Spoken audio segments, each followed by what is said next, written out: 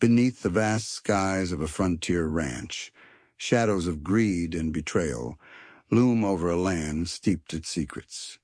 Amid the dust of cattle trails and the glow of a mysterious power, a tale of defiance, heartbreak, and unbreakable spirit unfolds.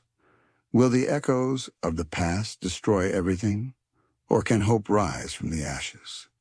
Saddle up for this Western audiobook adventure and uncover the truth hidden under the moonlit plains. Chapter 1. The Uncharted Path. The sun beat down on Lily's back, a relentless hammer against the canvas of her worn shirts. Sweat trickled between her shoulder blades, tracing the line of her spine. The vast ochre landscape stretched before her, a rippling sea of dust and rock, punctuated by the stubborn, gnarled fists of juniper trees. It was beautiful, terrifying, and utterly indifferent to her presence. This was it, the edge of the known, the place where the maps stopped and the whispers began. Lily adjusted the brim of her hat, shielding her eyes as she consulted the meticulously drawn chart spread across her lap. It was her own creation, a patchwork of confirmed territories and hopeful extrapolations. The lines, inked in careful strokes, represented rivers that might dry up, mountains that might crumble, and trails that might lead to nowhere at all, or worse, somewhere dangerous. But dangerous for whom, she thought. She'd left Fort Laramie 3 weeks ago, a naive girl that wanted to be a mapmaker, trading the relative safety of its bustling, albeit rough, society for the promise of the unknown. Her father, a seasoned surveyor himself, had warned her. "The West chews up dreamers, Lily girl," he'd said, his voice rough with a concern he rarely showed. "It spits them out, broken and lost." But his words had only fueled her resolve. She wouldn't be broken. She wouldn't be lost. She would chart the unchartable, and in doing so, chart her own destiny. She traced a finger along a dotted line, representing a rumored pass through the Blacktooth Mountains. Local tribes spoke of it in hushed tones, a place of spirits and shadows, a shortcut to the western plains if one dared to take it. It was a gamble, a leap of faith, but Lily was nothing if not a gambler. She'd staked her future on this journey, on the belief that she could find something more than just lines on a map. She wanted, no, needed, to find her purpose. A hawk circled high overhead, its sharp cry echoing across the emptiness. Lily watched it, a flicker of envy in her heart. To soar above it all, to see the world from a different perspective, to be free of the earthly constraints that bound her. That was the dream.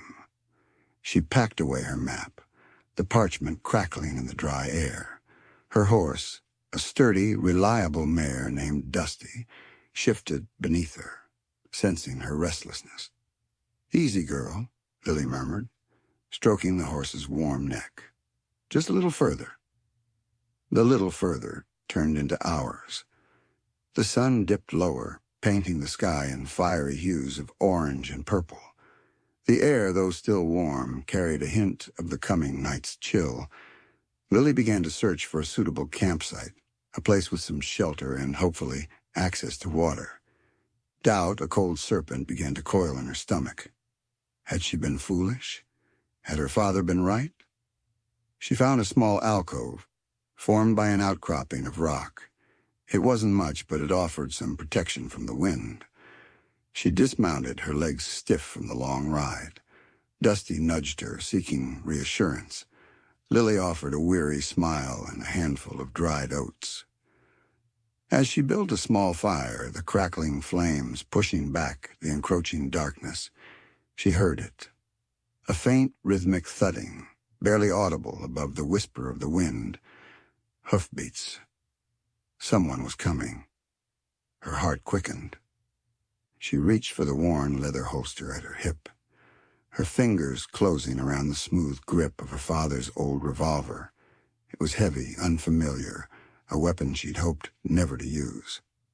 But the West demanded preparedness, and Lily had learned that lesson, at least in theory. The hoofbeats grew louder, closer. She stood her back to the fire, the revolver held low but ready. Fear, sharp and cold, pierced through her determination. She was alone, miles from anywhere, and the sound of approaching riders could mean anything. Friendly travelers, lost souls, or something far worse. The riders emerged from the shadows, two figures silhouetted against the dying light. They were men, big and imposing, their faces obscured by the darkness and the wide brims of their hats. One of them reined in his horse, the animal snorting and pawing the ground. "Evening," the man said, his voice a low rumble. It wasn't a question, more of a statement, a challenge. Lily swallowed, her mouth suddenly dry. "Evening," she replied, her voice steadier than she felt.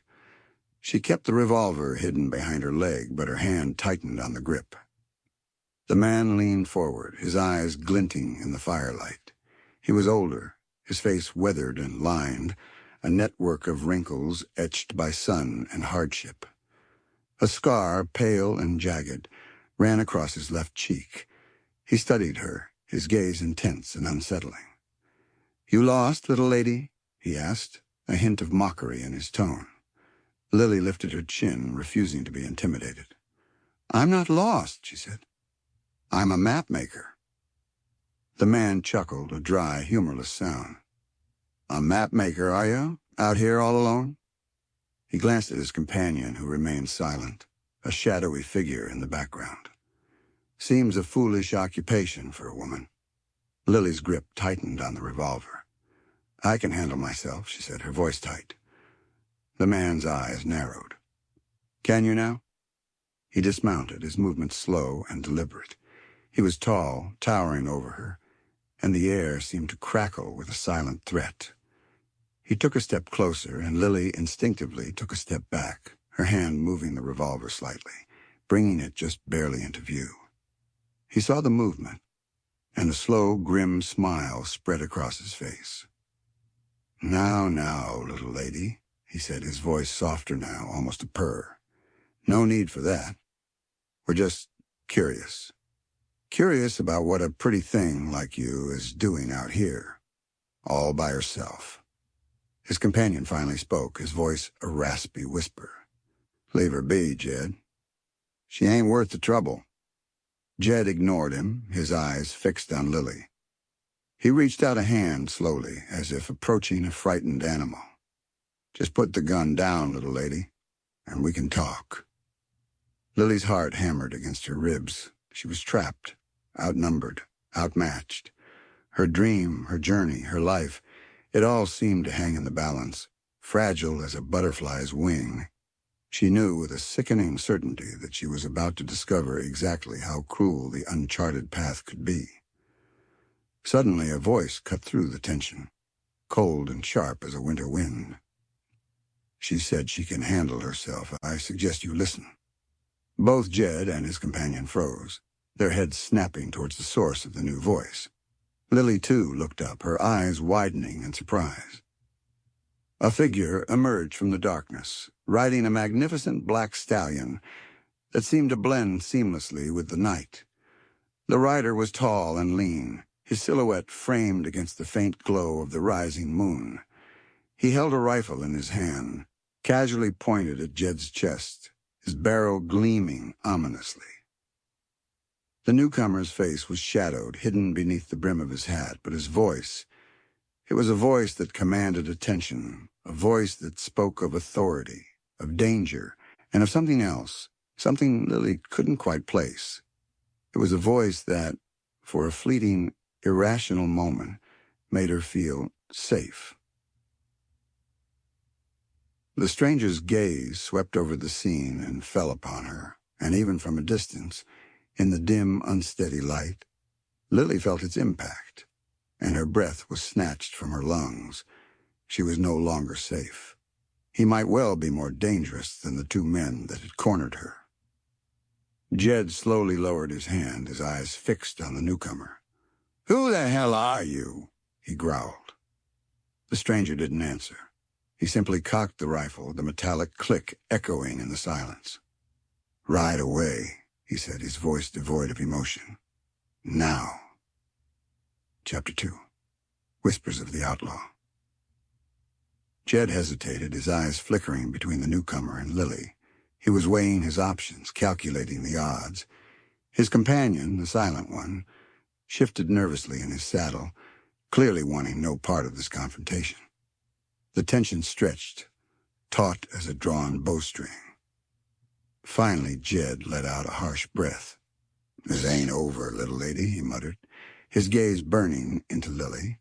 He turned and remounted his horse, the movement stiff with suppressed anger. His companion followed suit, his relief palpable. Without another word, they spurred their horses and rode off into the darkness, the sound of their retreating hoofbeats fading into the night. Lily watched them go, her body trembling with a mixture of relief and lingering fear. She lowered the revolver, her hand shaking. She hadn't even realized she was still holding it so tightly. The stranger remained motionless, his rifle still trained on the spot where the two men had vanished. Only when he was certain they were gone did he lower the weapon, the movement smooth and practiced. He dismounted, the stallion remaining perfectly still as if awaiting a silent command. He walked towards her, his boots crunching on the dry earth. As he drew closer, Lily could see him more clearly. He was younger than Jed, perhaps in his late 20s or early 30s. His face, though still partially shadowed by his hat, was lean and hard, with high cheekbones and a firm jaw. His eyes, dark and intense, seemed to pierce through her, assessing her, judging her. He was dressed in the practical garb of a frontiersman: worn leather chaps, a faded denim shirt, and a dusty bandana knotted around his neck.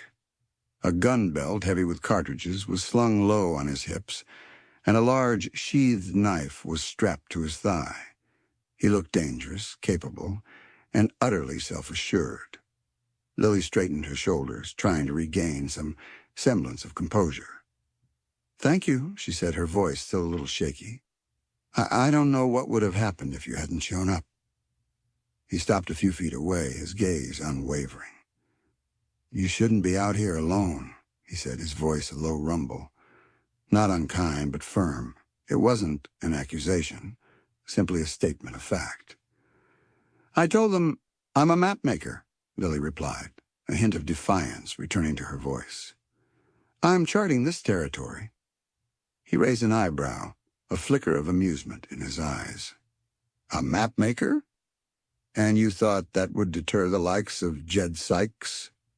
Lily frowned. "You know him?" "Everyone round here knows Jed Sykes," he said. "He and his crew are small-time rustlers, bullies. They prey on the weak, the vulnerable." He paused, his gaze sweeping over her, taking in her worn clothes, her makeshift camp, her obvious inexperience. "You fit the description." Lily bristled at his words, but she couldn't deny their truth. She was vulnerable. She was inexperienced. And she had been foolish to think she could navigate this harsh land without facing its dangers. "I can take care of myself," she repeated, though her voice lacked conviction. He didn't argue. He simply looked at her, his expression unreadable. "What's your name, mapmaker?" he asked. "Lily," she said. "Lily Ashton." He nodded. "Rafe," he said. "Rafe Coulter." The name meant nothing to her, but the way he said it, the weight he gave it, suggested it should. He gestured towards her fire. "Mind if I share your camp for the night? It's safer to travel in numbers, especially in these parts." Lily hesitated. She was wary of him, of his quiet intensity, of the aura of danger that surrounded him. But she also knew she couldn't refuse. She was alone, and he had saved her from a potentially dire situation. Besides, the thought of spending the night alone, with the memory of Jed Sykes' threat still fresh in her mind, was more than she could bear. "All right," she said, trying to sound more confident than she felt. "But no funny business, Mr. Coulter." A faint smile touched his lips. "Wouldn't dream of it, Miss Ashton." He unsaddled his horse, a magnificent animal, black as midnight, with a powerful build and intelligent eyes. He tended to the horse with practiced ease, speaking to it in low, soothing tones. Lily watched him, intrigued. He moved with a grace and efficiency that belied his rugged appearance. He was a man of the West, no doubt, comfortable in this harsh environment, a stark contrast to her own awkwardness. Once his horse was settled, he joined her by the fire, sitting across from her, his back against a rock. He pulled out a pouch of tobacco and began to roll a cigarette, his movements deliberate and precise. The silence stretched between them, punctuated only by the crackling of the fire and the distant howl of a coyote. Lily finally broke the silence. "What are you doing out here, Mr. Coulter?"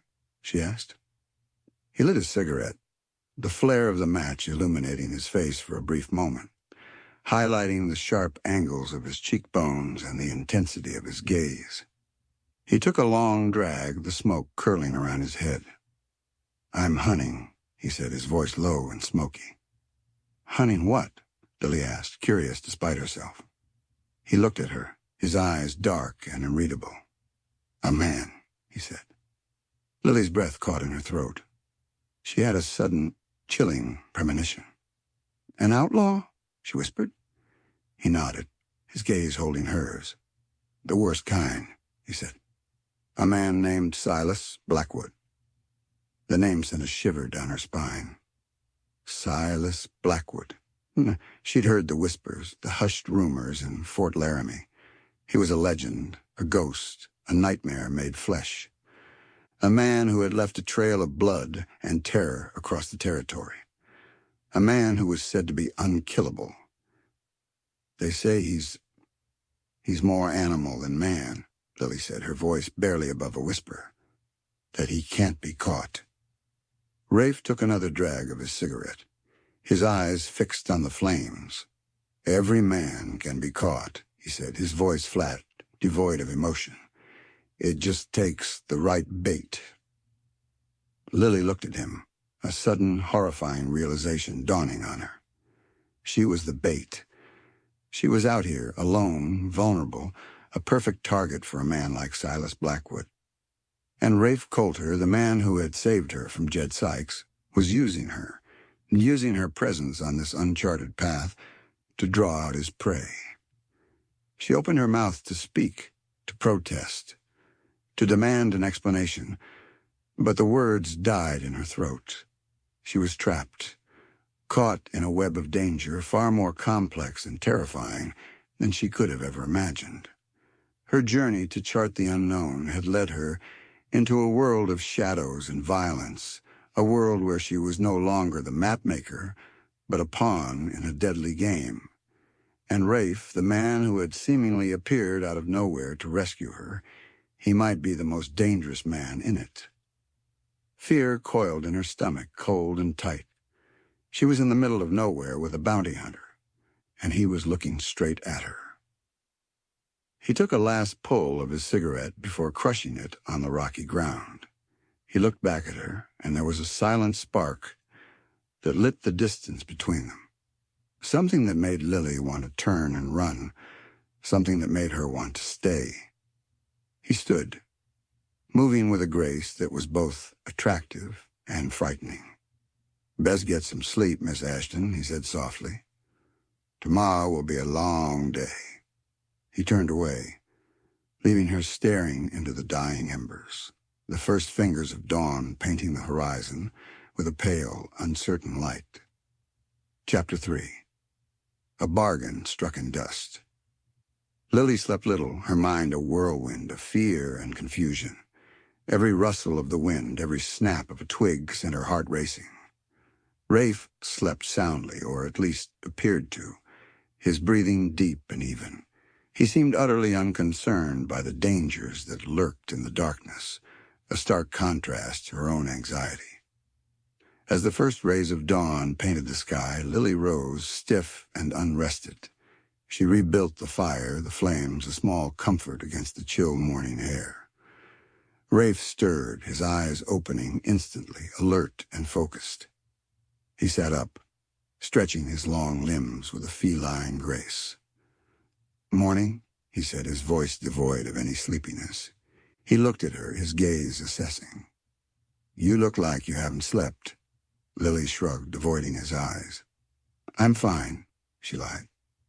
He didn't press the issue. He rose and went to tend to his horse, his movements efficient and practiced. Lily watched him, her mind racing. She needed to understand his intentions, to know what role she played in his hunt for Silas Blackwood. Once he was finished, he returned to the fire, accepting the cup of coffee she offered him. The coffee was strong and bitter, a welcome jolt to her weary senses. "Mr. Coulter," she began, her voice hesitant. "About last night. You said you were hunting Silas Blackwood." He took a sip of his coffee, his eyes meeting hers over the rim of the cup. "I did," he said. And I'm—" She struggled to find the right words. "I'm part of that hunt, aren't I? You're using me to draw him out." He didn't deny it. He simply looked at her, his expression unreadable. "You're in his territory," he said. "He'll find you eventually, whether I'm here or not. This way, at least you have some protection." "Protection?" Lily scoffed.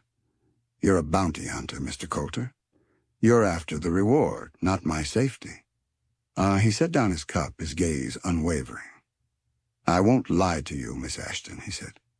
"The reward is part of it. But I also have personal reasons for wanting Blackwood caught." "Oh," Lily searched his face, trying to decipher the truth behind his words. There was a flicker of something in his eyes, a hint of pain, of anger, that suggested his motives were more complex than simple greed. "What reasons?" she asked. He hesitated, his gaze shifting away from hers. "That's not your concern," he said. Lily felt a surge of frustration. She was tired of being kept in the dark, being treated like a pawn in his game. "It is my concern," she insisted. "My life is at stake here. I deserve to know what's going on." He looked at her, his expression hardening. "You need to trust me, Miss Ashton," he said. "That's all." "Trust you?" Lily laughed, a bitter, humorless sound. "I barely know you. You're a stranger, a bounty hunter, hunting a dangerous outlaw. Why should I trust you?" He stood up, his movements slow and deliberate.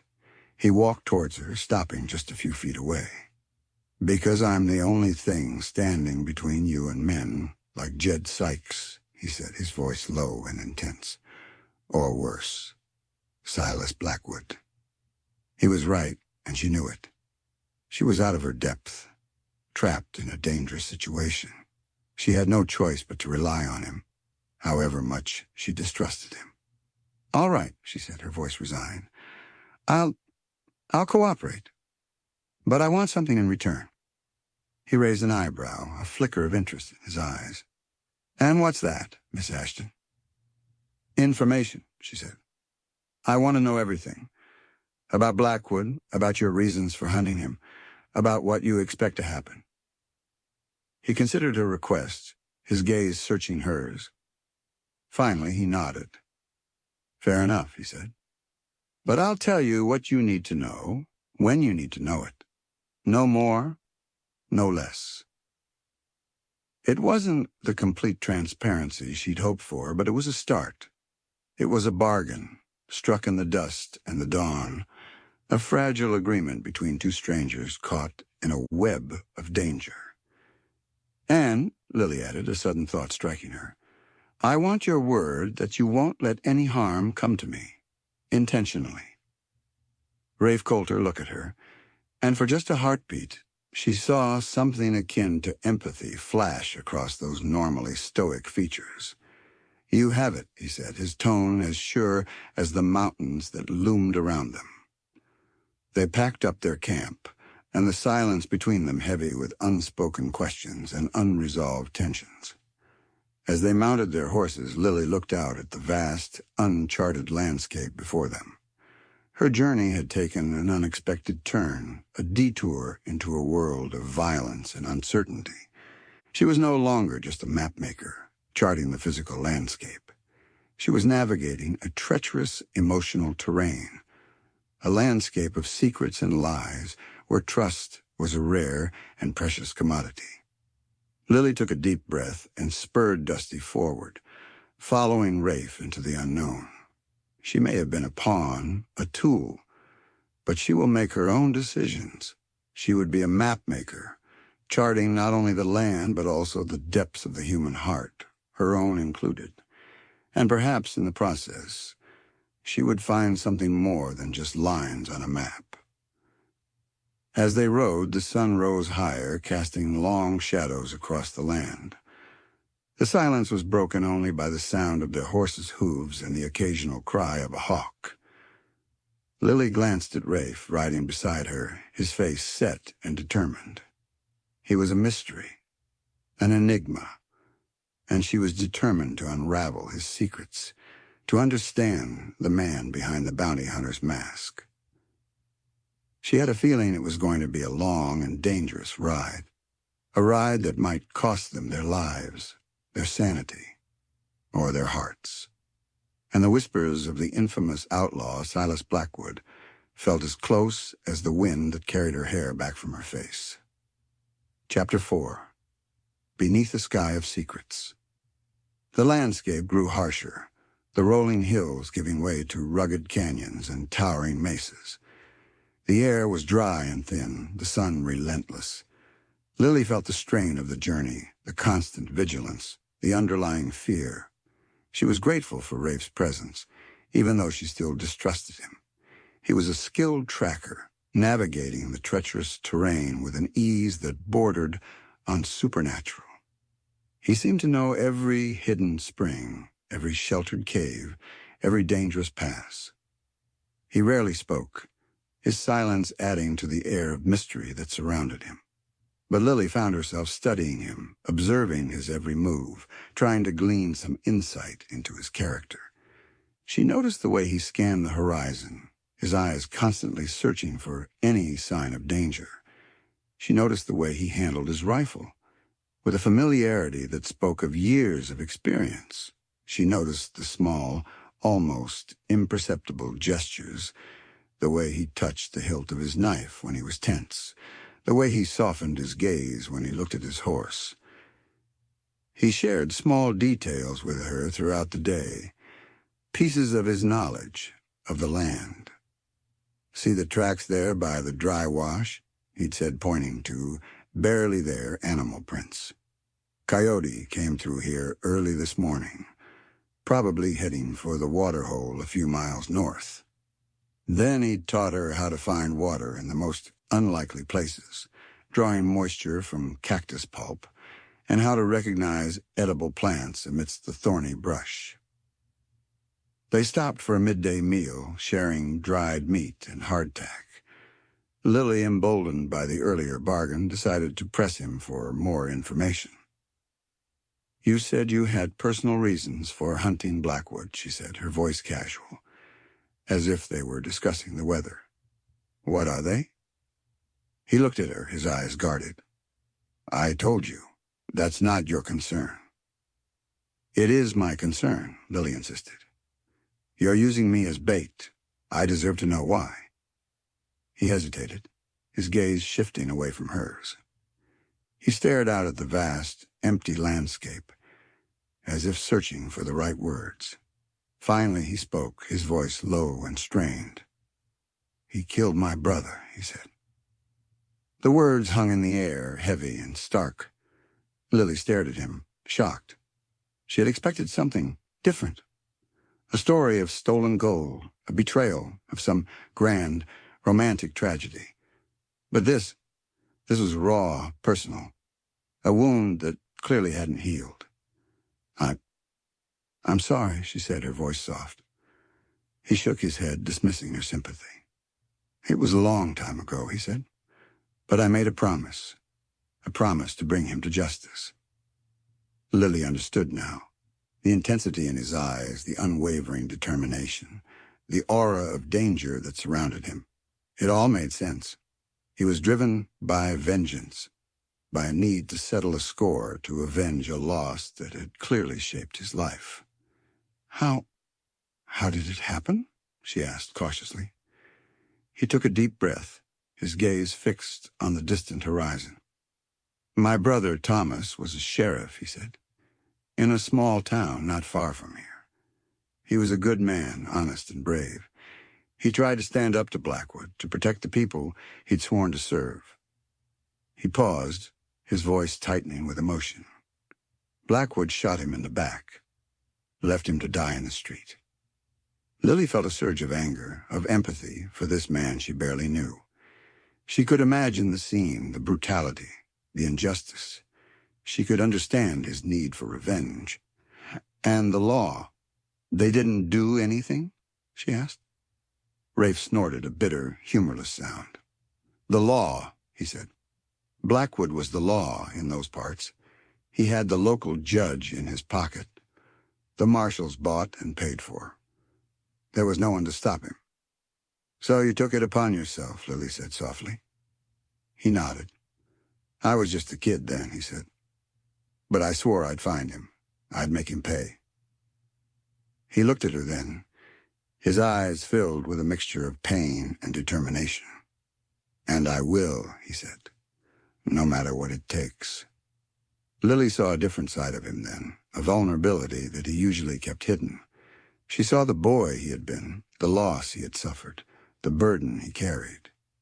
And she understood for the first time the depth of his commitment, the driving force behind his relentless pursuit. She reached out and touched his hand, a gesture of comfort, of understanding. He looked at her, surprised by her touch. Their eyes met, and for a fleeting moment the barriers between them seemed to dissolve. There was a connection, a shared sense of grief, of determination, that transcended their differences. He gently removed his hand from hers. He gathered himself, the vulnerability disappearing once more behind the mask of the stoic bounty hunter. "We should keep moving," he said, his voice rough. They packed up their meager meal and mounted their horses. As they rode, the silence between them was different now. It was no longer the silence of suspicion and mistrust, but a silence of shared understanding, of a fragile bond forged in the crucible of loss and vengeance. As the sun began to set, casting long, dramatic shadows across the landscape, Rafe suddenly reined in his horse. "What is it?" Lily asked, her heart quickening. He was staring at the ground, his eyes narrowed.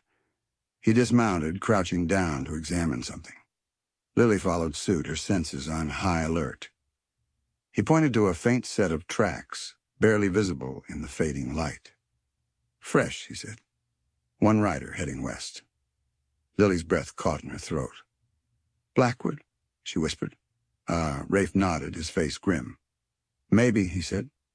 "Or one of his men. Either way, we're getting close." He stood up, his eyes scanning the horizon.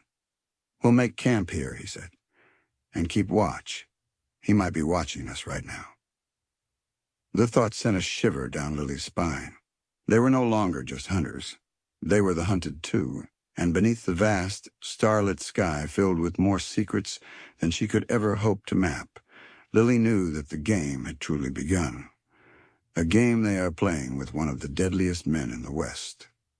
Chapter 5. The Ghost of Canyon Creek. They made camp in a narrow canyon, its walls rising high above them, offering some protection from the wind and prying eyes. The silence was profound, broken only by the occasional rustle of a small animal or the distant hoot of an owl.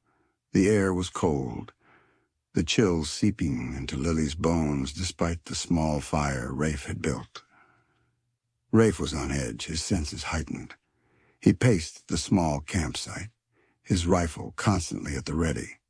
He seemed to be listening for something, watching for something that Lily couldn't perceive. "What is it?" she asked, her voice hushed. "What do you sense?" He stopped pacing, his gaze fixed on the canyon entrance. "I don't like it," he said. "It's too quiet, too expectant." Lily felt a prickle of unease. She trusted his instincts. He had proven himself to be a man of keen observation, a man who understood the language of the wilderness. "Maybe it's just the night," she suggested, trying to reassure herself as much as him. He shook his head. "No," he said. "Something's not right. We're being watched." Lily's heart quickened. She scanned the darkness, trying to penetrate the shadows that clung to the canyon walls. But she saw nothing, heard nothing. "We should leave," she said, her voice trembling slightly. "Get out of this canyon." "No," Rafe said. "We're safer here. We can control the entrance. If we leave, we're exposed." He was right, of course. But the feeling of being trapped, of being watched, was almost unbearable. They ate a cold meal, their conversation sparse and strained. Lily tried to distract herself by studying her maps, tracing the lines with her finger, trying to find some solace in the familiar task. But her mind kept returning to the present danger, to the unseen eyes that might be watching them from the darkness. As the night wore on, the tension grew. Rafe remained vigilant, his rifle never far from his hand. Lily found herself dozing fitfully, her sleep punctuated by nightmares of shadowy figures and gunshots. Suddenly, Rafe stiffened. He held up a hand, signaling for silence. Lily froze, her heart pounding in her chest. "What is it?" she whispered. He didn't answer. He was listening intently, his head cocked to one side. Then she heard it too, a faint, almost imperceptible sound, a whisper of movement, a rustle of cloth, a click of metal. Someone was in the canyon with them. Rafe moved silently, swiftly, towards the entrance of the canyon. He motioned for Lily to stay put, to remain hidden behind a large rock. She obeyed, her body trembling with fear. She watched as he disappeared into the shadows, his rifle held ready. The silence stretched, taut and unbearable. Lily held her breath, straining to hear any sound, any indication of what was happening.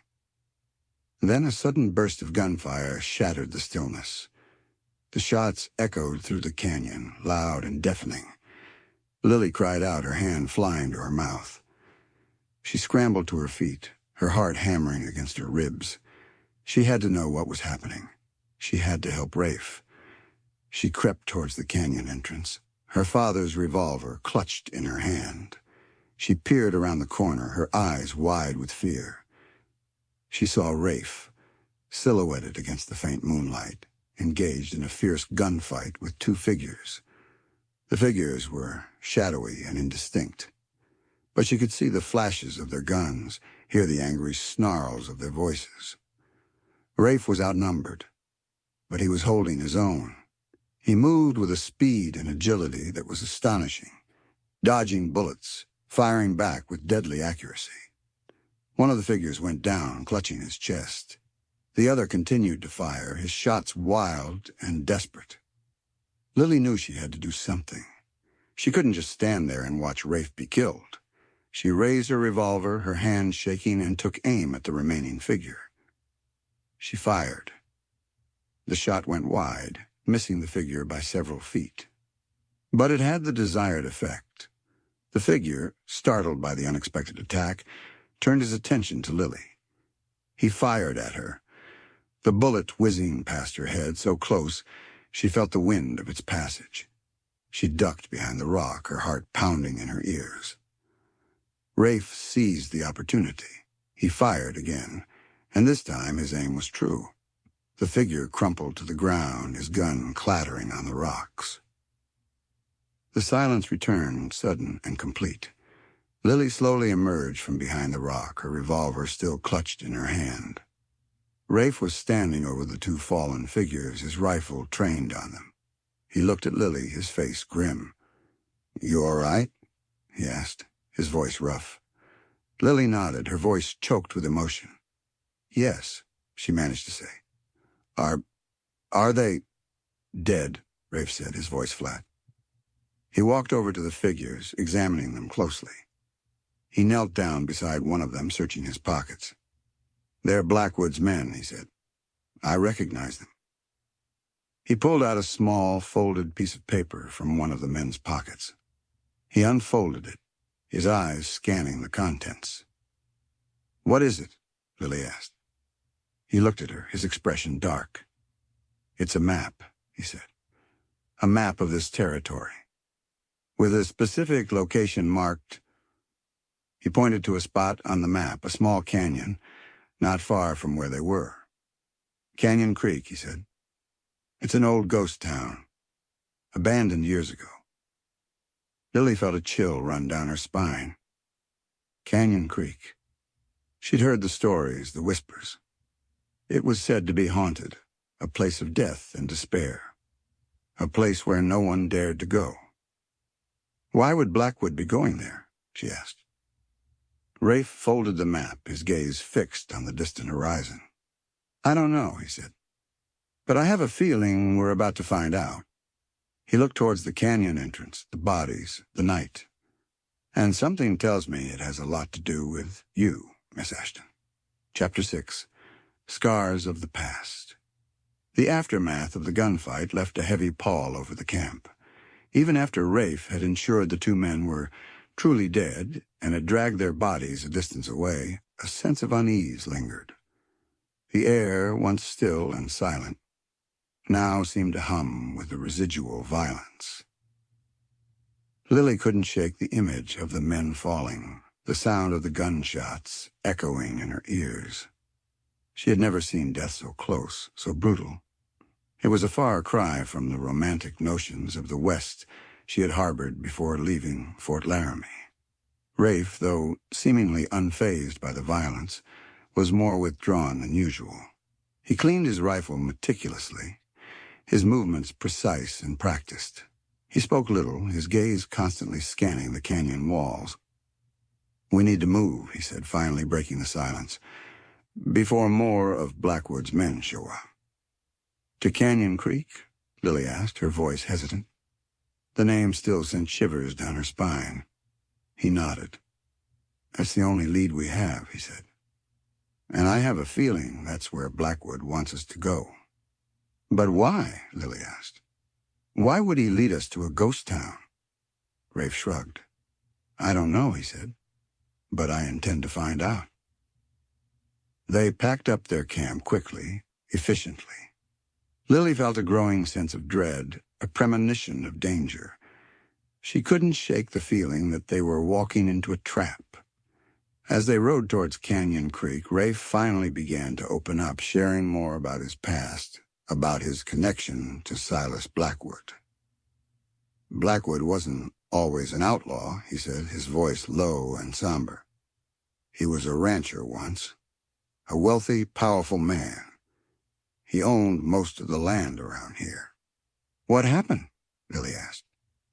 Rafe hesitated, his gaze shifting away from hers. "He changed," he said. "I broke him. He became cruel, ruthless. He started taking what he wanted by force if necessary. And your brother. He tried to stop him," Lily said. Rafe nodded. "Thomas was the only one brave enough to stand up to him," he said. "He paid the price."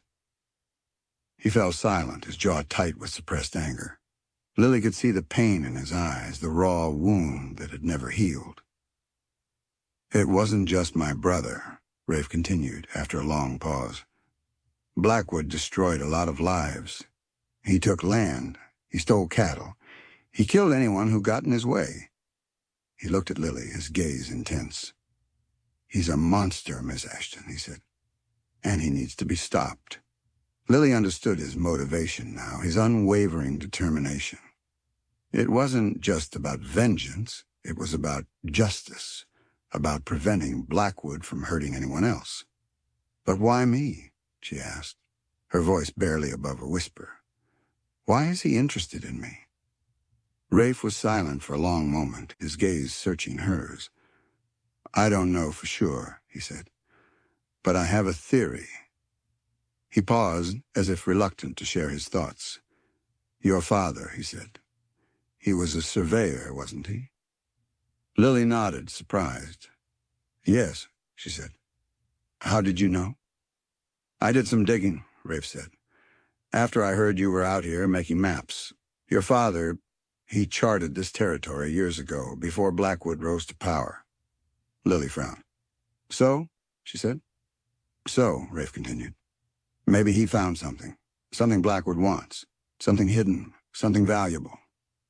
He looked at her, his eyes narrowed. Something on your maps, perhaps, he suggested. Lily's breath caught in her throat. She hadn't considered that possibility. Her maps. They were based on her father's work, on his surveys, his notes. Could he have stumbled upon something? Something he hadn't even realized the significance of? I don't know, she said, her voice trembling. I haven't seen anything unusual. Maybe you haven't looked closely enough, Rafe said. Or maybe Blackwood thinks you know more than you do. The thought was terrifying. If Blackwood believed she possessed some secret, some key to his desires, he would stop at nothing to get it from her. They reached Canyon Creek as the sun was beginning to set. The ghost town was a desolate, eerie place. Crumbling buildings lined the main street, their windows dark and empty, their doors hanging open like gaping mouths. The wind whistled through the broken panes of glass, creating a mournful, haunting sound.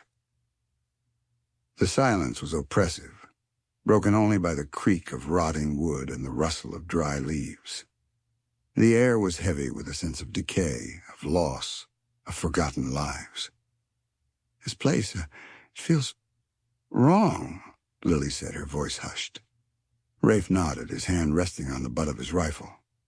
It is, he said. Stay close to me. They dismounted, their horses skittish and uneasy. They tied them to a hitching post in front of what had once been a saloon, its sign barely hanging on by a single rusty nail. They walked slowly down the main street, their boots crunching on the broken glass and debris. The buildings loomed over them, their shadows stretching long and distorted in the fading light. Lily felt a prickle of unease, a sense of being watched. She glanced over her shoulder, but saw nothing. Where do we start? She asked, her voice barely above a whisper. Rafe stopped in front of a building that had once been the town's general store. Its windows were boarded up, but the door hung open, revealing a dark and dusty interior. Here, he said. Blackwood's map marked this building. He pushed open the door, and the hinges groaning in protest. He stepped inside, his rifle held ready. Lily followed him, her heart pounding in her chest. The interior was dark and musty, filled with the smell of decay. Dust motes danced in the faint light that filtered through the cracks in the boarded-up windows. Shelves lined the walls, most of them empty, some still containing remnants of their former wares, rusted cans, broken bottles, tattered cloth. Rafe moved slowly, cautiously, his eyes scanning the room. Lily stayed close behind him, her hand gripping her father's revolver. Suddenly Rafe stopped. He pointed to a spot on the floor near the back of the store. Look, he said. Lily looked. There in the dust was a faint outline, a rectangular shape. It was the outline of a trapdoor hidden beneath a layer of dirt and debris. Rafe knelt down, brushing away the dust with his hand. He found a metal ring embedded in the wood. He pulled on the ring, and the trapdoor creaked open, revealing a dark, narrow staircase leading down into the earth. A cold draft of air wafted up from the opening, carrying with it the smell of damp earth and something else, something metallic, something acrid. Lily felt a surge of fear, a premonition of danger. What is it? She whispered. Rafe looked at her, his face grim. I don't know, he said, but I have a feeling we're about to find out what secrets Silas Blackwood has been hiding all these years. And some instinct deep within Lily told her that those secrets were connected not just to this desolate place, but to her own past, to her father's maps, and to the scars, both visible and hidden, that marked them all. She knew that whatever lay beneath that floor was also the reason why Silas was focused on her. Chapter 7. Where Rivers Run Red. The air from the trapdoor grew colder as Rafe descended, Lily close behind. The scent, metallic and acrid, intensified, making her stomach churn. It smelled like blood, old dried blood mingled with the musty odor of damp earth. The staircase was narrow and steep, the wooden steps rotten and crumbling in places. Lily held her breath, fearing they would collapse beneath her weight. The darkness was almost complete, broken only by the faint light that filtered down from the open trapdoor above. At the bottom of the stairs, they found themselves in a small, low-ceilinged cellar. The air was thick and heavy, the silence oppressive. Rafe lit a lantern he had brought with him, the flame casting flickering shadows on the damp stone walls. Lily gasped. The cellar was a scene of horror. The floor was stained dark with what could only be blood, large pools of it, dried and cracked, but unmistakable. Chains hung from the walls, rusted and heavy. Bones, some human, some animal, lay scattered in the corners. What is this place?" Lily whispered, her voice trembling. Rafe didn't answer. He moved slowly around the cellar, his eyes scanning every detail, his face grim. He knelt down, examining the stains on the floor, the chains on the walls. "This was a slaughterhouse," he said, his voice low and tight. "But not for animals." Lily felt a wave of nausea. She understood now. The whispers about Silas Blackwood, the stories of his cruelty, his ruthlessness, they were all true. This cellar was proof of his depravity, a testament to the lives he had taken, the suffering he had inflicted. He killed people here?" she asked, her voice barely audible. Rafe nodded. "And tortured them," he said. "This was his playground." He stood up, his gaze sweeping the cellar. "There's something else here," he said. "Something hidden." He began to search the room, systematically examining every wall, every stone, every crack. Lily watched him, her heart pounding in her chest. She felt a growing sense of dread, a premonition of something even more terrible to come. Suddenly, Rafe stopped. He was standing in front of a section of the wall that looked slightly different from the rest. The stones were newer, less weathered. He ran his hand over the surface, feeling for any irregularities. He found it. A small, almost imperceptible crack running along the mortar between two of the stones. He pressed on the stones, and a section of the wall swung inward, revealing a hidden alcove. Rafe held up the lantern, illuminating the alcove. Lily gasped. Inside the alcove was a small wooden chest, bound with iron. It was old, its wood warped and cracked, but it was intact. And on the lid of the chest, carved into the wood, was a symbol, a single, stark symbol. A snake coiled around a dagger. Lily recognized the symbol instantly. It was the same symbol that had been on the map they had taken from Blackwood's men. The symbol of Silas Blackwood. "That's it," Rafe said, his voice tight with anticipation. "That's what he's been looking for." He reached into the alcove and pulled out the chest. It was heavy, surprisingly so. He set it down on the floor, his eyes fixed on it. Lily felt a mixture of fear and excitement. They had found it, the object of Blackwood's desire, the secret that had led them to this horrific place. But what was inside? What power did it hold? Rafe hesitated, his hand hovering over the latch. He looked at Lily, his eyes filled with a mixture of apprehension and determination. "Ready?" he asked. Lily nodded, her heart pounding in her chest. She didn't know what to expect, but she knew that whatever was inside that chest would change their lives forever. He opened the chest. The inside was lined with faded velvet, its contents protected from the damp and the dust. Lily leaned closer, her breath caught in her throat. There were several items inside. a roll of parchment tied with a leather thong, a small leather-bound book, and a handful of gold coins glinting in the lantern light. Rafe picked up the parchment and carefully unrolled it. It was a map. But not just any map. It was a detailed map of the territory, far more detailed than any Lily had ever seen. It showed rivers, mountains, canyons, but also something else. Small, almost imperceptible markings scattered across the map. Symbols, circles, squares, triangles, each with a tiny dot in the center. "What are those?" Lily asked, pointing to the markings. Rafe studied the map, his brow furrowed. "I don't know," he said, "but I have a feeling they're important." He picked up the leather-bound book and opened it. The pages were yellowed and brittle, the ink faded but still legible. It was a journal written in a neat, precise hand. Rafe began to read aloud, his voice low and measured. "The river runs red with the blood of the innocent," he read. "The earth holds the secrets of the past. The mountains guard the gateway to fortune." He paused, his eyes scanning the page. "Only those who know the signs, who understand the symbols, can unlock the power." Lily felt a chill run down her spine. The words were cryptic, ominous, but they resonated with a deep, unsettling truth. "It's a riddle," she said. "A guide to something." Rafe nodded.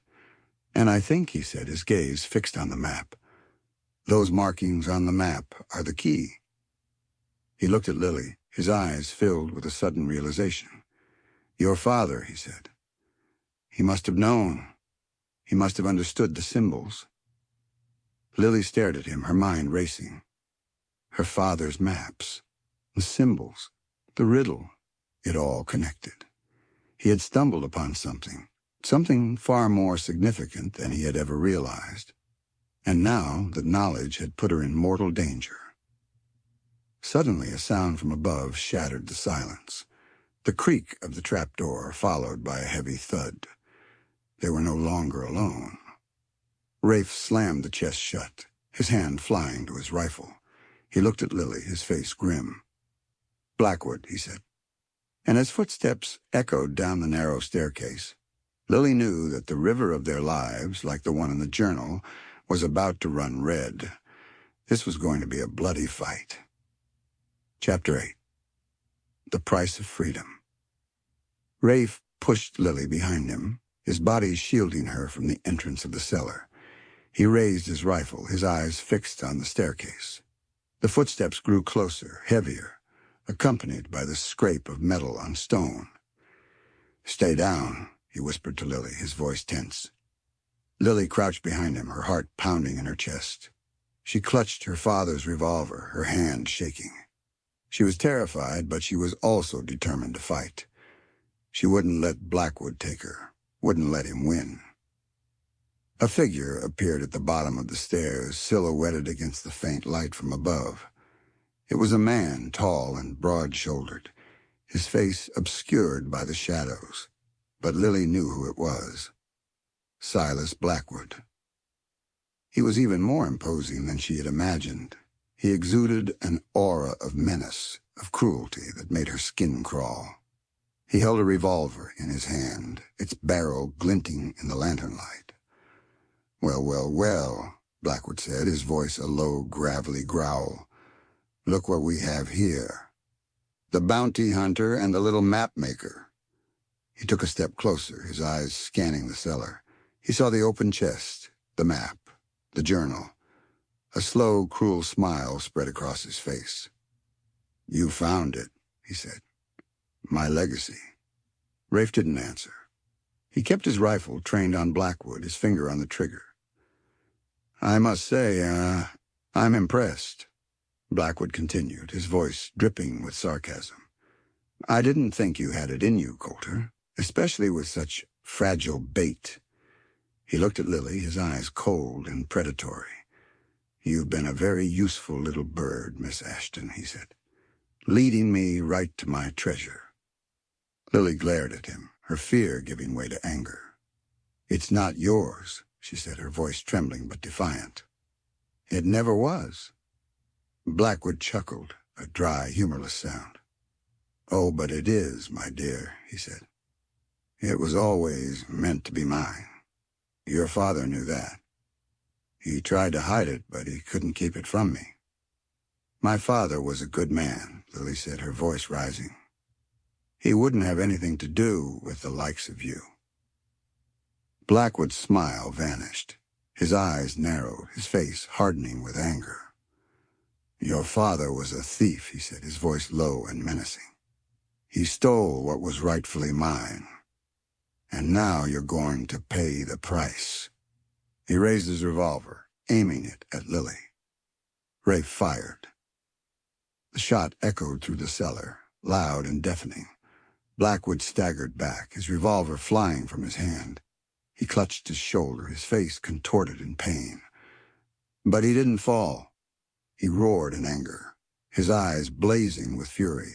He lunged at Rafe, tackling him to the ground. The two men grappled, struggling for control of Rafe's rifle. Lily watched in horror, her body frozen with fear. She knew she had to do something. She couldn't just stand there and watch Rafe be killed. She raised a revolver, her hand shaking. She aimed at Blackwood, her finger tightening on the trigger. But she hesitated. She had never shot anyone before. She didn't know if she could do it. Blackwood saw her hesitation. He grinned, his eyes filled with triumph. Go ahead, little map maker, he sneered. Shoot me, if you can. His words galvanized her. She couldn't let him win. She couldn't let him hurt anyone else. She fired. The shot hit Blackwood in the leg. He screamed in pain, his grip on Rafe loosening. Rafe seized the opportunity. He wrenched the rifle free and slammed the butt of it into Blackwood's head. Blackwood collapsed to the ground unconscious. Silence descended upon the cellar, broken only by the sound of ragged breathing. Lily lowered her revolver, her hand trembling. Rafe slowly got to his feet, his chest heaving. He looked at Lily, his eyes filled with a mixture of gratitude and something else, something she couldn't quite decipher. You saved my life, he said, his voice rough. Lily shook her head. We saved each other, she said. He nodded, his gaze shifting to the unconscious form of Silas Blackwood. It's not over yet, he said. We need to get him out of here and figure out what to do with him. They tied Blackwood's hands and feet with rope they found in the cellar. He was still unconscious, his breathing shallow and labored. Lily looked at the chest, at the map, at the journal. What about this? She asked. What do we do with it? Rafe hesitated. I don't know, he said. It's dangerous, powerful. It could fall into the wrong hands. But it's also history, Lily said. It's a record of this land, of its people.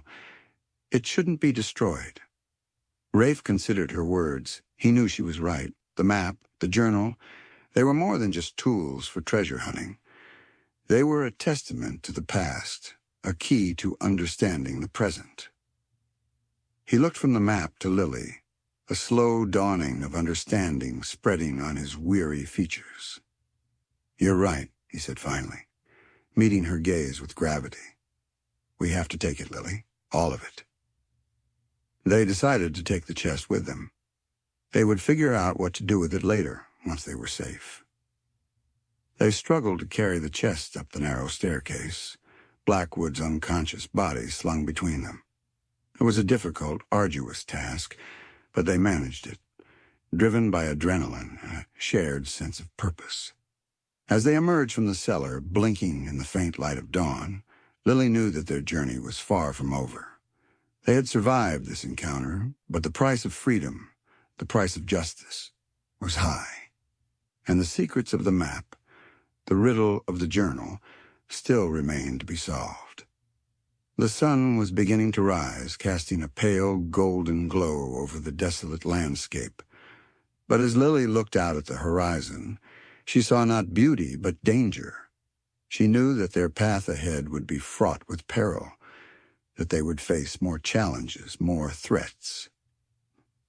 But she also knew that she was no longer the same naive girl who had set out from Fort Laramie weeks ago. She had faced death. She had fought for her life. She had discovered a strength she never knew she possessed. And as she stood there beside Rafe with the unconscious form of Silas Blackwood at their feet, she felt a flicker of hope, a glimmer of determination. They would face the future together, whatever it may hold. They would unravel the secrets of the past, and perhaps, in doing so, they would find their own redemption, their own freedom. Chapter 9.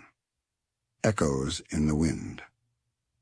They left Canyon Creek with the first light of dawn, the ghost town receding behind them like a fading nightmare. Blackwood, still unconscious and securely bound, was slung over his own horse, a grim trophy of their harrowing encounter. The heavy chest, containing the map and journal, was strapped to Dusty's back, its secrets a weighty burden.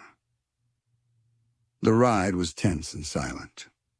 Lily felt drained, both physically and emotionally. The events of the past few days had taken their toll, leaving her feeling raw and vulnerable. She glanced at Rafe riding beside her. He was equally withdrawn, his face set and grim, his eyes constantly scanning the horizon. She knew he was worried about Blackwood's men. They were still out there somewhere, and they would undoubtedly be looking for their leader. The threat of another attack hung heavy in the air, a constant reminder of their precarious situation. "Where are we going?" Lily asked, finally breaking the silence. "Somewhere safe," Rafe replied, his voice terse. "Somewhere we can regroup, figure out our next move." He didn't elaborate, and Lily didn't press him.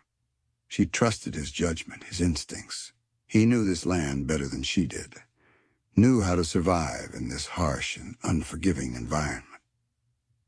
They rode for hours, the landscape slowly changing from rugged canyons to rolling hills. The sun climbed higher, beating down on them with relentless intensity. Lily felt the heat, the dust, the exhaustion.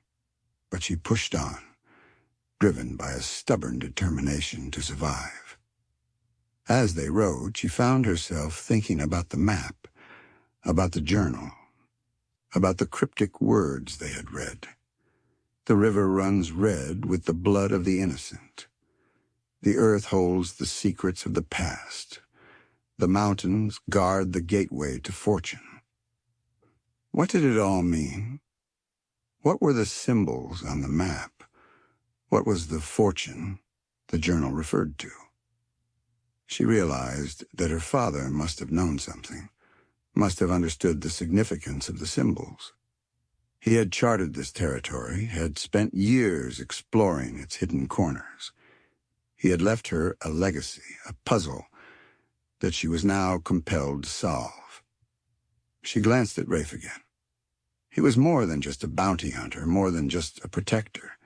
He was a link to the past, a connection to the secrets that lay buried in this land. He had his own reasons for hunting Blackwood, his own personal demons to exorcise. But he was also, perhaps unwittingly, helping her to unravel her own family's history, to understand her father's legacy. They stopped for a brief rest near a small stream, a welcome oasis in the arid landscape. They watered their horses, drank deeply themselves, and shared a meager meal of dried meat and hardtack. Lily decided to broach the subject of the map again. "Rafe," she said, "about those symbols on the map, do you have any idea what they mean?" He looked at her, his eyes guarded. "I've seen similar markings before," he said, "on old Indian petroglyphs, rock carvings, but I don't know their meaning." "My father, he must have known," Lily said. "He spent years studying this land, its history, its people." Rafe nodded. "He was a respected surveyor," he said. "He had a reputation for being thorough, meticulous." "But he never mentioned anything about this," Lily said, her voice tinged with frustration. About Blackwood? About the map? About the secrets? Maybe he didn't want you involved, Rafe suggested. Maybe he was trying to protect you. Lily considered his words. It was possible. Her father had always been protective of her, had tried to shield her from the harsh realities of the West. But she couldn't shake the feeling that there was more to it, that he had deliberately kept her in the dark for a reason. We need to find someone who can interpret those symbols, she said. Someone who understands the old ways, the Indian legends. Rafe nodded in agreement. There's an old woman, he said. She lives with her tribe not far from here. They call her Whispering Wind. She's a storyteller, a keeper of knowledge. She might be able to help us. Lily felt a flicker of hope. Can we go to her? She asked. Rafe hesitated. It's risky, he said. Her people are wary of outsiders, and Blackwood's men might be watching us. But it's our only chance, Lily insisted. We need to understand what we're dealing with, what Blackwood was after. Rafe looked at her, his eyes searching hers. He saw the determination in her gaze, the unwavering resolve. He knew she wouldn't be dissuaded. All right, he said finally. We'll go, but we'll be careful. They finished their meal, packed up their belongings, and continued their journey.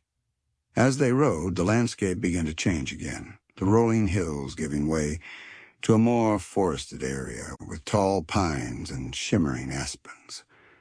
The air was cooler here, fresher, carrying the scent of pine needles and damp earth. They reached the outskirts of the Indian territory as the sun was beginning to set. Rafe signaled for them to stop. We'll wait here until dark, he said. It's safer to approach at night. They dismounted, their horses tired and restless. They built a small fire, its flames casting flickering shadows on the surrounding trees. The silence was profound, broken only by the crackling of the fire and the distant call of a night bird. Lily sat close to the fire, her gaze fixed on the flames. She felt a mixture of fear and anticipation. They were venturing into unknown territory, seeking help from a people who were notoriously suspicious of outsiders. And they were carrying a dangerous secret, a secret that could cost them their lives.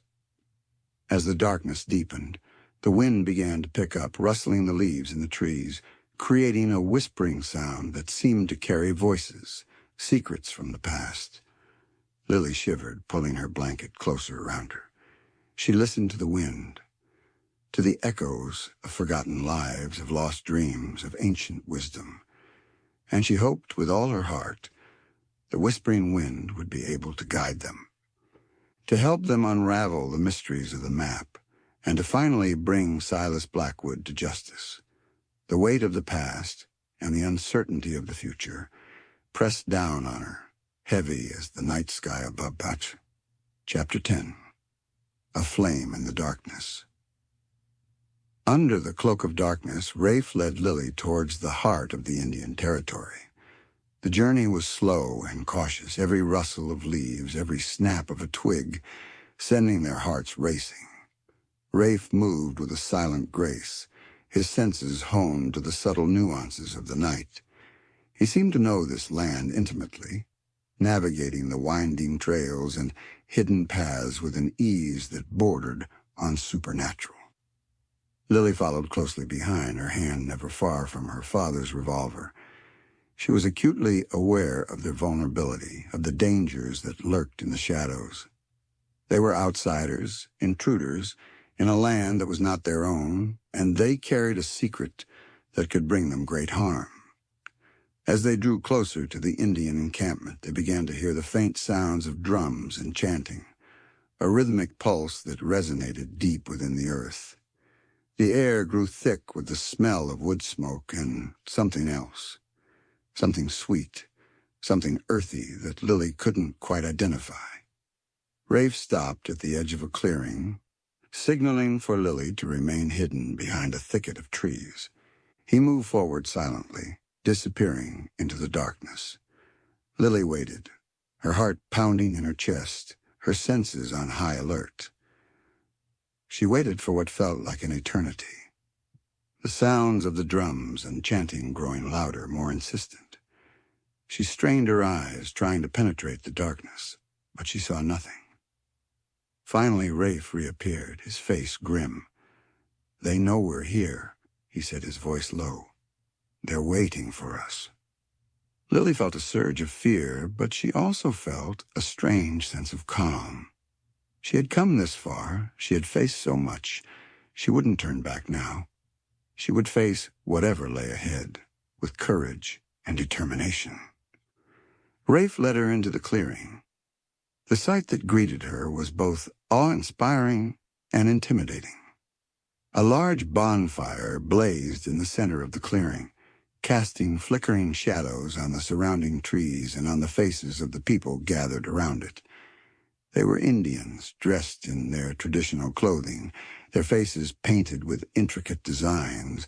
They were chanting and drumming, their bodies swaying rhythmically to the beat. At the edge of the clearing, seated on a raised platform, was an old woman. She was small and frail, her face wrinkled and weathered, but her eyes were bright and piercing, filled with an ancient wisdom that seemed to see right through Lily. This was Whispering Wind. Rafe approached the old woman, stopping a respectful distance away.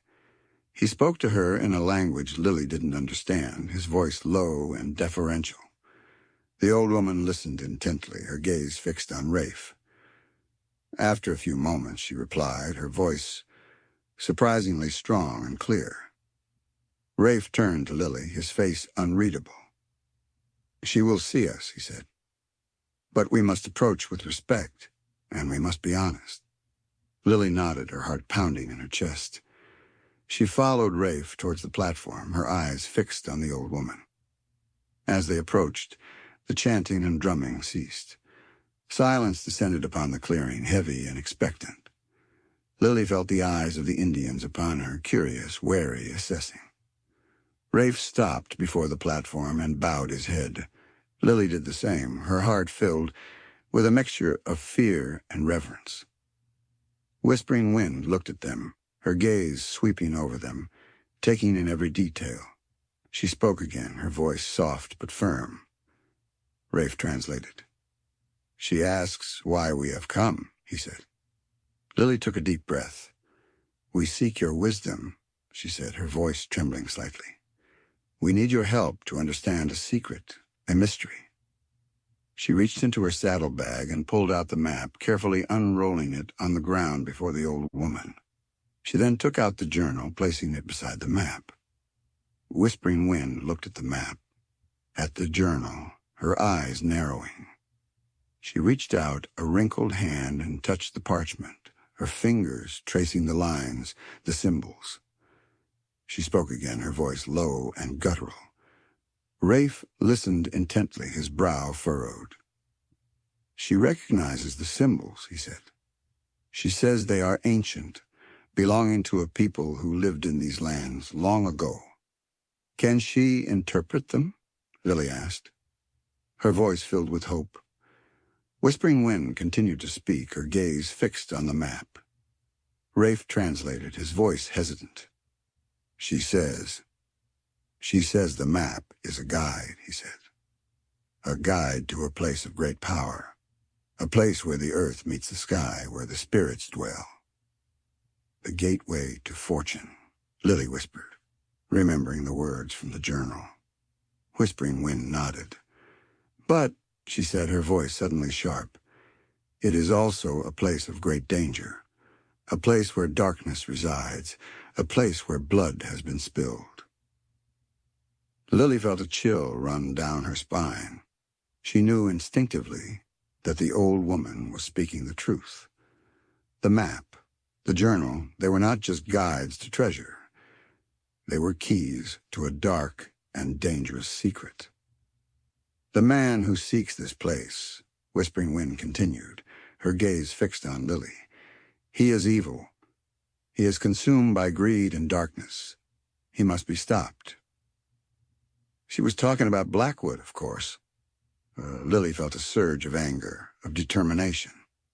She wouldn't let him win. She wouldn't let him desecrate this sacred place. "We will stop him," she said, her voice firm. "But we need your help. We need to know where the map leads." Whispering Wind looked at her, her eyes filled with a mixture of sadness and understanding. She spoke again, her voice soft and mournful. "The path is hidden," she said. "It is guarded by spirits, by trials. Only those who are pure of heart, who are worthy, can find it." She paused, her gaze sweeping over Lily and Rafe. "The journey will test you," she said. "It will push you to your limits. It may even cost you your lives." Lily looked at Rafe, her eyes meeting his. She saw the same determination in his gaze, the same unwavering resolve. They had come this far. They had faced so much. They wouldn't turn back now. "We are ready," Lily said, her voice clear and strong. Whispering Wind nodded. She reached out and touched the map again, her fingers tracing a specific line, a specific symbol. "The journey begins," she declared, looking from the map to Lily, and then Rafe, "where the eagle flies high above the weeping stones." She then reached out and took a burning branch from the fire, holding it up for them to see. It cast dancing shadows around them, bringing to life the drawings on the walls of the cave. "Follow the flame in the darkness, and it will guide you through." Chapter 11. The Serpent's Coil. Whispering Wind's words. "Where the eagle flies high above the weeping stones," echoed in Lily's mind as they left the Indian encampment. The flame in the darkness was both literal, referring to the burning branch the old woman had given them, and metaphorical, representing the hope and guidance they desperately needed. The journey back to their horses and the still unconscious Blackwood was fraught with a different kind of tension. They had gained knowledge, a direction, but the weight of the task ahead pressed down on them. The map was no longer just a collection of lines and symbols. It was a gateway to a dangerous and powerful secret. They retrieved Blackwood, who was beginning to stir, groaning in pain. Rafe secured him again, making sure he was tightly bound. They mounted their horses, the first light of dawn painting the eastern sky with hues of pink and orange. "The weeping stones," Lily said, breaking the silence. "Do you know where they are?" Rafe nodded. "I've heard of them," he said. "A rock formation, north of here. Water seeps through the cracks, making it look like the stones are crying." "And the eagle?" Lily asked. "We'll have to look for it," Rafe replied. "It could be a landmark, a carving, anything." They rode north, following a barely discernible trail. The landscape grew more rugged, the terrain more challenging. They were entering a wilder, more desolate part of the territory, a place where few ventured. As they rode, Lily studied the map, comparing it to the landscape around them. She began to notice subtle clues, small details that corresponded to the markings on the parchment. A particular bend in a river, a uniquely shaped hill, a cluster of trees that matched a drawing on the map. She realized that her father hadn't just been charting the physical landscape. He had been creating a coded guide, a treasure map of sorts, but for something far more significant than gold or jewels. They reached the Weeping Stones by midday. It was a striking formation, a massive outcrop of rock with water trickling down its face, creating a glistening, tear-stained effect. The sound of the dripping water was mournful, echoing through the otherwise silent landscape. "Now we look for the eagle," Rafe said, his eyes scanning the surrounding area. They searched for hours, their eyes straining to find any sign, any clue. They examined every rock, every tree, every crevice, but found nothing. Frustration began to set in. Lily felt the weight of their task, the urgency of their mission, Blackwood would regain consciousness soon, and they needed to be far away, closer to their goal before he did. Just as they were about to give up, Lily spotted it. High above them, on a towering cliff face, was a carving. It was faint, weathered by time and the elements, but unmistakable. An eagle, its wings spread wide in flight. "There," she cried, pointing to the carving. "That's it." Rafe followed her gaze, his eyes narrowing. "You're right," he said. "That's our starting point." He consulted the map, comparing it to the location of the eagle carving. He traced a line with his finger, following a series of symbols that led away from the weeping stones, deeper into the wilderness. "The map leads us into that canyon," he said, pointing to a narrow, winding gorge that snaked its way through the mountains. The canyon looked dark and forbidding, its walls rising high above them, casting long, ominous shadows. It was a place of secrets, a place of danger. They rode towards the canyon, their horses hesitant, sensing the unease that permeated the air. As they entered the gorge, the temperature dropped noticeably, the air growing cold and damp. The silence was profound, broken only by the sound of their horses' hooves and the occasional screech of a hawk circling high above. Lily felt a prickle of fear, a premonition of something terrible to come. She glanced at Rafe, his face set and determined, his hand resting on the butt of his rifle. Suddenly Rafe reined in his horse, his body tense. "What is it?" Lily asked, her heart quickening. He pointed to the ground, to a set of fresh tracks. "Rider," he said. "Several of them. Heading deeper into the canyon." Lily's breath caught in her throat. Blackwood's men. They had found them, or more accurately, they had allowed themselves to be found. "They're ahead of us," Rafe said, his voice grim. "They know we're coming." He looked at Lily, his eyes filled with a mixture of concern and determination. "We have to be careful," he said. "This could be a trap." Lily nodded, her heart pounding in her chest. She knew he was right. Blackwood's men were waiting for them, lying in ambush. They were walking into the serpent's coil, a deadly game of cat and mouse. They continued into the canyon, their senses on high alert. Every shadow, every sound, every movement seemed to hold a hidden threat. The canyon narrowed, the walls closing in on them, creating a claustrophobic feeling. The air was heavy with the smell of damp earth and something else, something metallic, something acrid. The smell of blood. Suddenly a hail of bullets rained down on them from above. Lily screamed, ducking low in her saddle. Rafe fired back, his rifle shots echoing through the narrow canyon. They were surrounded. The serpent had struck, and as Lily looked up and saw multiple riders appear on the ridges above them, she knew that this was not just a simple ambush. This was a carefully orchestrated plan, designed to trap and eliminate them. They were outnumbered, outgunned, and caught in a deadly crossfire. Their fight for survival had reached a critical and possibly fatal turning point. Chapter 12. Shattered Trust.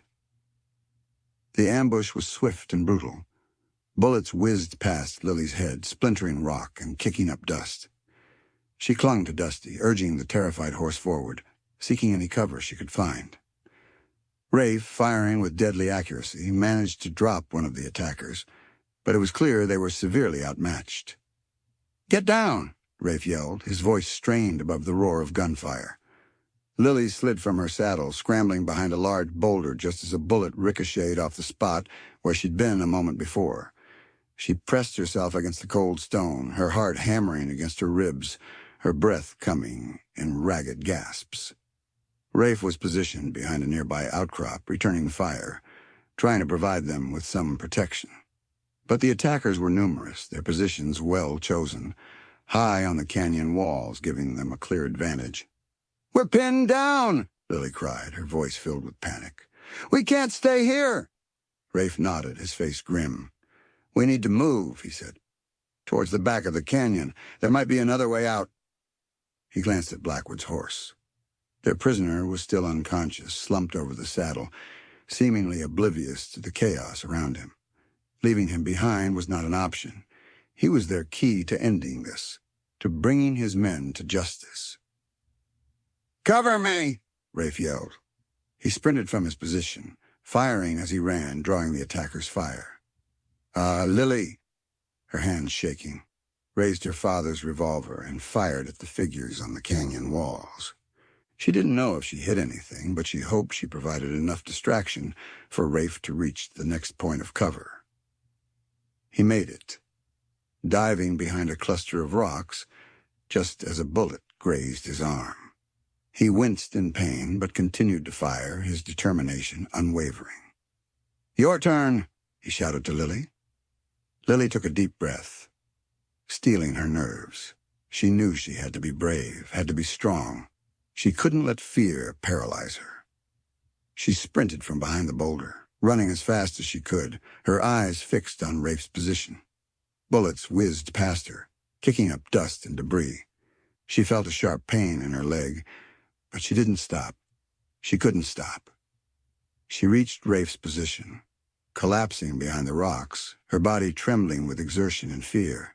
She looked at her leg, seeing a tear in her trousers and a streak of blood. It was a graze, painful but not life-threatening. "We need to keep moving," Rafe said, his voice urgent. "They'll be flanking us." He was right. The attackers were shifting their positions, trying to surround them, to cut off any escape. They moved deeper into the canyon, scrambling over rocks, dodging bullets, their situation growing more desperate with each passing moment. Suddenly Rafe stopped. He was staring at something ahead of them, his face a mask of disbelief. Lily followed his gaze. Her heart sank. The canyon ended in a sheer cliff face. There was no way out. They were trapped. "No," Lily whispered, her voice filled with despair.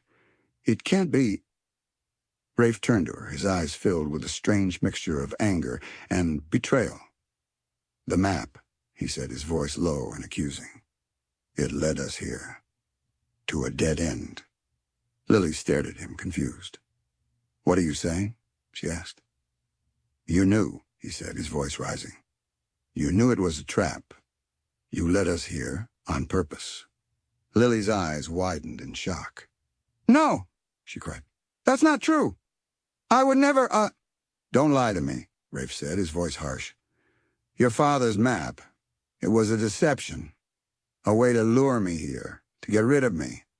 "That's insane," Lily protested. "Why would I do that?"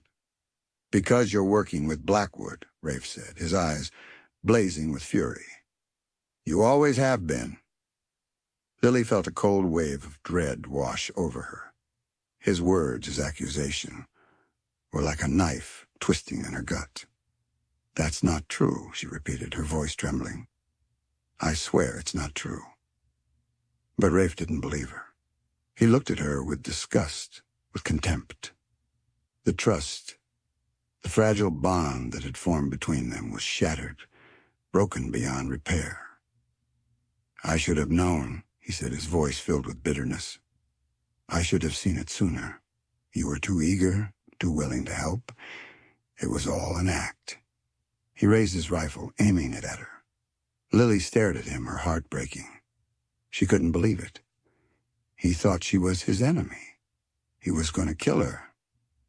"Rafe, please," she begged, tears streaming down her face. "Don't do this. I'm not your enemy." But his eyes were cold, his face set in stone. He was beyond reason, consumed by his anger and his sense of betrayal. Suddenly a voice echoed through the canyon, a voice that Lily recognized instantly. "Well, well, Coulter," the voice said. "It seems you've finally fallen for my little trap." Silas Blackwood was standing at the edge of the cliff, looking down at them, a triumphant grin on his face. He was no longer unconscious, no longer bound. He was free, and he was in control. And as Lily looked from Blackwood to Rafe, to the dead end of the canyon, she realized the horrifying truth. Rafe hadn't been betrayed by her. He had been betrayed by the map, by the secrets it held, by the lies that had been woven into its very fabric. And she, the innocent mapmaker, had been the unwitting instrument of his downfall, or so it seemed. The trust they had carefully built was gone, replaced by suspicion and accusations. Their alliance was broken, leaving them vulnerable and divided in the face of their common enemy. Chapter 13. The Weight of Silence. Blackwood's laughter echoed through the canyon, a cruel, mocking sound. He stood at the cliff's edge, flanked by several of his men, all armed and smirking down at Rafe and Lily. "You played your part perfectly, Miss Ashton," Blackwood called down, his voice dripping with sarcasm. "I knew I could count on you to lead the brave bounty hunter right into my hands." Lily stared up at him, her mind reeling. She had been used, manipulated, played for a fool. But not by Blackwood, not entirely. The map, her father's legacy, had been the instrument of their deception. Rafe stood beside her, his body tense, his rifle still pointed at her. But his eyes were no longer filled with anger. They were filled with confusion, with doubt. He was starting to realize, perhaps, that he had made a mistake. I didn't know," Lily said, her voice barely a whisper. She looked at Rafe, pleading with him to believe her. "I swear I didn't know." Rafe didn't answer. He lowered his rifle slightly, his gaze shifting between Lily and Blackwood. The weight of the situation, the realization that he might have misjudged her, was clearly settling upon him. "It doesn't matter now," Blackwood said, his voice cutting through the tension. "You're both going to die here, just like your father did, Miss Ashton." Lily's breath caught in her throat. "You killed my father?" she asked, her voice trembling. Blackwood smiled, a cruel, predatory smile. "Of course," he said. "He found something that belonged to me, something he refused to give up." He gestured towards the canyon walls. "The whole place," he said. "It's a graveyard of secrets. And your father's bones are buried here, along with the others who dared to cross me." Lily felt a surge of grief, of rage wash over her. Her father murdered by this monster, his body left to rot in this desolate place. "You're lying," she said, her voice shaking with emotion. "You're just trying to what?" Blackwood interrupted. "To break you? To make you confess? I don't need to. I have what I want." He pointed to the map still clutched in Lily's hand. "That map," he said. "It leads to something far more valuable than gold or jewels. It leads to power. And now it's mine." He signaled to his men. "Kill them," he said. The men raised their rifles, aiming at Rafe and Lily. Rafe reacted instantly. He pushed Lily behind him, shielding her with his body. He raised his rifle, ready to fight, even though he knew it was hopeless. But before anyone could fire, a voice echoed through the canyon, a voice that was both familiar and unexpected. "Hold your fire!" Everyone froze, their heads turning towards the source of the voice. Standing at the entrance of the canyon, his rifle raised, was one of Blackwood's men. But it wasn't just any of his men. It was the silent one. The one who had been with Jed Sykes. The one who had warned Jed to leave Lily alone. He walked slowly towards them, his rifle trained on Blackwood's men. His face was grim, his eyes filled with a steely determination. "What the hell do you think you're doing, Jed?" Blackwood snarled. The man ignored him. He stopped a few feet away from Rafe and Lily, his gaze fixed on Blackwood. "Jed's not my name," the man said. His voice was deeper than Lily had remembered. "My name is Thomas Coulter." Rafe stared at him, his eyes widening in disbelief. "Thomas?" he whispered. "But you're dead." Blackwood lies, Thomas said. He always lies. He turned to Blackwood, his voice filled with hatred. You shot me in the back, he said. You left me for dead. But I survived. And I've been waiting for this day, for this moment, ever since. Blackwood stared at him, his face a mask of shock and fear. He had thought his past was buried, his secret safe. But now the ghost of Canyon Creek had returned, seeking vengeance. Lily looked at Rafe, and she was looking at Thomas. Everything was swirling, and her world was flipped upside down. I faked my death, Thomas explained, his eyes still locked on Blackwood. I knew I couldn't fight him openly. I had to go underground to gather evidence, to find allies. He looked at Lily, a flicker of apology in his eyes. I'm sorry, Miss Ashton, he said. I had to use you. I had to let you believe the map was leading you to treasure. It was the only way to draw Blackwood out, to expose him. Lily stared at him, her mind struggling to grasp the enormity of the revelation. Thomas, Rafe's brother, alive. The map, a deliberate deception. Blackwood, the architect of it all, his lies finally exposed. The weight of silence pressed down on them, heavy and suffocating. The truth, like a sudden storm, had swept away the lies, leaving behind a landscape of shattered trust, of betrayal, of unexpected alliances. And in the midst of it all, Lily stood, caught between two brothers, between vengeance and justice, between the past and the future. The canyon, once a trap, was now a stage for a final showdown, a reckoning that had been years in the making. Chapter 14. A Trail of Tears. The revelation of Thomas's identity sent shockwaves through the canyon. Blackwood's men, momentarily stunned, lowered their rifles slightly, their confidence shaken. Blackwood himself was visibly shaken, his face pale, his eyes wide with disbelief. You're alive, Blackwood stammered, his voice barely a whisper. Did you really think you could kill me so easily? Thomas retorted, his voice cold and hard. I've spent years planning my revenge, waiting for the right moment to strike. He turned to Rafe, his gaze softening slightly. I'm sorry, little brother, he said. I couldn't tell you.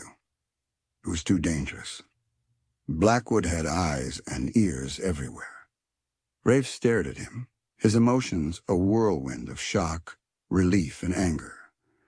You let me believe you were dead, he said, his voice choked with emotion. All these years. I had to, Thomas said. It was the only way to protect you, to protect everyone. Blackwood would have killed anyone connected to me. He looked at Lily, his expression apologetic. I'm sorry for deceiving you, Miss Ashton, he said. But your father's map was the key. It was the only way to lure Blackwood out into the open.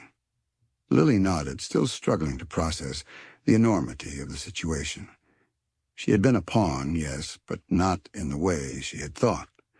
She had been part of a larger plan, a plan to bring down a monster. What about the map, she asked. What does it really lead to? Thomas turned back to Blackwood, his eyes narrowing. Tell her, he said. Tell her what you were really after. Blackwood hesitated, his gaze darting around the canyon, as if looking for an escape. But there was nowhere to go. He was trapped, surrounded by his enemies. It's a legend, he said, his voice reluctant. An old Indian legend. About a hidden valley, a place of great power, a place where the earth is rich with something more than gold. What is it? Lily pressed. Her curiosity piqued. Blackwood swallowed hard. They call it the Spirit Stone, he said. A source of immense energy, of life itself. Lily remembered Whispering Wind's words. A place where the earth meets the sky, where the spirits dwell. The map wasn't leading to treasure. It was leading to something far more profound, something sacred. You want to exploit it, Rafe said, his voice filled with disgust. To use its power for your own selfish gain. Blackwood didn't deny it. It would have made me invincible, he said, a flicker of his old arrogance returning. I would have ruled this entire territory.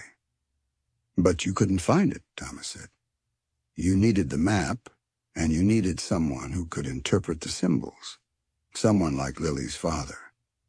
He refused to help you, Lily said, her voice filled with pride. And you killed him for it.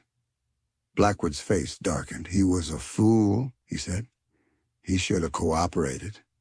He was a good man, Lily retorted. And you're a monster. She looked at Thomas, at Rafe.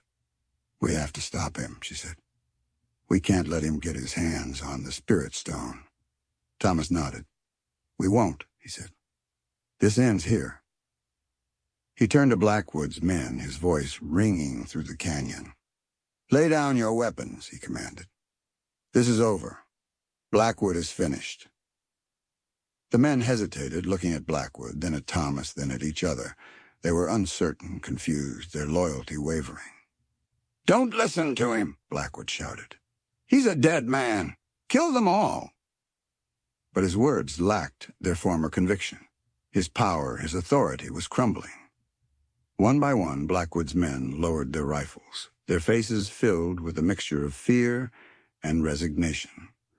They had been loyal to him out of fear, out of greed, but now, faced with the truth, with the return of Thomas Coulter, their loyalty had evaporated. Blackwood stood alone, his empire collapsing around him. He looked at Rafe, at Thomas, at Lily, his eyes filled with hatred and despair.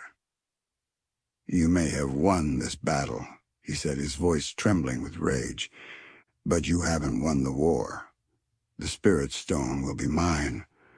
I will find it, and I will destroy you all. He reached inside his coat, pulling out a small, hidden derringer. He aimed it at Lily, his finger tightening on the trigger. But before he could fire, Rafe shot him. The bullet hit Blackwood in the chest, sending him stumbling backward. He collapsed to the ground, his body convulsing, his lifeblood staining the dust. Silence descended upon the canyon, broken only by the sound of Blackwood's dying gasps. Lily stood frozen, staring at Blackwood's body, her mind numb with shock. It was over. The monster was dead. The nightmare was finally over. Rafe lowered his rifle, his face pale, his body trembling. He had killed Blackwood, the man who had haunted his life for years. But there was no triumph in his eyes, only sadness and a profound sense of weariness. Thomas walked over to Blackwood's body, looking down at him with a mixture of pity and disgust. It's finally over, he said, his voice soft. He turned to Rafe, embracing him tightly. The two brothers, reunited after years of separation, of lies and deception, finally found solace in each other's arms. Lily watched them, her heart filled with a mixture of relief and sorrow. She had played a part in this, a crucial part, but she felt no sense of victory. The trail of tears, the trail of blood, had led them to this moment, to this desolate canyon, where justice had finally been served, but at a great cost. As she looked at the map still clutched in her hand, she knew that their journey was not yet over. The spirit stone, the hidden valley, the secrets of the past, they still remained. But for now, at least there was peace, a fragile, hard-won peace, bought with blood and sacrifice. And as the sun began to set, casting long shadows across the canyon, Lily knew that a new chapter was beginning, a chapter filled with both hope and uncertainty. The weight of the past was heavy, but the promise of the future, however uncertain, beckoned them forward. Chapter 15. Beyond the Horizon. The immediate aftermath of Blackwood's death was a blur of activity. Thomas, taking charge with a quiet authority, directed the disarming of Blackwood's remaining men who, stripped of their leader and their purpose, offered little resistance. They were a sorry lot, Lily realized. driven by fear and greed, their loyalty easily broken. Rafe, though visibly shaken by the encounter and the revelation of his brother's survival, remained focused on the practicalities. He helped Thomas secure the prisoners, his movements efficient and practiced, a testament to his years as a bounty hunter. Lily, still reeling from the emotional roller coaster of the past few days, felt strangely detached. She watched the scene unfold, her mind struggling to reconcile the reality of Thomas's return with the years of believing him dead, of Rafe's grief, of her own unwitting role in their intertwined destinies. Once the prisoners were secured and Blackwood's body respectfully covered, a heavy silence fell upon the canyon. The weight of what had transpired, the lives lost, the secrets revealed, pressed down on them. Thomas broke the silence, addressing Lily with a gentle sincerity. "Miss Ashton," he said, "I owe you a profound apology. I used you, manipulated you, and put you in grave danger. I can only hope that, in time, you can forgive me." Lily looked at him, at his weathered face, his honest eyes. She saw not a deceiver, but a man driven by a desperate need for justice. A man who had sacrificed everything to avenge his brother's supposed death and protect his community. "There's nothing to forgive," she said, her voice soft. "You did what you had to do, and you saved us. You saved Rafe." Thomas nodded, a flicker of gratitude in his eyes. "We saved each other," he said, echoing her earlier words to Rafe. He turned to Rafe, his expression filled with a mixture of remorse and relief. "Little brother," he said, "I know I have a lot to explain. Years of secrets, lies." Rafe met his gaze, his own emotions, still raw and turbulent. "We'll talk," he said, his voice gruff. "Later. Right now, we need to get out of this canyon." They decided to return to the Indian encampment to seek Whispering Wind's guidance once more. They couldn't simply leave Blackwood's men stranded, and they needed a safe place to regroup and decide their next steps. The journey back was somber, the weight of the past heavy on their shoulders. Lily rode beside Rafe, but a distance remained between them, a chasm of unspoken emotions. The trust, so recently shattered, was slowly, tentatively, beginning to rebuild. But it would take time and understanding to fully heal. As they rode, Lily found herself studying the map again, the map that had brought them to this point. The symbols, once a mystery, now held a different meaning. They were not just markers of a hidden location. They were a testament to a deeper truth, a connection to the land, to its history, to its spiritual power. She thought of her father, of his meticulous work, of his secret knowledge. He had known about the Spirit Stone, about Blackwood's greed, about the danger that lurked in these lands. He had tried to protect her, to keep her away from it all, but in doing so, he had inadvertently set in motion a chain of events that had led her to this very moment. They reached the Indian encampment late in the evening, the sounds of drums and chanting welcoming them back. Whispering Wind greeted them with a knowing gaze, her eyes filled with an ancient wisdom that seemed to penetrate their souls. They explained what had happened: the death of Blackwood, the capture of his men, the revelation of Thomas's survival. Whispering Wind listened intently, her expression unchanging. When they had finished, she spoke, her voice soft but firm. "The darkness has been vanquished," she said, "but the path ahead is still uncertain." She looked at the map, still clutched in Lily's hand. "The Spirit Stone," she said. "It is a source of great power, but it is also a great responsibility. It must be protected, guarded from those who would exploit it for their own selfish gain." "What do we do with it?" Lily asked. "Where do we go?" Whispering Wind smiled, a faint, enigmatic smile. "The map will guide you," she said. But it is not the map alone that holds the answer. It is your heart, your intentions, that will determine the path. She looked at Rafe, at Thomas, at Lily. You have been tested, she said. You have faced death, betrayal, loss. You have emerged stronger, wiser. But the journey is not yet over. She paused, her gaze sweeping over them. The Spirit Stone calls to those who are worthy, she said. Those who seek not power but balance. Those who seek not to conquer but to protect. She looked at Lily, her eyes filled with a gentle understanding. The future is not written in the stars, Miss Ashton, she said. It is written in your choices, in your actions, in your heart. Her words resonated deeply within Lily. She realized that the map was not just a guide to a physical location. It was a guide to her own destiny, a challenge to her own spirit. As the night deepened and the fire burned low, Lily, Rafe, and Thomas sat together, a newfound unity binding them.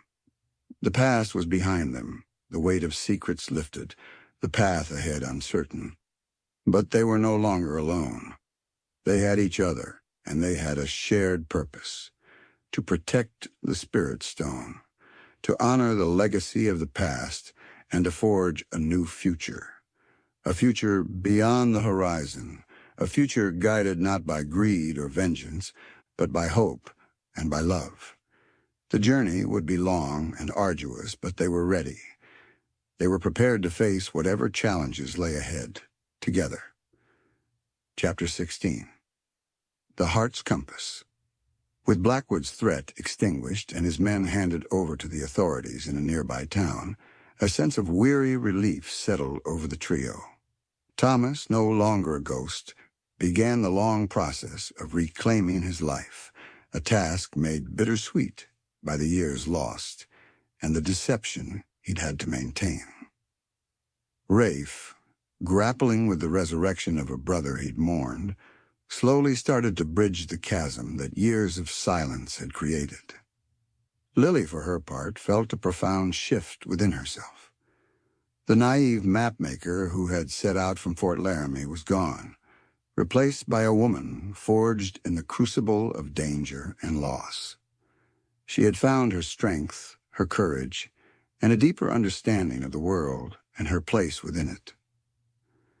They spent several weeks with the Whispering Wind and her people, a time of healing and reflection.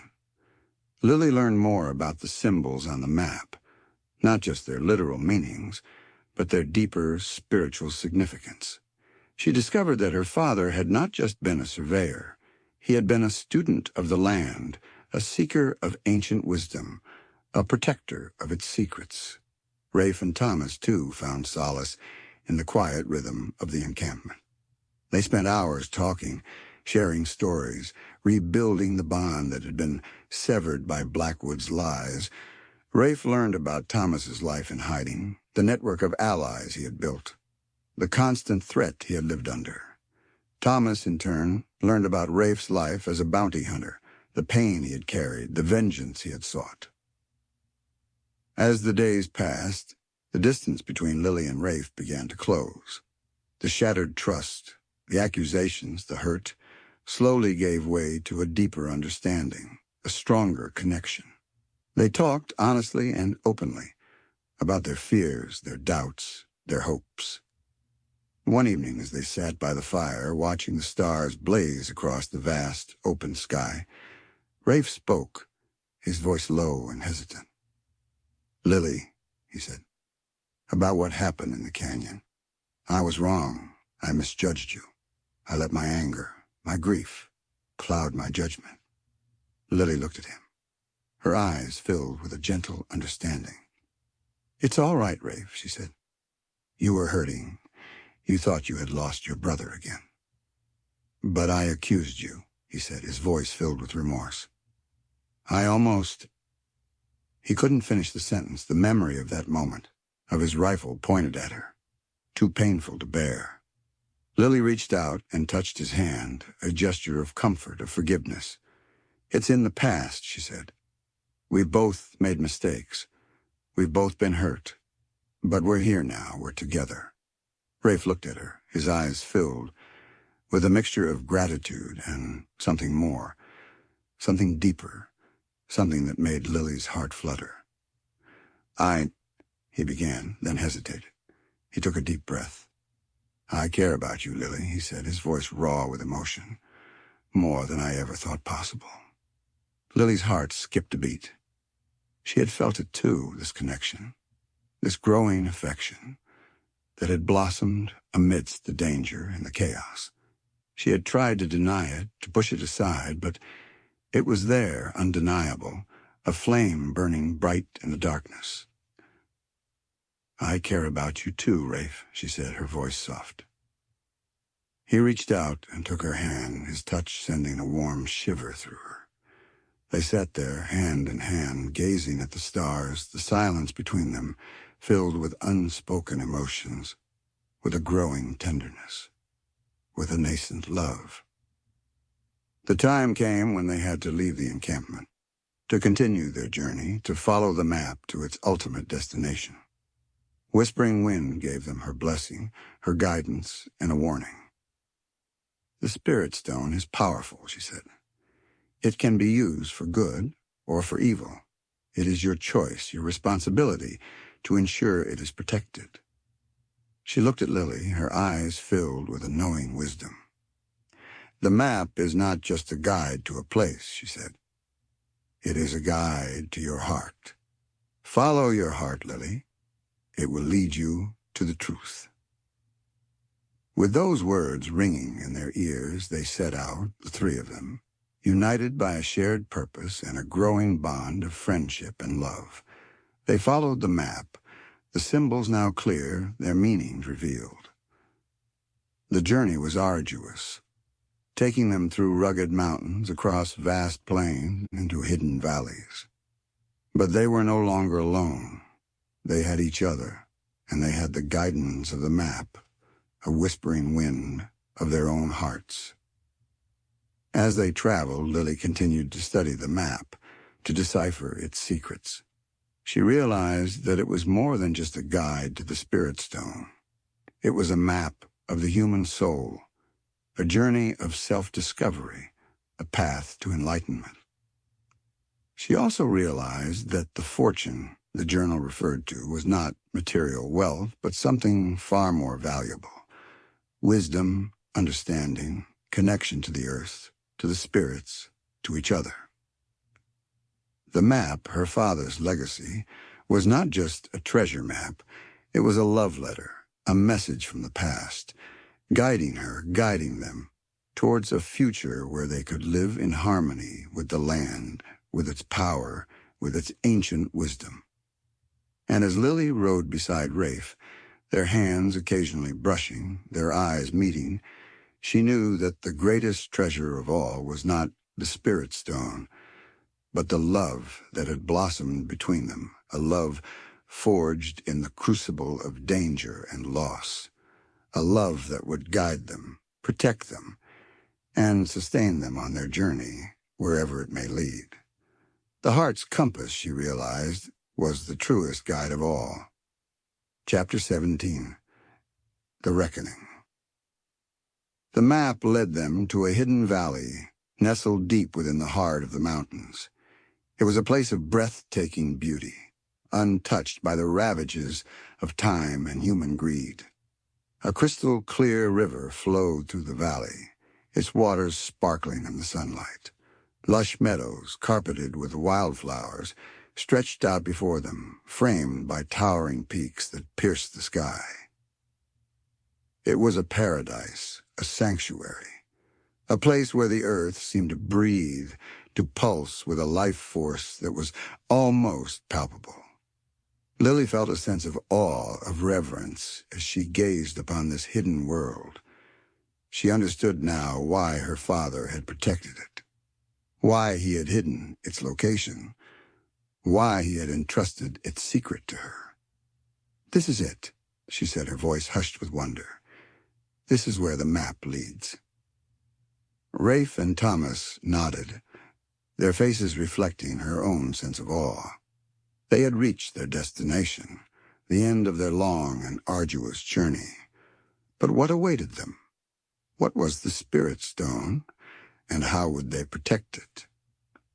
They dismounted, their horses sensing the sacredness of the place, their usual restlessness replaced by a quiet calm. They followed the river, deeper into the valley, the map guiding their steps. The symbols on the map, now fully understood, led them to a specific location, a small cave hidden behind a waterfall. The roar of the cascading water filled the air, creating a curtain of sound that masked the entrance to the cave.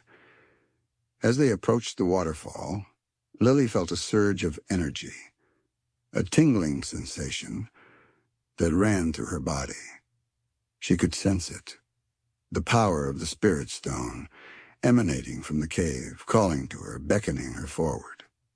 Rafe and Thomas felt it too, their faces reflecting a mixture of apprehension and anticipation. They knew they were on the threshold of something extraordinary and something dangerous, something that could change their lives forever. They entered the cave, their steps echoing in the damp, cool air. The roar of the waterfall faded behind them, replaced by a profound silence.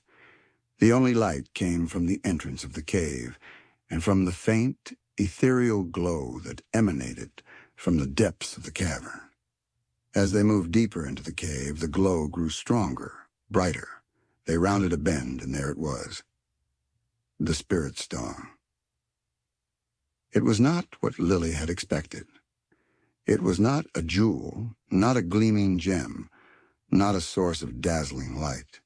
It was a simple, unassuming rock, a large, smooth stone resting on a natural pedestal of rock. But it pulsed with energy, with a life force that was almost visible. It radiated a warmth, a light that filled the cave, illuminating the walls, revealing intricate carvings, ancient symbols that echoed the markings on the map. Lily approached the stone, her heart filled with awe and reverence. She reached out and touched it, her fingers tingling as they made contact with its smooth, warm surface. She felt a surge of energy flow through her, a connection to something ancient, something powerful, something beyond human comprehension. She felt a sense of peace, of harmony, of belonging. She understood now. The Spirit Stone was not an object of power to be exploited. It was a source of life, of balance, of connection to the earth, to the spirits, to all living things. Rafe and Thomas approached the stone, their faces reflecting her own sense of wonder. They too reached out and touched it, feeling its power, its energy, its profound presence. They stood there, the three of them, united by their shared experience, by their connection to this sacred place, to this ancient power. Suddenly a voice echoed through the cave, a voice that was both familiar and unexpected. "So you found it," the voice said. "The Spirit Stone." They turned, their hearts pounding in their chests. Standing at the entrance of the cave, silhouetted against the light, was a figure they had thought long dead. It was one of Blackwood's men, the one Rafe had shot during the ambush in the canyon. He was alive, though visibly wounded, his arm in a sling, his face pale and drawn. But his eyes burned with a fanatic gleam, a desperate hunger. "I followed you," he said, his voice raspy. "I knew you would lead me to it." He took a step closer, his hand reaching inside his coat. "Blackwood may be dead," he said, "but his dream lives on. The Spirit Stone will be mine. I will claim its power. I will rule." He pulled out a revolver, aiming it at Lily. Rafe and Thomas reacted instantly, drawing their own weapons, but the man was too quick. He fired. The shot echoed through the cave, deafeningly loud. Lily felt a searing pain in her shoulder, and she stumbled backward, collapsing to the ground. Rafe roared in anger, firing at the man, hitting him in the chest. The man staggered, his revolver falling from his hand. He crumpled to the ground, his body lifeless. Rafe rushed to Lily's side, his face filled with terror. "Lily!" he cried. "You all right?" Lily was lying on the ground, her eyes closed, her face pale. Blood was seeping from her shoulders, staining her shirt. I don't know," she whispered, her voice weak. Thomas knelt beside her, examining her wound. "It's bad," he said, his voice grim. "The bullet went through. We need to stop the bleeding." He ripped a strip of cloth from his shirt and pressed it against her wound, applying pressure. Lily cried out in pain, her body trembling. Rafe held her hand, his eyes filled with anguish. "Stay with me, Lily," he pleaded. "Stay with me." Lily looked at him, her eyes filled with a mixture of pain and love. "Rafe," she whispered. She struggled to speak, her breath coming in ragged gasps. The stone," she said. "Protect it." Her eyes closed, her body going limp. "Lily," Rafe cried, his voice filled with despair. He held her close, cradling her in his arms, his tears falling onto her face. He couldn't lose her. He wouldn't lose her. Not now, not after all they had been through. Thomas placed a hand on Rafe's shoulder, his expression filled with grief. "She's gone, little brother," he said, his voice choked with emotion. But then, something extraordinary happened. The spirit stone began to glow, brighter, more intensely than before. The light filled the cave, bathing them in its warmth, its energy. Lily's body began to tremble, her eyes fluttering open. She gasped, taking a deep breath, her body arching as if a jolt of electricity had passed through her. Rafe stared at her, his eyes wide with disbelief. "Lily," he whispered, You're alive?" Lily looked at him, her eyes filled with wonder. "The stone," she said, her voice weak but clear. "It healed me." The spirit stone had saved her life. Its power, its energy had reached out and mended her wound, had brought her back from the brink of death. They were all stunned, speechless, their hearts filled with awe and gratitude. The Spirit Stone was more than just a legend. It was real, it was powerful, and it had chosen to intervene, to save Lily's life. The reckoning had come, not just for Blackwood and his men, but for them all. Spirit Stone had tested them, had challenged them, and had ultimately rewarded them with life, with love, and with a renewed sense of purpose. The journey had been long and arduous, but they had reached their destination, not just a physical location, but a spiritual awakening. And as they stood there, bathed in the light of the Spirit Stone, they knew that their true journey was just beginning. Chapter 18. Blood on the Sand. The miraculous healing of Lily by the Spirit Stone left them in a state of awe and reverence. The immediate danger had passed, the last of Blackwood's men dispatched. But the encounter served as a stark reminder of the power they now guarded, and the lengths to which others might go to possess it. Oh, Lily, though weak, was alive and recovering rapidly. The wound in her shoulder, which had moments before been bleeding profusely, was now closed, leaving only a faint scar as a testament to the stone's extraordinary power. "We can't stay here," Thomas said, breaking the stunned silence. "Others might come, drawn by the legend or by Blackwood's lingering influence." Rafe nodded, his gaze still fixed on Lily, his relief palpable. "We need to find a way to protect the stone, to keep it hidden, safe from those who would misuse it." Lily, her strength returning, sat up, her hand resting on the smooth surface of the Spirit Stone. "It's not meant to be hidden," she said, her voice soft but firm. "It's meant to be shared, its energy used for healing, for balance, for the good of all." "But how?" Rafe asked. "How can we share it without risking it falling into the wrong hands?" They pondered the question, their minds wrestling with the immense responsibility that had been thrust upon them. The Spirit Stone was not a treasure to be hoarded, but a force to be understood, to be respected, to be used wisely. Lily, guided by an intuition that seemed to stem from the stone itself, suggested a solution. "We can't move it," she said. "It's too powerful, too connected to this place. But we can become its guardians, its protectors." She looked at Rafe, at Thomas. "We can create a sanctuary here," she said. "A place where people can come to heal, to learn, to connect with the earth, with the spirits." Thomas, with his knowledge of building and his network of trusted allies, could help construct a simple, unobtrusive dwelling, a place of refuge and contemplation. Rafe, with his skills as a tracker and protector, could ensure the safety of the valley, guarding it from those who would seek to exploit its power.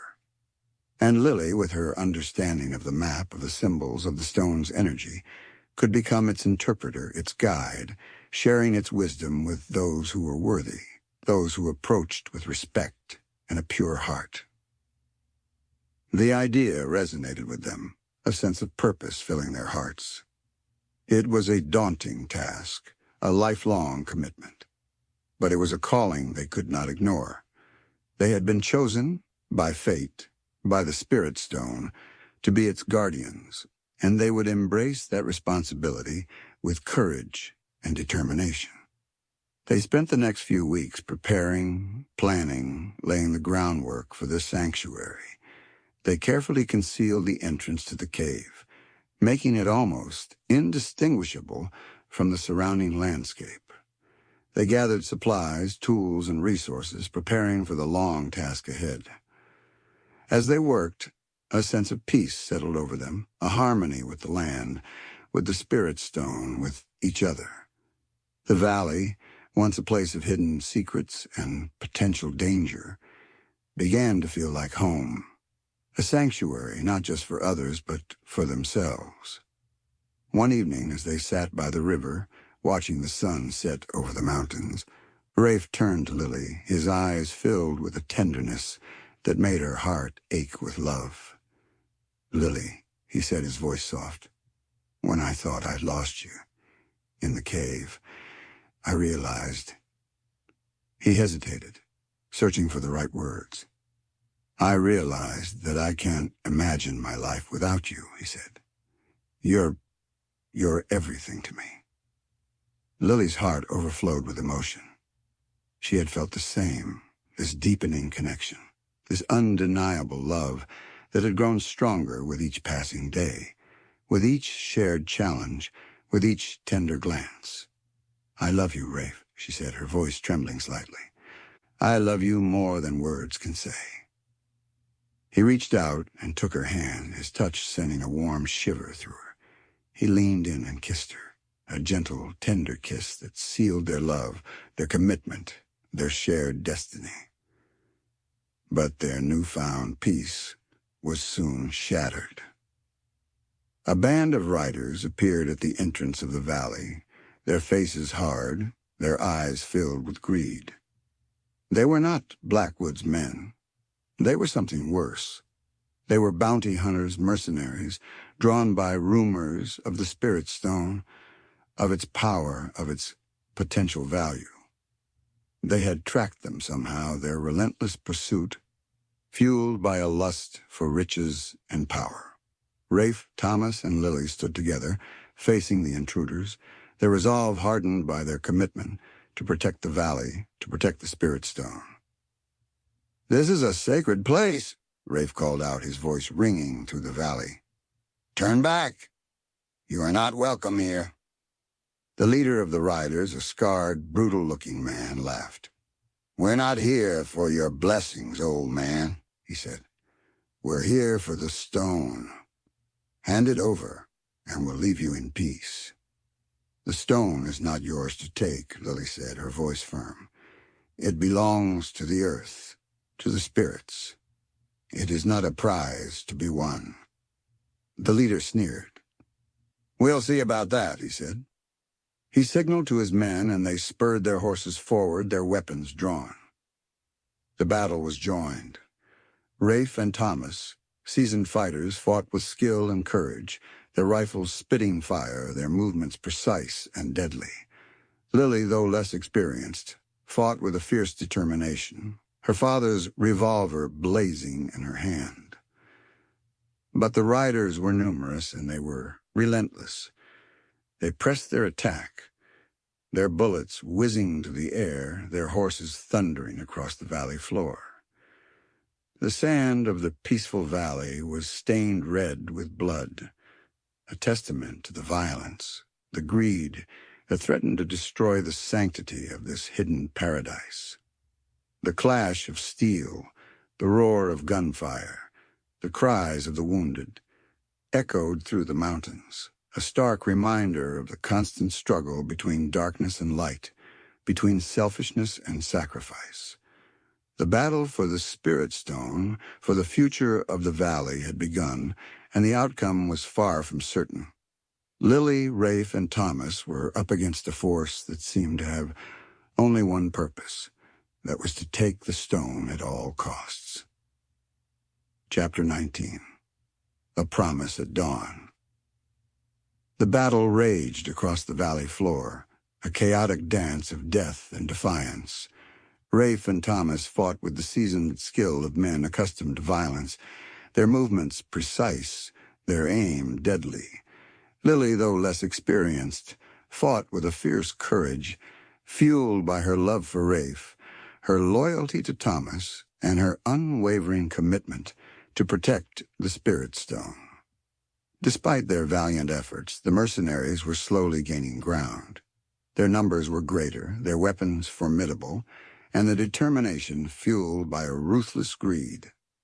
One by one, Rafe and Thomas's defenses began to crumble.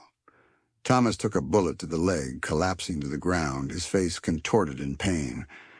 Rafe, seeing his brother fall, roared in anger, redoubling his efforts. But he was surrounded, overwhelmed by the sheer number of attackers. Lily, seeing Rafe in danger, rushed to his side, firing her revolver with a desperate accuracy. She managed to drop one of the attackers, but another took his place, his rifle aimed directly at Rafe. Lily knew she had to act, and fast. She threw herself in front of Rafe, shielding him with her body, just as the mercenary fired. The bullet struck her in the back, the impact sending her sprawling to the ground.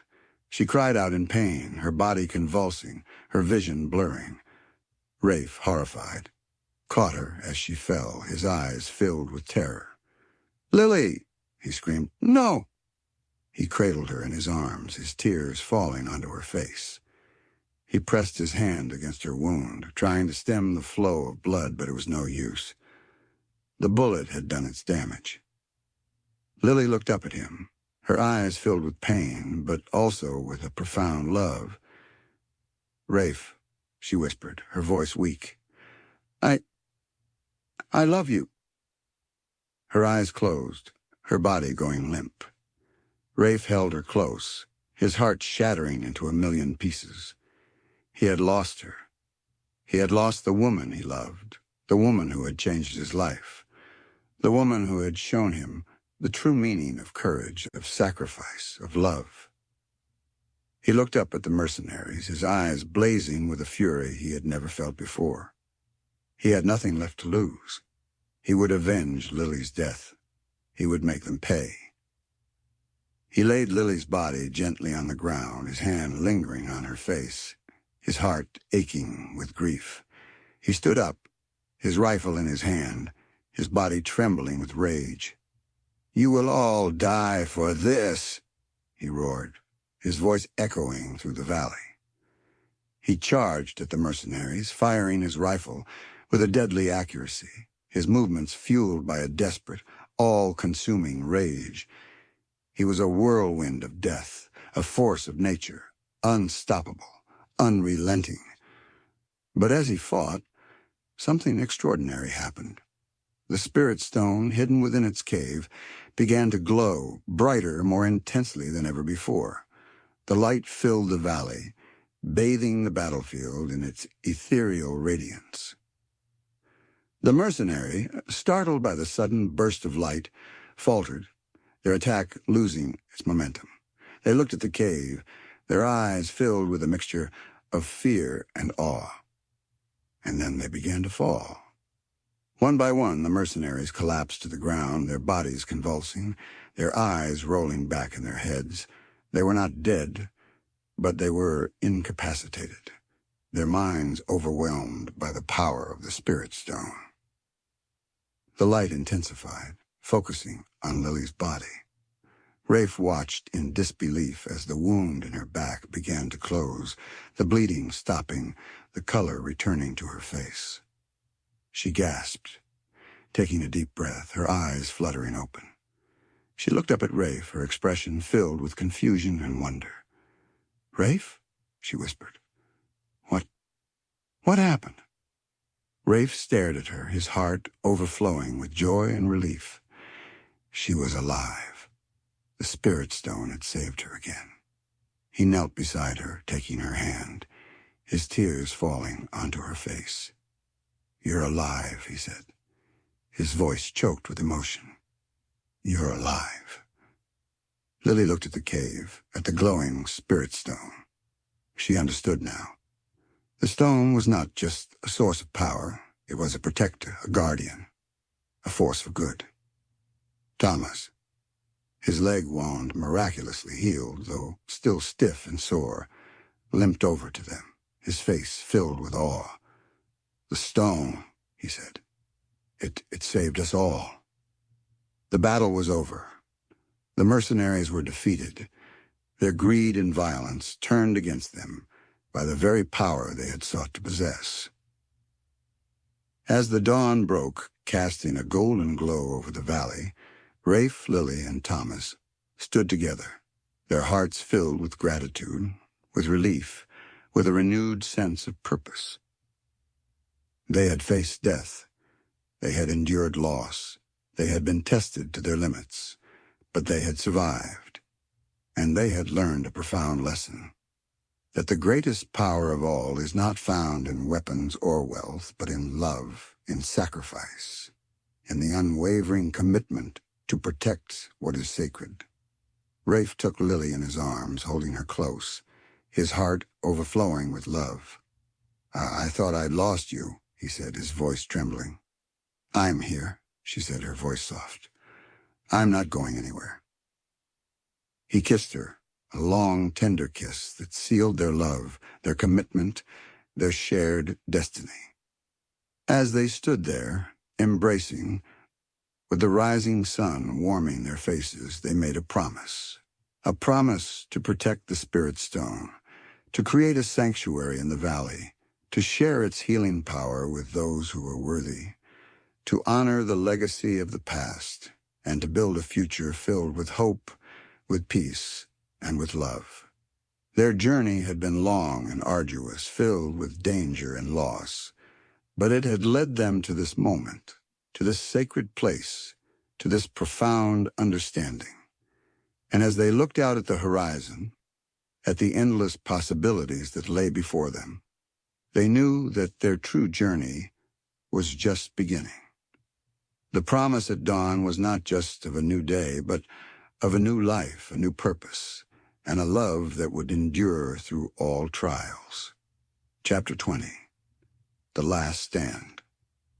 News of the Spirit Stone's power and of the defeat of the mercenaries spread slowly but surely through the territory. Whispers carried on the wind, tales told in hushed tones around campfires, stories recounted in saloons and trading posts. Some dismissed it as mere legend, others as dangerous superstition. But for some, those who sought healing, those who yearned for a deeper connection to the land, the stories sparked a flicker of hope. Rafe, Lily, and Thomas worked tirelessly to establish their sanctuary. Thomas, using his skills and connections, oversaw the construction of simple yet sturdy dwellings, blending seamlessly with the natural landscape. Rafe, ever vigilant, patrolled the valley's perimeter, ensuring its safety and protecting its secrets. Lily, with her growing understanding of the Spirit Stone's energy, became its interpreter, its guide, welcoming those who approached with respect and a pure heart. The valley became a haven, a place of healing and renewal. People came, drawn by the whispers, by the promise of solace and rejuvenation. They came from all walks of life, weary travelers, grieving families, wounded souls seeking respite from the harsh realities of the frontier. Lily, guided by the Spirit Stone and her own innate empathy, helped them to connect with the earth, to find peace within themselves, to heal their physical and emotional wounds. She shared the wisdom of Whispering Wind, the lessons she had learned on her journey, the profound understanding of the interconnectedness of all things. Rafe and Thomas, too, found their roles evolving. Rafe, once a solitary bounty hunter, discovered a new purpose in protecting the valley and its inhabitants. He taught them survival skills, how to live in harmony with the land, how to defend themselves against those who would seek to harm them. Thomas, his past life as a fugitive now behind him, used his leadership skills to build a community, a sense of belonging, a shared commitment to the values of peace and cooperation. But the peace of the valley was not destined to last forever. The whispers of the Spirit Stone's power had reached the ears of those who sought, not healing but domination. A new threat emerged, far more insidious and dangerous than Blackwood or the mercenaries. A powerful, corrupt government official, Senator Harrison Croft, learned of the Spirit Stone and its potential. He saw it not as a source of healing, but as a weapon, a tool to control the territory, to amass wealth and power, to crush any opposition to his ruthless ambition. Croft dispatched a detachment of soldiers, ostensibly to investigate the rumors of the Spirit Stone, but in reality, to seize it for himself. He cloaked his greed in the language of progress, of manifest destiny, of bringing order to the wild frontier.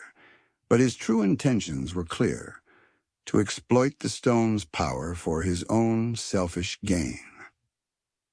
The soldiers, led by a hardened, ambitious captain, arrived at the valley's entrance, their faces grim, their weapons gleaming in the sunlight. They demanded entry, claiming authority under the law, their words echoing through the peaceful sanctuary. Rafe, Lily, and Thomas stood together, facing the soldiers, their resolve unwavering. They knew this was the final test, the last stand, the ultimate battle between darkness and light. "This is a sacred place," Rafe said, his voice calm but firm. "You are not welcome here." The captain sneered. "We have orders," he said. "From Senator Croft himself. We are to secure the artifact and bring it to him." "The Spirit Stone is not an artifact," Lily said. "It is a living force, a source of healing and balance. It cannot be controlled. It cannot be possessed." The captain laughed. "We'll see about that," he said. He signaled to his soldiers, and they advanced, their rifles raised. The inhabitants of the valley, those who had found refuge and healing within its walls, rallied to defend their home. They were not soldiers, not warriors, but they were determined to protect the sanctuary, to protect the Spirit Stone, to protect the way of life they had come to cherish.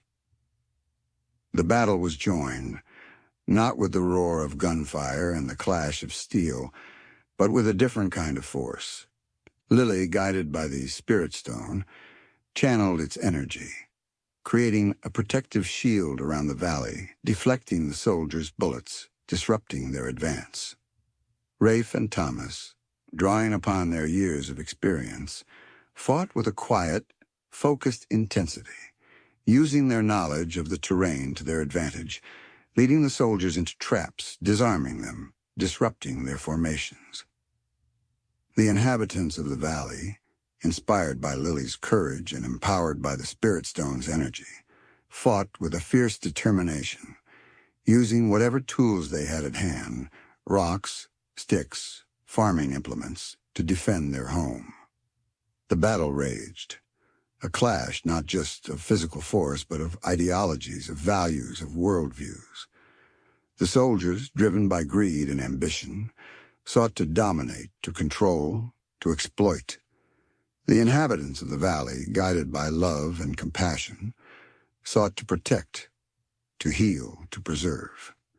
As the battle reached its climax, Senator Croft himself arrived, riding in a heavily guarded carriage, his face twisted with rage and frustration.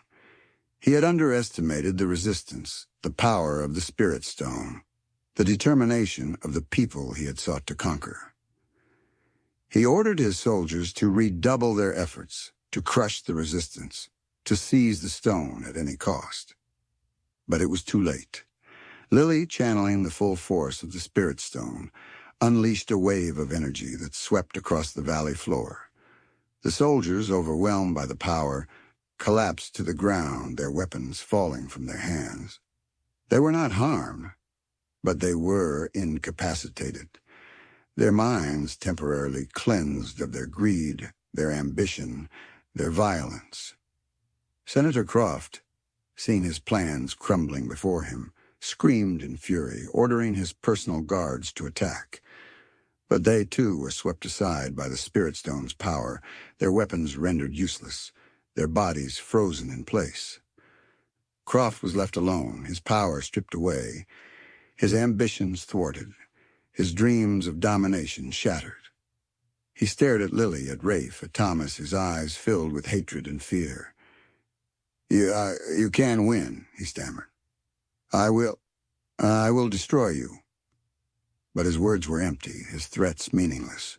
He was defeated, not by force of arms, but by the power of love, of compassion, of the unwavering commitment to protect what is sacred. The last stand had been made. The battle had been won. The Spirit Stone and the valley it protected were safe.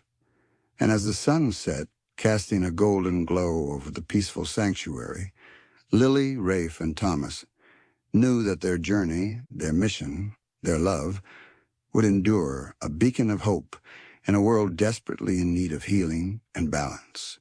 The reckoning had come, and justice, guided by the Spirit Stone, had prevailed. Epilogue. A new frontier. Years passed. The valley, once a hidden sanctuary, became a beacon of hope, a testament to the power of love, compassion, and the enduring strength of the human spirit. The Spirit Stone, protected and revered, continued to radiate its healing energy, drawing those in need to its gentle embrace. Lily and Rafe, their love deepened by shared trials and triumphs, built a life together in the valley. They had children who grew up surrounded by the beauty of the land, the wisdom of the elders, and the unwavering commitment to peace and harmony. Lily, guided by the Spirit Stone and her own innate empathy, became a renowned healer, her touch bringing solace and renewal to countless souls. She continued to study the ancient symbols, to learn from Whispering Winds people, to deepen her understanding of the interconnectedness of all things. Rafe, his days as a bounty hunter long behind him, found a new purpose in protecting the valley and its inhabitants. He taught the younger generation survival skills, how to live in harmony with nature, how to defend themselves against those who might threaten their peaceful existence. He never forgot the lessons he had learned, the price of vengeance, the importance of forgiveness, the enduring power of love. Thomas, his past life as a fugitive finally laid to rest, became a leader in the community, his wisdom and experience guiding the valley's growth and development.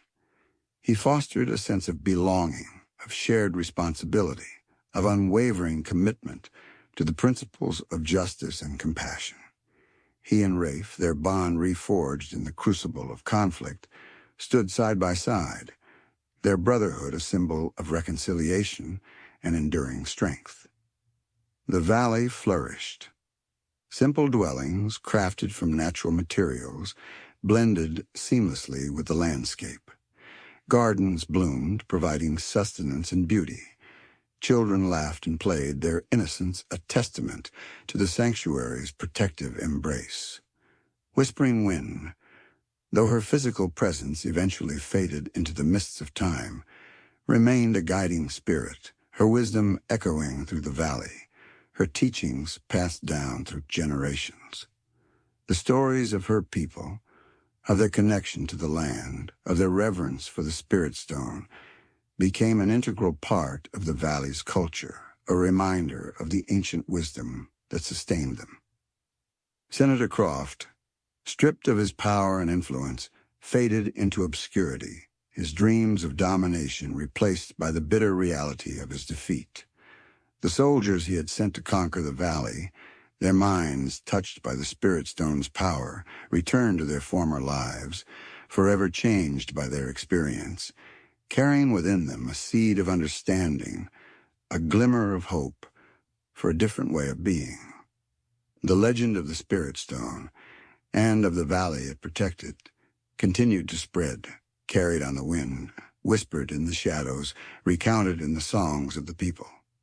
It became a story of hope, of resilience, of the enduring power of love to overcome darkness. And so, as the years turned into decades and the decades into generations, the valley remained a sanctuary, a testament to the enduring strength of the human spirit, a beacon of light in a world often shrouded in darkness. Lily and Rafe, their hair silvered by time, their faces lined with the wisdom of years, would often sit together by the river, watching the sun set over the mountains, their hearts filled with gratitude and peace. They had found their true home, not just in the physical beauty of the valley, but in the love they shared, in the community they had built, in the enduring legacy they would leave behind.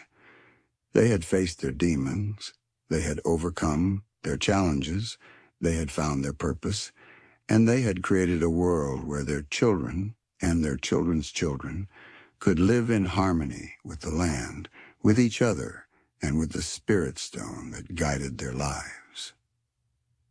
One evening, as they sat hand in hand, watching the first stars appear in the darkening sky, Lily looked at Rafe, her eyes filled with a love that had only deepened with time.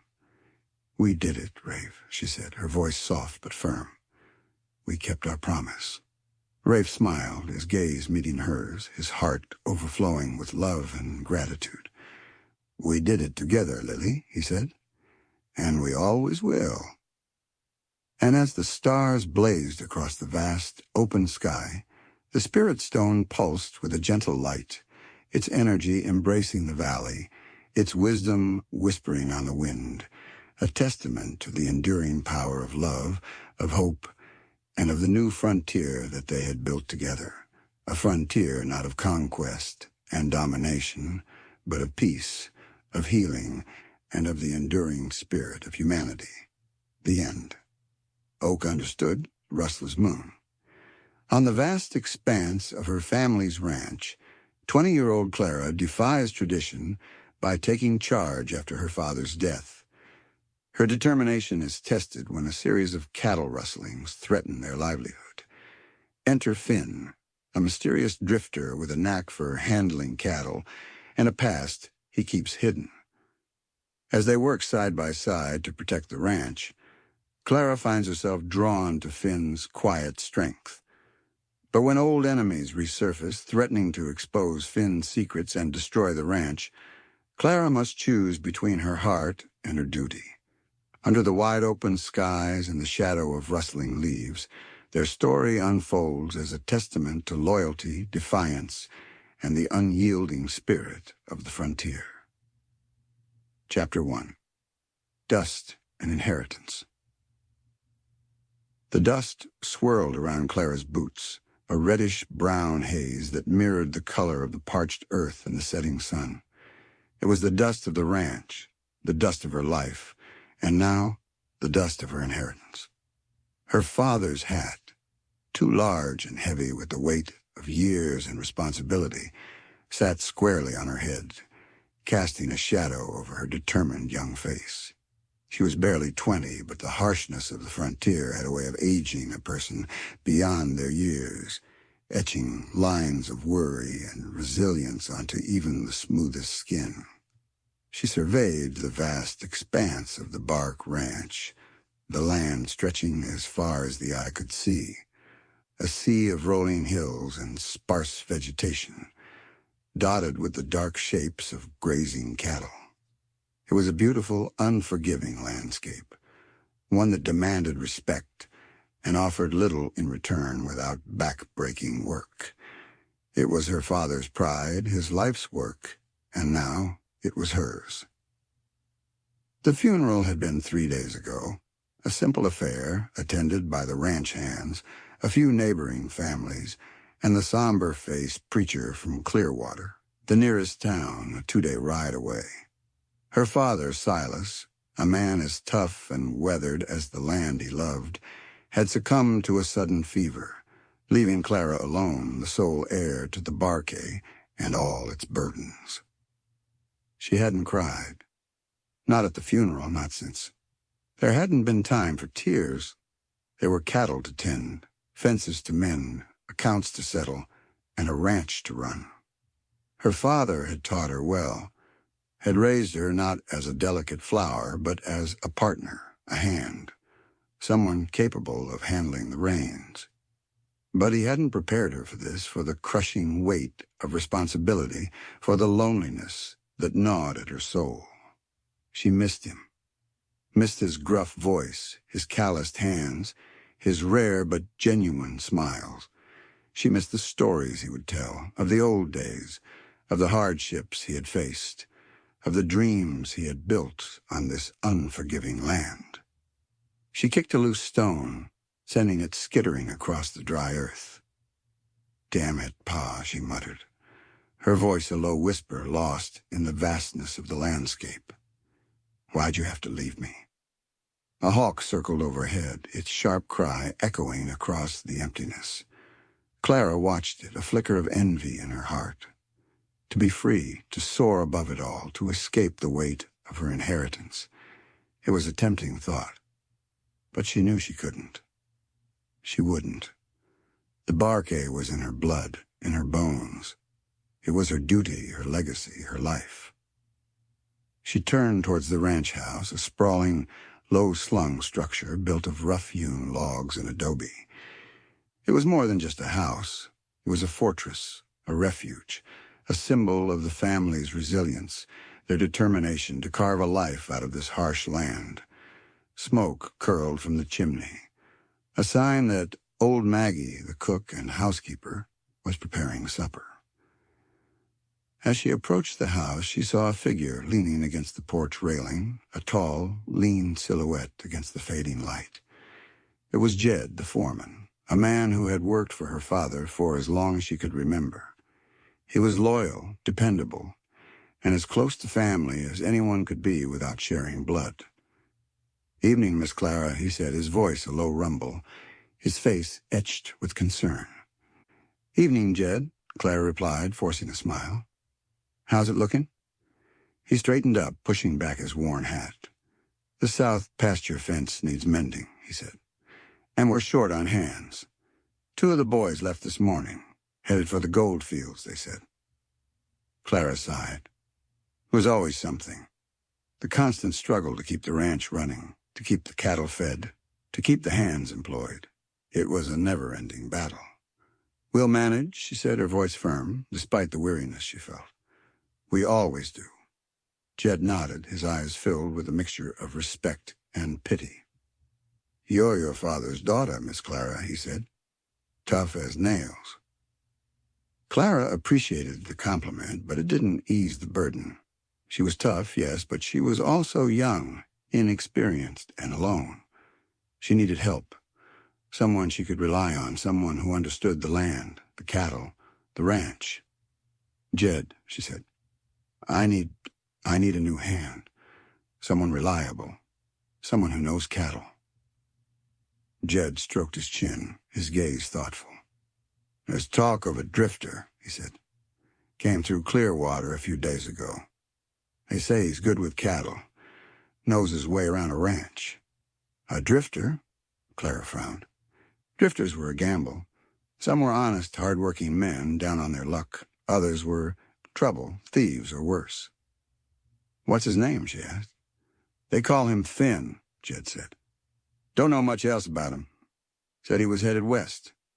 Clara hesitated. It was a risk hiring a stranger, especially now when the ranch was vulnerable. But she was desperate. She needed help, and she needed it fast. "Find him," she said, her voice decisive. "Tell him I'll pay him a fair wage, and tell him the Barkay needs a good man." Jed nodded. "I'll ride out first thing in the morning," he said. As Clara watched him walk towards the bunkhouse, she felt a flicker of hope, a spark of anticipation. Perhaps this drifter, this Finn, would be the answer to her prayers. Perhaps he would be the one to help her save the Barkay, to keep her father's legacy alive. But as the sun dipped below the horizon, casting long, ominous shadows across the land, she also felt a prickle of unease, a sense of foreboding. The West was a dangerous place, filled with uncertainty, with hidden threats. And hiring a stranger, a man with the unknown past, was a gamble she couldn't afford to lose. The wind picked up, carrying the scent of dust and something else, something wild, something untamed. It was the scent of the frontier, the scent of danger, the scent of change. And as Clara stood there, alone in the gathering darkness, she knew that her life, her inheritance, her future, were about to be tested in ways she could never have imagined. The dust of her inheritance settled around her, and with it, a chilling premonition of the challenges to come. Chapter 2. The Stranger's Hand. The next morning dawned bright and clear, the sky a vast expanse of blue, unblemished by clouds. But Clara's mood was far from sunny. She had slept little, her mind troubled by the decision she had made, by the risk she was taking. Hiring a drifter was a gamble, and she couldn't shake the feeling that she was playing with fire. She ate a quick breakfast, barely tasting the food, her thoughts preoccupied with the challenges ahead. The missing cattle, the dwindling workforce, the looming threat of debt. It all seemed overwhelming. She needed a miracle, or at least a very competent ranch hand. She was standing on the porch, staring out at the vast expanse of the ranch when she saw him. A lone rider approaching from the east, a cloud of dust billowing behind him. He was still a distance away, but she could sense a certain confidence in his posture, a certain ease in the way he sat his horse. As he drew closer, she could see more details. He was tall and lean, his body honed by hard work and the open range. He wore the typical garb of a working cowboy: worn denim pants, a faded shirt, a dusty bandana knotted around his neck, and a wide-brimmed hat that shadowed his face. He rode a sturdy-looking bay, its coat gleaming in the morning sun. He reined in his horse a few feet from the porch, his movements smooth and graceful. He dismounted, his eyes meeting Clara's with a steady, unwavering gaze. It was then that she saw his face. It wasn't a handsome face, not in the conventional sense. It was too weathered, too hard, with lines etched by sun and wind, and something else, something she couldn't quite decipher. But it was a compelling face, a face that spoke of experience, of resilience, of a quiet strength that drew her in. His eyes, a startling shade of blue, were his most striking feature, intense and piercing, yet somehow gentle. "Miss Ashton?" he asked, his voice a low, resonant drawl, tinged with a hint of something she couldn't place. It wasn't the rough, uneducated twang of many of the ranch hands she knew. It was different. I am," Clara replied, her voice steadier than she felt. She straightened her shoulders, trying to project an air of confidence, of authority. "You're Finn?" He nodded. "Jed found me in Clearwater," he said. Said you were looking for a hand. I am, Clara said. The Barkay needs a good man. Someone who knows cattle, who's not afraid of hard work. He looked around, his gaze sweeping over the ranch house, the outbuildings, the vast expanse of land stretching out before them. It's a big spread, he said. A lot of responsibility. It is, Clara agreed. My father, he passed away recently. I'm running things now. He nodded again, his eyes showing a flicker of understanding, of sympathy. I'm sorry for your loss, he said. There was a sincerity in his voice that surprised her. Most drifters she had encountered were rough, uncaring men, interested only in their next meal and their next paycheck. But this one, he seemed different. Can you handle it? She asked, her voice challenging. Can you handle the Barkay? He met her gaze, his eyes unwavering. I can handle anything you throw at me, Miss Ashton, he said. There was a confidence in his voice, a quiet assurance that eased some of Clara's doubts. But there was also something else, something hidden, something she couldn't quite read. It was as if he was holding something back, keeping a part of himself concealed. We've been having trouble with rustlers, she said, deciding to test him. Losing cattle. Can you handle that? His eyes narrowed slightly, a flicker of something. Was it anger passing across his face? Rustlers are a fact of life in these parts, he said, but they can be dealt with. How? Clara asked. He shrugged. Depends on the situation, he said. Sometimes a show of force is enough. Sometimes you have to track them down, make them pay. There was a coldness in his voice, a hint of violence that sent a shiver down Clara's spine. This was a man who had seen his share of trouble, a man who was capable of defending himself and others. I need someone I can trust, Finn, she said, her voice firm. Someone loyal.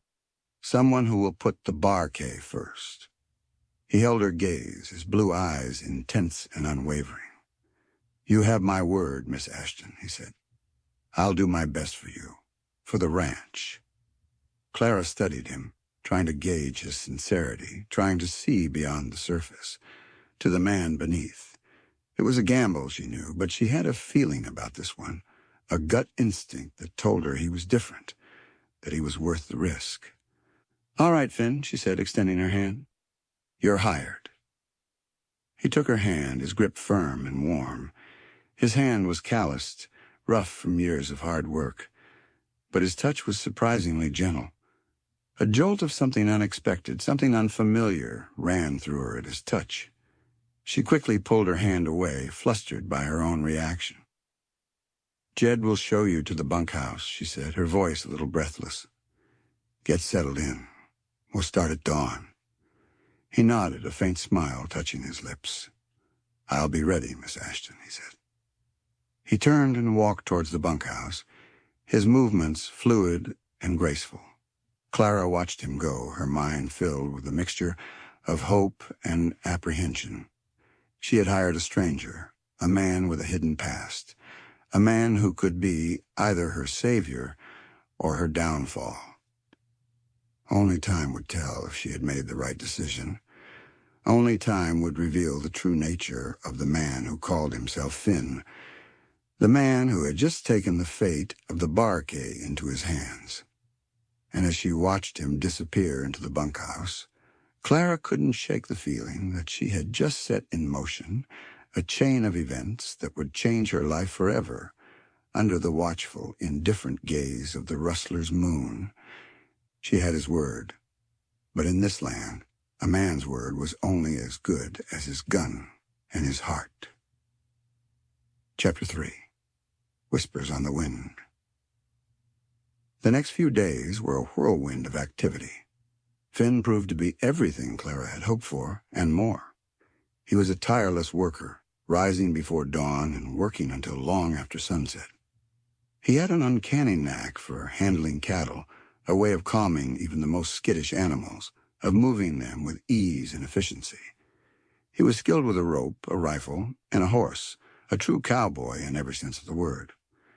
He was also quiet, reserved, keeping to himself mostly, speaking only when spoken to. He didn't share stories around the campfire, didn't join in the rough banter of the other ranch hands. He remained an enigma, a mystery, a man who kept his past, his thoughts, his feelings, hidden behind a wall of stoic silence.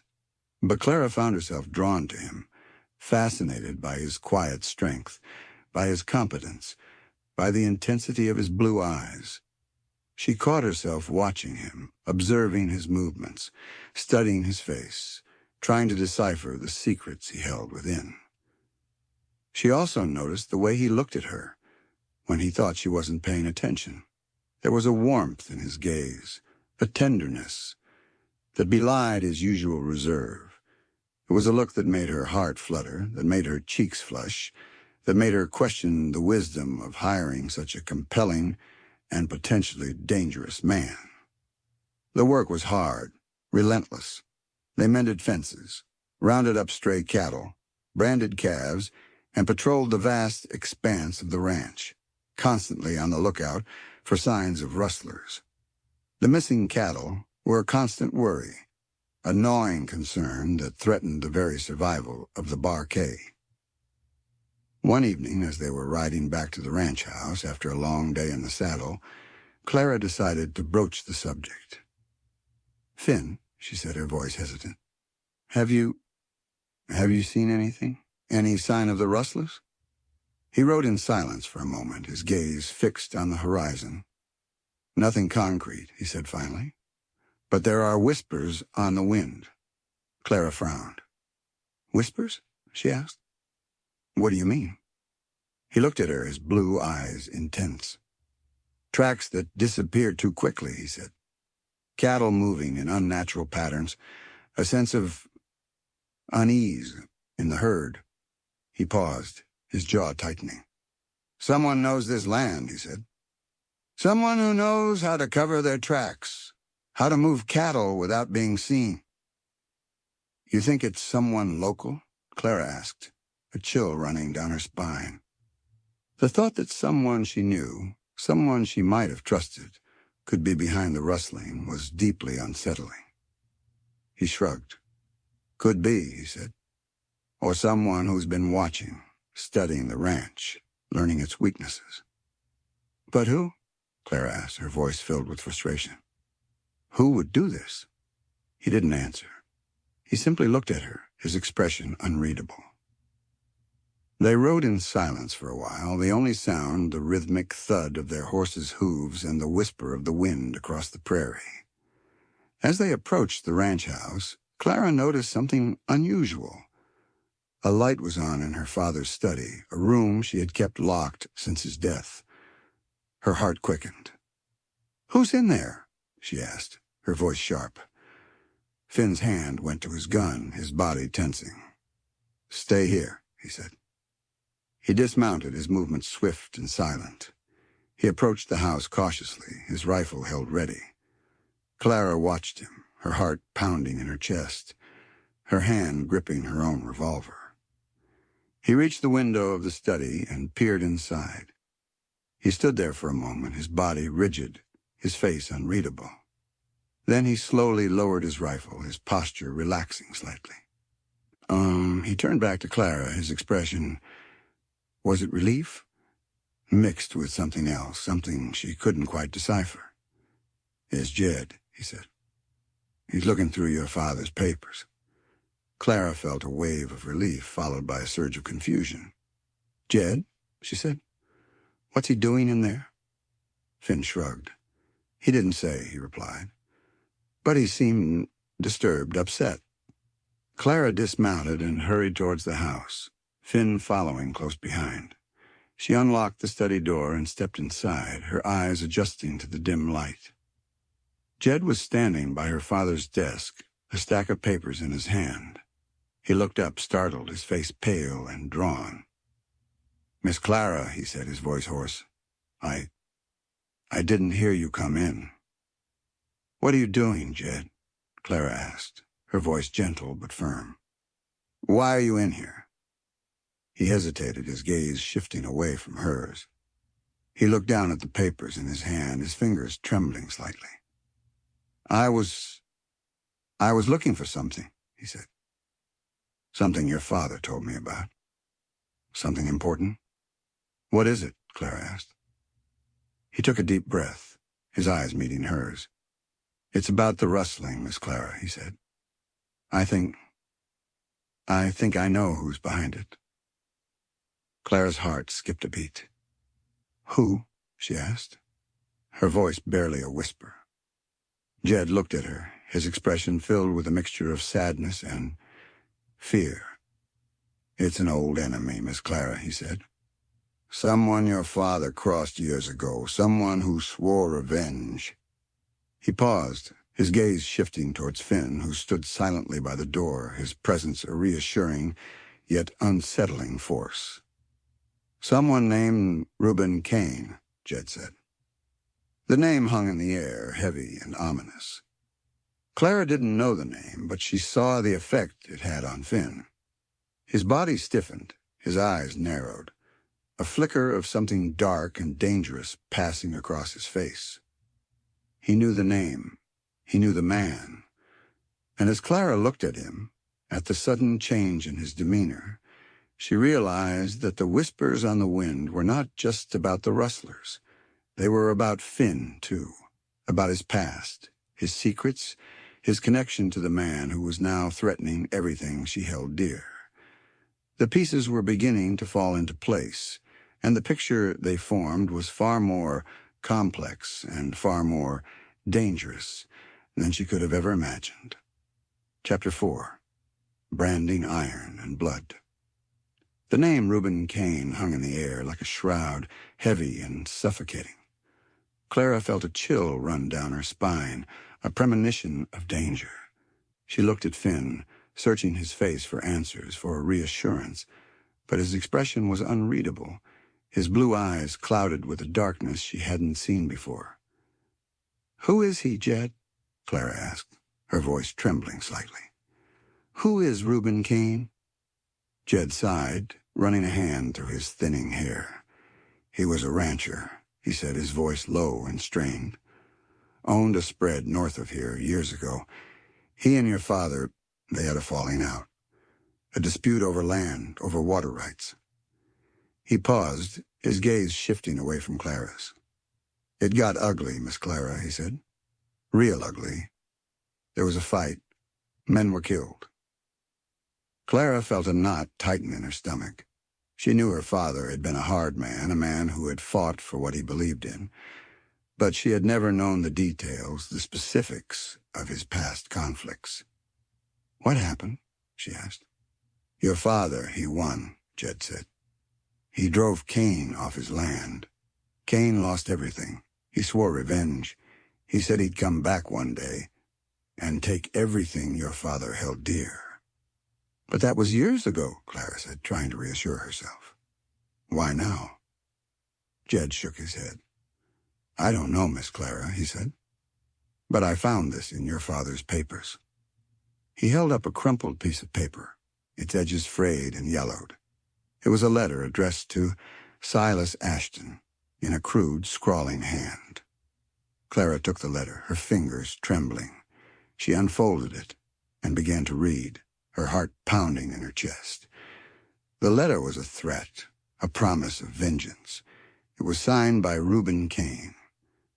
"Ashton," it read, "you thought you had won. You thought you had broken me. But I'm coming back. I'm going to take everything you have, your land, your cattle, your life. You'll pay for what you did. You'll pay in blood." Clara felt a wave of nausea. The letter was filled with hatred, with a raw, visceral anger that made her skin crawl. "When did this arrive?" she asked, her voice barely a whisper. "About a month ago," Jed said. "Your father, he didn't seem too concerned. He said Kane was just a bitter old man full of empty threats." "But he was wrong," Clara said, her voice filled with dread.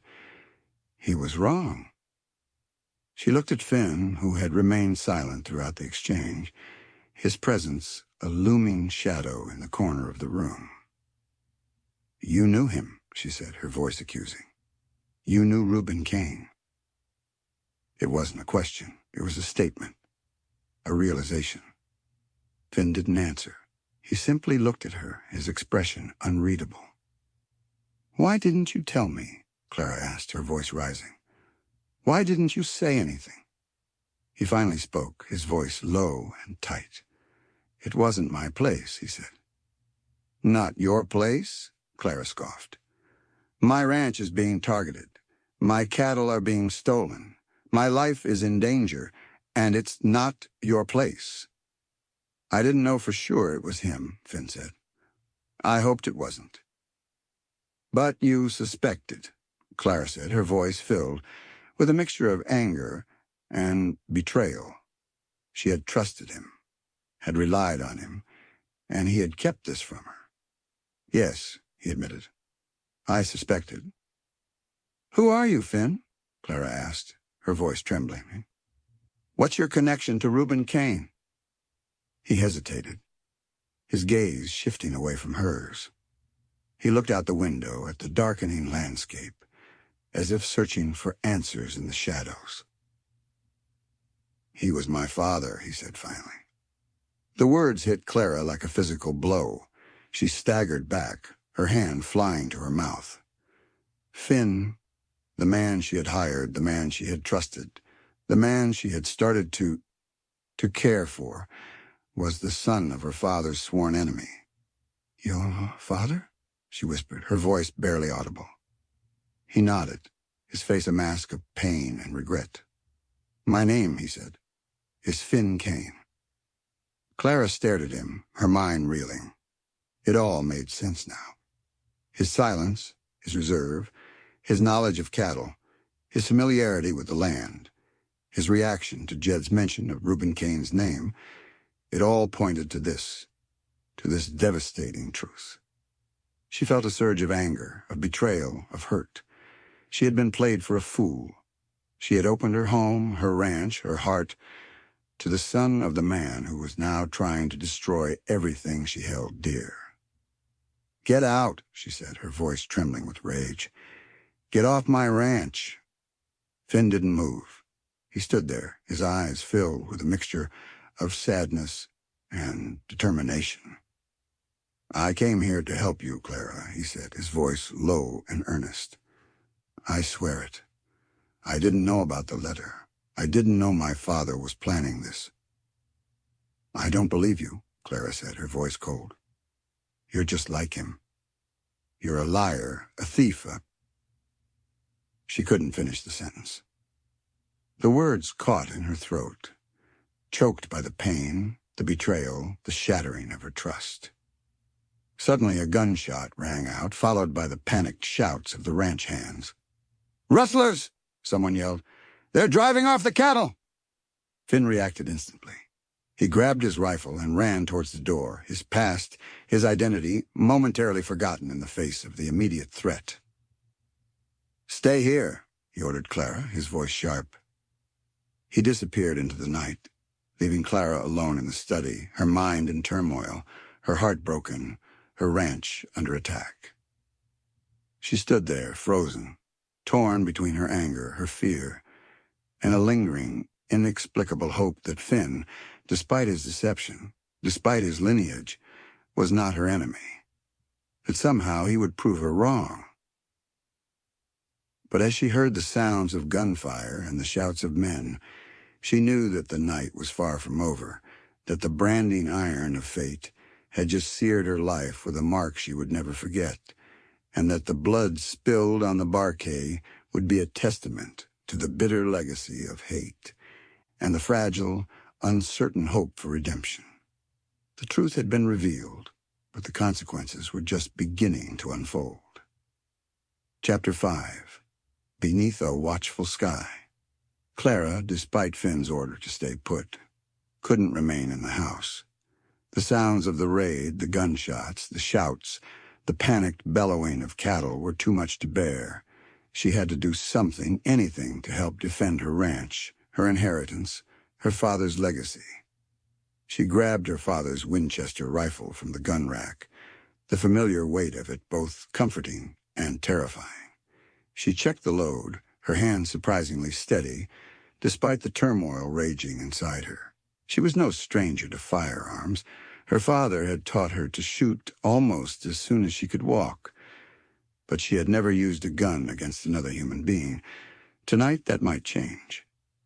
She stepped out into the night, the cool air a stark contrast to the heat of her anger and fear. The scene before her was chaotic.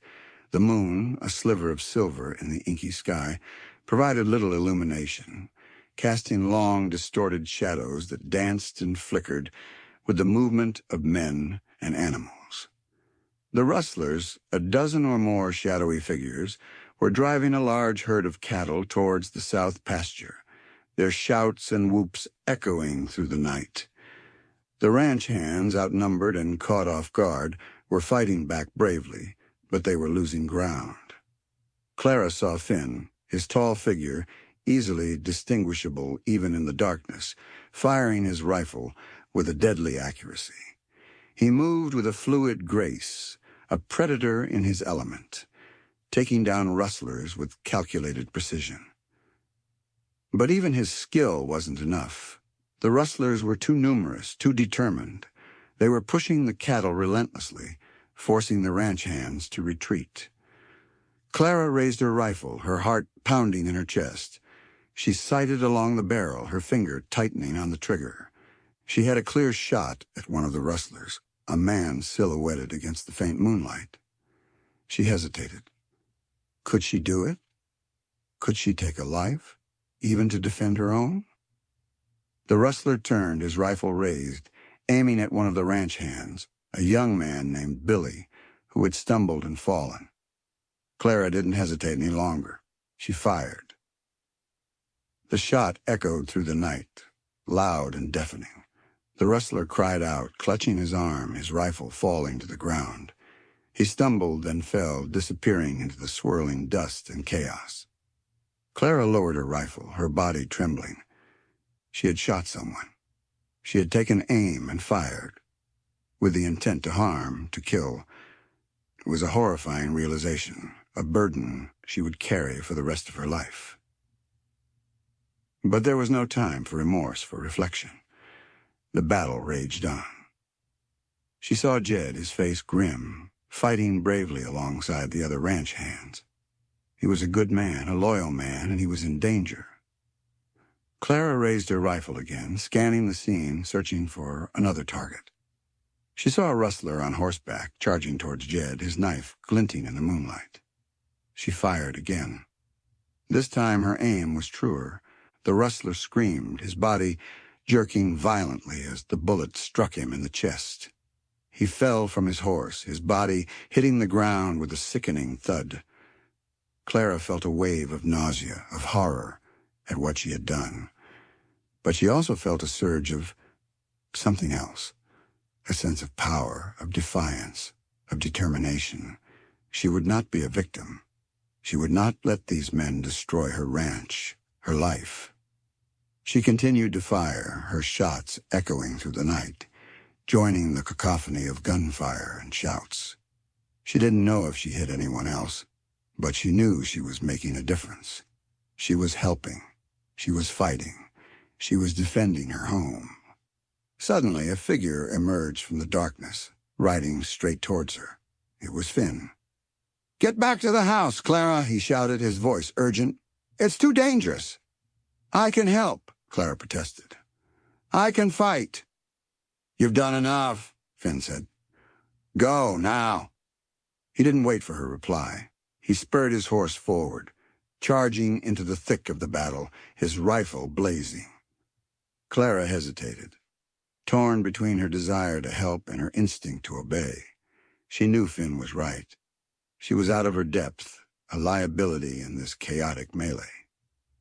She turned and ran towards the house, her heart pounding in her chest, her mind filled with a mixture of fear, anger, and a grudging admiration for Finn's courage, his skill, his unwavering determination to protect her, even after she had accused him, had rejected him. She reached the porch, breathless and trembling. She looked back at the battle, at the swirling dust, the flashing gunshots, the shadowy figures struggling in the darkness. And then she saw it. A figure on horseback, riding away from the battle, heading north towards the hills. It was a lone rider, his face obscured by the shadows, but there was something familiar about his posture, about the way he sat his horse.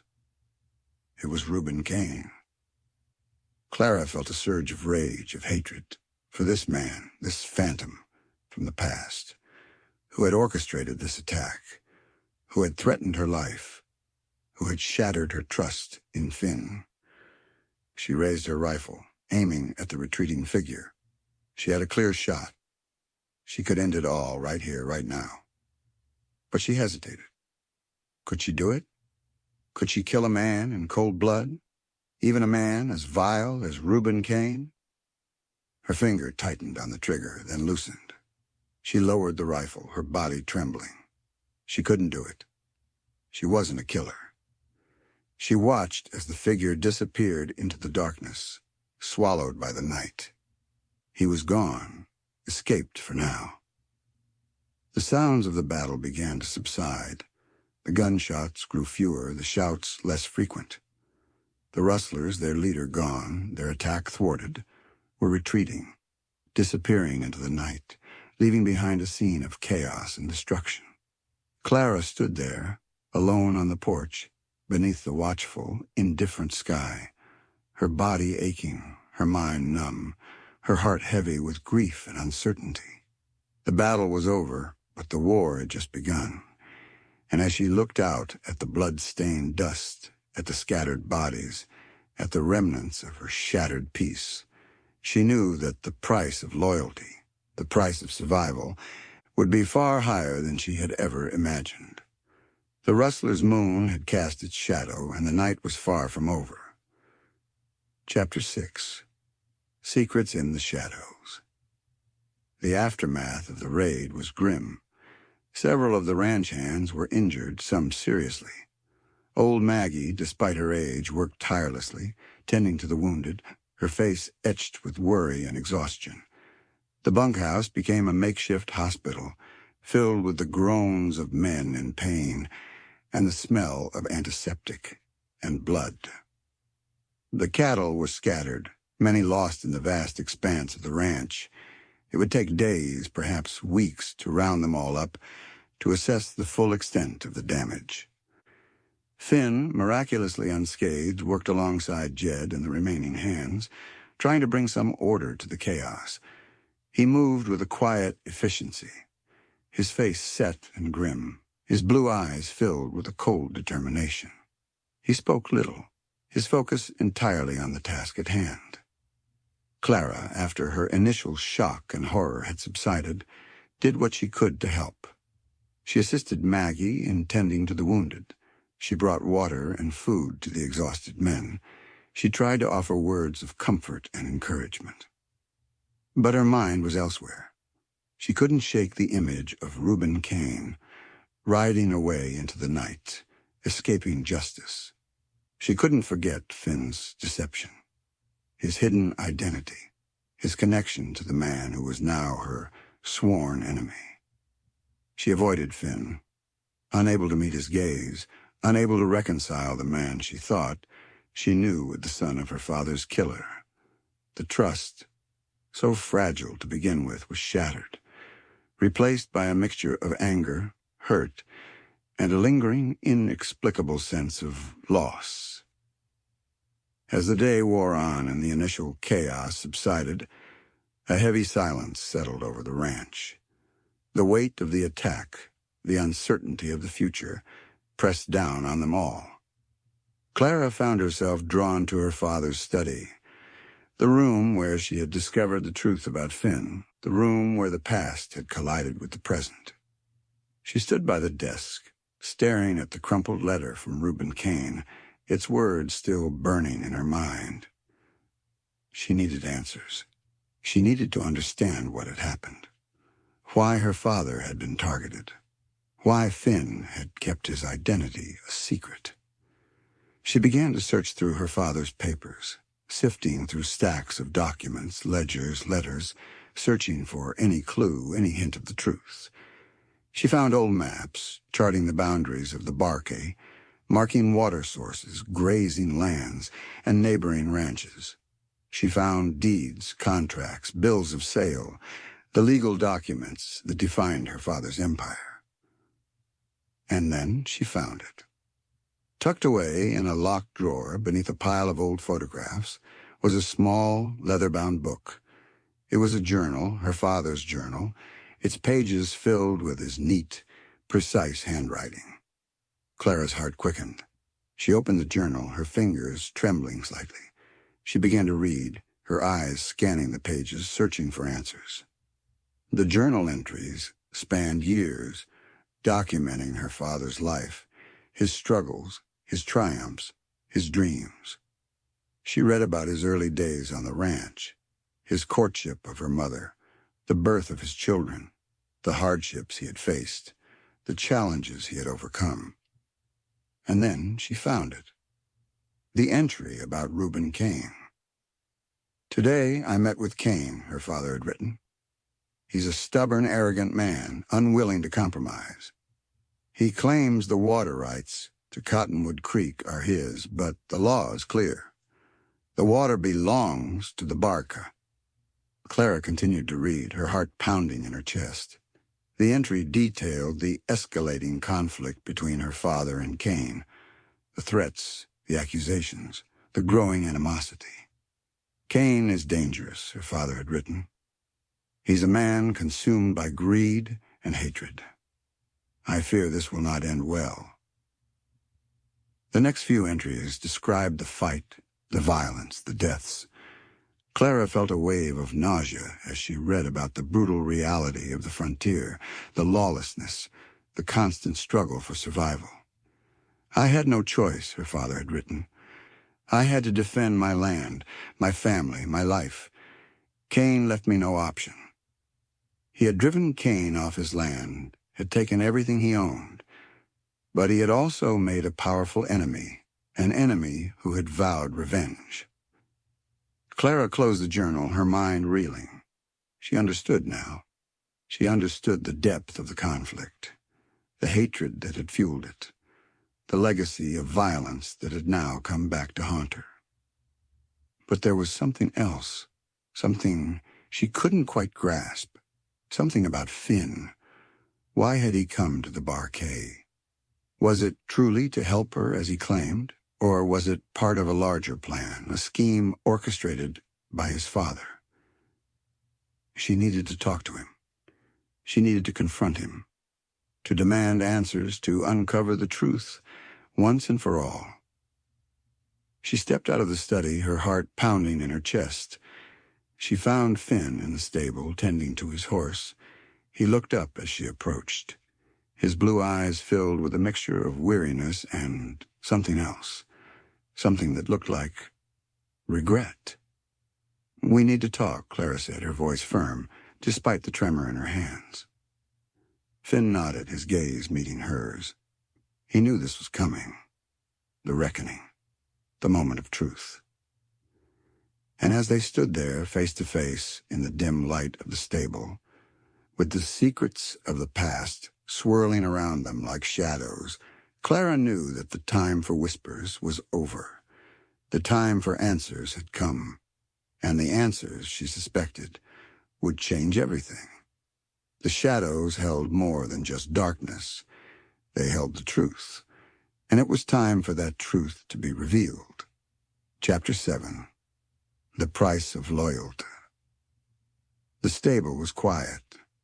The only sound, the soft snorting of horses and the creak of leather. The air was thick with the smell of hay, horses' sweat, and the lingering scent of gun smoke from the night before. It was a place of familiar comfort, yet tonight it felt charged with tension, with unspoken questions, with the weight of secrets finally coming to light. Clara stood before Finn, her body tense, her hands clenched into fists. She had rehearsed what she wanted to say. the accusations she wanted to hurl, the demands she wanted to make. But now, facing him, seeing the weariness in his eyes, the lines of regret etched on his face, the words seemed to catch in her throat. "Why, Finn?" she asked, her voice barely a whisper. "Why didn't you tell me who you were?" He looked at her, his blue eyes filled with a pain that mirrored her own. "I wanted to," he said, his voice low and rough. "But I couldn't. I was afraid." "Afraid of what?" Clara asked, her voice rising. "Afraid of me? Afraid of what I would do?" "Afraid of losing the chance to help you," he said. "Afraid of confirming your worst fears." "You lied to me," Clara said, her voice trembling with anger and hurt. "You let me trust you, rely on you, all the while knowing—" "I never meant to hurt you, Clara," Finn said, his voice earnest. "I swear it. I came here to make amends, to atone for my father's sins." "Atone?" Clara scoffed. "By working on my ranch? By pretending to be someone you're not?" "By protecting you," Finn said, his voice firm. "By defending your land, your life, even from my own father." Clara stared at him, her mind struggling to reconcile the conflicting emotions that raged within her. She wanted to hate him, to reject him, to drive him away. But she couldn't deny the truth of his actions. He had protected her. He had fought for her ranch. He had risked his life for her, even after she had accused him of treachery. "Why?" she asked, her voice softer now, filled with confusion. "Why would you do that? Why would you betray your own father?" He looked away, his gaze shifting towards the horses, his jaw tightening. "He's not the man I thought he was," he said, his voice low and strained. "I grew up hearing stories of his grievances, his losses. I believed him. I thought he was the victim." He paused, his hand reaching up to touch a faded scar on his cheek, a silent testament to a past he couldn't escape. "But then I started to see things differently," he continued. "I saw the cruelty, the violence, the ruthlessness. I saw the pain he inflicted on others, the lives he destroyed." He looked back at Clara, his eyes filled with a deep, profound sadness. "I couldn't be a part of it anymore," he said. "I couldn't stand by and watch him destroy everything in his path, including you." Clara felt a flicker of something, understanding, sympathy. She wasn't sure, but she knew that his words rang true. She had seen the darkness in Reuben Kane's eyes, the hatred that fueled his actions.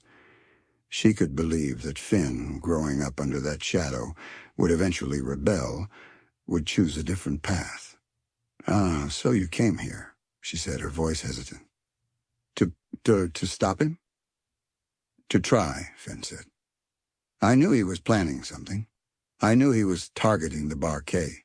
I hoped I could prevent it, or at least minimize the damage." "But you didn't tell me," Clara said, the hurt still raw in her voice. "I couldn't," Finn said. "I didn't know if I could trust you. I didn't know if you would believe me. And I was afraid of losing you." He took a step closer, his eyes searching hers. "I know I messed up, Clara," he said. "I know I broke your trust. But I'm asking you, please believe me. I'm not my father. I'm not your enemy." Clara looked at him, at his earnest face, at his pleading eyes. She wanted to believe him. She desperately wanted to believe him. But the doubt, the fear, the betrayal still lingered. I don't know what to believe anymore, Finn," she said, her voice trembling. Suddenly a shout from outside shattered the tense silence. "Finn! Miss Clara, come quick!" It was Jed, his voice filled with urgency. Clara and Finn exchanged a look, a silent understanding passing between them. Whatever their personal conflicts, whatever their doubts and fears, They were united in their commitment to protect the Barquet. They rushed outside, their hearts pounding in their chests. They found Jed standing by the corral, his face pale, his eyes wide with horror. "The horses," he said, his voice hoarse. "They're gone. All of them." Clara stared at the empty corral, her mind reeling. The horses, the ranch's most valuable assets, the foundation of their work, their livelihood. Gone. Stolen. She looked at Finn, her eyes filled with a desperate plea. He met her gaze, his expression grim, but determined. "We'll get 'em back," he said, his voice firm. "I promise you, Clara, we'll get them back." But as Clara looked out at the vast, empty landscape, at the darkness that had swallowed the stolen horses, she knew that the price of loyalty and the price of trust, the price of survival, had just gone up. And she knew that the reckoning with Reuben Kane was far from over. It was, in fact, just beginning, and their own tangled past was about to become a weapon in his hands. Chapter 8. A Storm Breaks. The theft of the horses was a devastating blow. Without them, the Barquet was crippled, unable to effectively manage the cattle, to patrol the vast expanse of the ranch, to defend itself against further attacks. It was a calculated move by Reuben Kane, a strike at the heart of their livelihood, designed to break their spirit and force their surrender. Clara felt a surge of despair, a crushing weight of responsibility that threatened to overwhelm her. She had failed. She had failed to protect her ranch, her inheritance, her father's legacy. But she couldn't give up. She wouldn't give up. She was her father's daughter, and she would fight, even if it meant facing impossible odds. Finn, despite his own inner turmoil, remained a pillar of strength. He immediately took charge, organizing a search party, tracking the stolen horses, his determination unwavering. He was a man of action, a man who thrived in the face of adversity, and his presence, his competence, gave Clara a flicker of hope in the darkness. They headed south, Finn said, his voice grim, after examining the tracks. Towards the Badlands. It's rough country, difficult to navigate, easy to get lost. "He's trying to draw us out," Clara said, her voice tight with anger. "He wants us to follow him, to walk into a trap." Finn nodded. "He knows we can't let him get away with the horses," he said. "He's counting on it." "We have to go after them," Clara said. "We have no choice." "That's too dangerous," Jed said, his voice filled with concern. "We're outnumbered, outgunned. We don't know what he's planning." "We can't just sit here and do nothing," Clara said, her voice rising. "We have to fight." Finn looked at her, his blue eyes filled with a mixture of admiration and caution. "We'll go after them," he said. "But we'll be smart about it. We'll take precautions. We won't walk blindly into a trap." He turned to Jed. "Gather the men," he said. "The ones who are able to ride. We'll leave at first light." Jed hesitated, his gaze shifting between Clara and Finn. "Are you sure about this, Miss Clara?" he asked. "It's a big risk." Clara met his gaze, her expression determined. "We have to take it, Jed," she said. "We have no other choice." As the preparations for the pursuit began, Clara found herself alone with Finn for a moment, in the quiet of the stable. "Finn," she said, her voice hesitant. About what happened before, about your father." He looked at her, his expression unreadable. "It doesn't change anything, Clara," he said. "I'm still here. I'm still going to help you get those horses back." "But why?" she asked. "Why are you doing this? You could just leave. You could go anywhere, start over. Why stay and fight for a ranch that belonged to your father's enemy?" He looked away, his gaze shifting towards the open door of the stable, towards the vast, darkening landscape. Because it's the right thing to do, he said, his voice low and earnest. Because I believe in justice, in fairness, because I care about you, Clara, more than I should. He turned back to her, his blue eyes intense, filled with a vulnerability she hadn't seen before. I know I can't erase the past, he said. I can't change who my father is. But I can choose my own path. I can choose to be a better man. Clara felt her heart soften, her anger, her hurt, giving way to a grudging respect, a flicker of hope. She still didn't fully trust him, not yet. But she saw the sincerity in his eyes, the truth in his words, and she knew that whatever his past, whatever his motivations, he was on her side. For now. Thank you, Finn, she said, her voice soft. For everything. He nodded, a faint smile touching his lips. We'll get through this, Clara, he said. Together. As they prepared to leave, a storm broke over the ranch. The wind howled, the rain lashed down, and the thunder rumbled across the sky. A fitting backdrop to the drama unfolding below. It was as if the heavens themselves were mirroring the turmoil, the conflict, the uncertainty that gripped their hearts.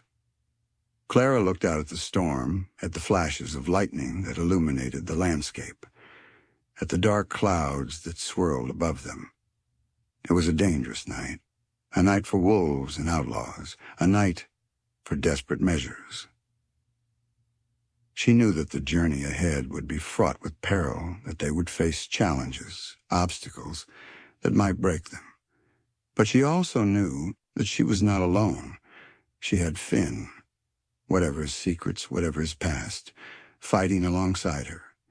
And she had a fierce determination, a stubborn resolve to protect her ranch, to reclaim her horses, to bring Reuben Kane to justice.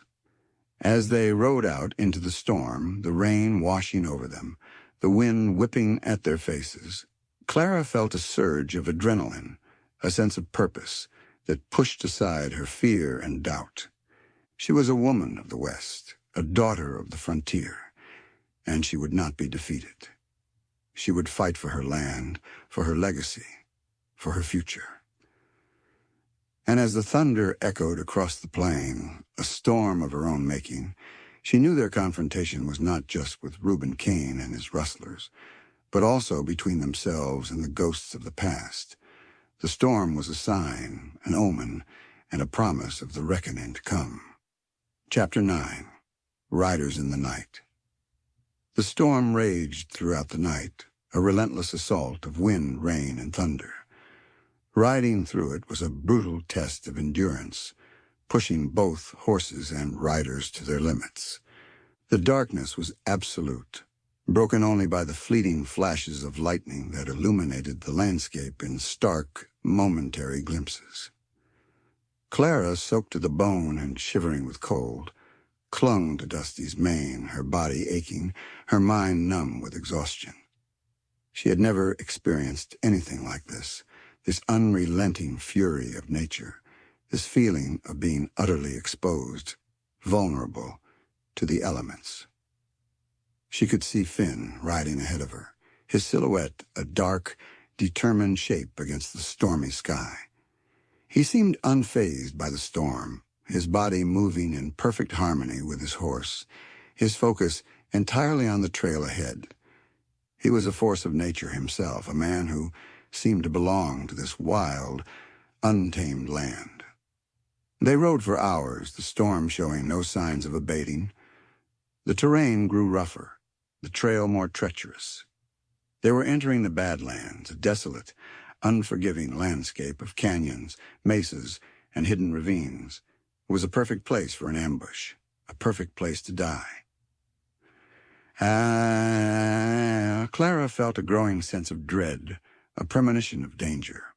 She knew Reuben Kane was waiting for them, that he had planned this, that he was using the storm, the terrain, to his advantage. "Finn!"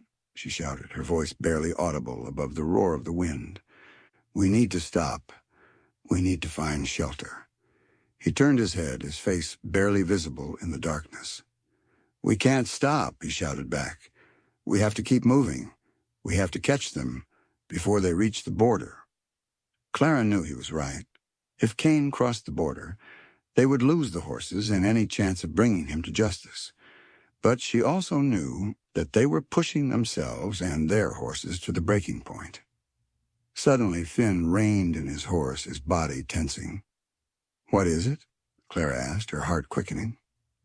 He didn't answer. He was staring at the ground, his eyes narrowed. He dismounted, crouching down to examine something in the mud. Clara dismounted as well, her legs stiff and aching. She approached Finn, her eyes following his gaze. There in the mud, illuminated by a fleeting flash of lightning, were fresh tracks, horse tracks, and footprints. "They're close," Finn said, his voice low and grim. "They've stopped here, probably to rest the horses." He stood up, his eyes scanning the surrounding landscape. "There's a canyon nearby," he said. "Hidden? They might be in there." Clara felt a surge of adrenaline, a mixture of fear and anticipation. They were close. They were about to confront Reuben Kane and his rustlers. "What do we do?" she asked. Finn looked at her, his blue eyes intense in the darkness. "We go in," he said. "Quietly. We take them by surprise." He turned to Jed and the other ranch hands who had caught up with them. "Stay here with the horses," he said.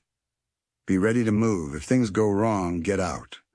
Get back to the ranch." Jed nodded, his face grim. He understood the danger, the risk. Finn looked back at Clara. "You stay here too," he said. "It's too dangerous." "No," Clara said, her voice firm. "I'm going with you. I won't be left behind." Finn hesitated, his gaze searching hers. He saw the determination in her eyes, the unwavering resolve. He knew he couldn't dissuade her. "All right," he said finally. "But stay close to me, and do exactly what I say." They left the horses with Jed and the others and moved forward on foot, their boots sinking into the mud, their bodies drenched by the rain. The storm continued to rage, the wind howling like a banshee, the thunder echoing through the canyons. They approached the entrance to the hidden canyon, their senses on high alert. The darkness was almost complete, the only light coming from the occasional flashes of lightning. They could hear voices, faint but discernible, coming from within the canyon, the rustlers. Finn signaled for silence. He moved forward slowly, cautiously, his rifle held ready. Clara followed close behind, her heart pounding in her chest, her father's Winchester clutched in her hands. They crept into the canyon, their movements silent, their bodies tense. The walls of the canyon rose high above them, closing them in, creating a claustrophobic feeling. They rounded a bend, and there they were. The rustlers were huddled around a small fire, their faces illuminated by the flickering flames. They were a rough, disreputable lot, their clothes soaked and muddy, their expressions weary but alert. And there, standing in the center of the group, his back to them, was Reuben Kane. He was taller than Clara had imagined, his body still strong and imposing despite his age. He was speaking to his men, his voice low and gravelly, his words indistinguishable. Finn raised his rifle, his finger tightening on the trigger. He had a clear shot. He could end it all right here, right now. But he hesitated. Clara saw his hesitation, his inner conflict. He was facing his father, the man who had shaped his life, the man he had once believed in, the man he now knew to be a monster. "Do it, Finn," Clara whispered, her voice urgent. "Do it now." But before Finn could make a decision, one of the rustlers spotted them. "Look out!" he shouted. "We've got company!" The rustlers scrambled to their feet, grabbing their weapons, their faces turning towards Finn and Clara. The element of surprise was lost. The battle was joined. And as gunfire erupted in the narrow canyon, echoing off the walls, mingling with the roar of the storm. Clara knew that the night of reckoning had arrived, a night where loyalties would be tested, where secrets would be revealed, and where the riders in the night would meet their fate under the unforgiving gaze of the storm and the cold, hard light of truth. Chapter 10. The Devil's Bargain. The canyon exploded into chaos. Gunfire echoed off the rock walls, mingling with the shouts of men and the roar of the storm. The air filled with the acrid smell of gunpowder and the metallic tang of blood. Finn, reacting instantly, fired his rifle, dropping the rustler who had spotted them. Clara, her heart pounding in her chest, raised her own rifle and fired, aiming at the nearest figure. She didn't know if she hit him, but she saw him stumble, his hand flying to his arm. They were outnumbered, trapped in the narrow canyon, with the rustlers firing at them from all sides. It was a desperate situation, a fight for survival. Finn pushed Clara behind a large boulder, shielding her with his body. "Stay down!" he ordered, his voice strained above the din of battle. He continued to fire, his movements precise and deadly, taking down rustlers with a chilling efficiency. But there were too many of them. They were slowly being surrounded, their position becoming increasingly untenable. Clara, peering out from behind the boulder, saw Reuben Kane standing near the fire, his face a mask of fury and defiance. He was shouting orders to his men, directing their attack, his voice a gravelly roar that cut through the noise of the storm. He hadn't drawn his own weapon. He seemed confident, arrogant, secure in the knowledge that his men would protect him, would eliminate this unexpected threat. Clara felt a surge of anger, of hatred, for this man, this monster, who had destroyed so many lives, who had threatened her own. She wanted to kill him. She wanted to make him pay for what he had done. She raised her rifle, aiming at his chest. She had a clear shot. She could end it all right here, right now. But before she could pull the trigger, a figure stepped in front of Kane, shielding him from her shot. It was Finn. Clara stared in disbelief. Why? Why would he protect his father, the man who had caused so much pain and suffering, the man who was trying to destroy everything she held dear? "Finn!" she cried. "What are you doing?" Finn didn't answer. He stood there, his back to Clara, his body shielding Kane, his rifle lowered. "Get out of the way, boy," Kane roared. "Let me deal with this." Finn didn't move. "It's over, Father," he said, his voice calm but firm. "It ends here." Kane stared at him, his eyes filled with a mixture of disbelief and rage. You betray me?" he snarled. "After all I've done for you?" "You've done nothing for me," Finn said, his voice cold. "You've used me, manipulated me, filled my head with lies." He turned slightly, his gaze meeting Clara's for a fleeting moment.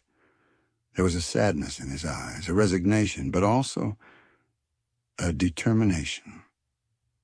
"I won't let you hurt her, Father," he said.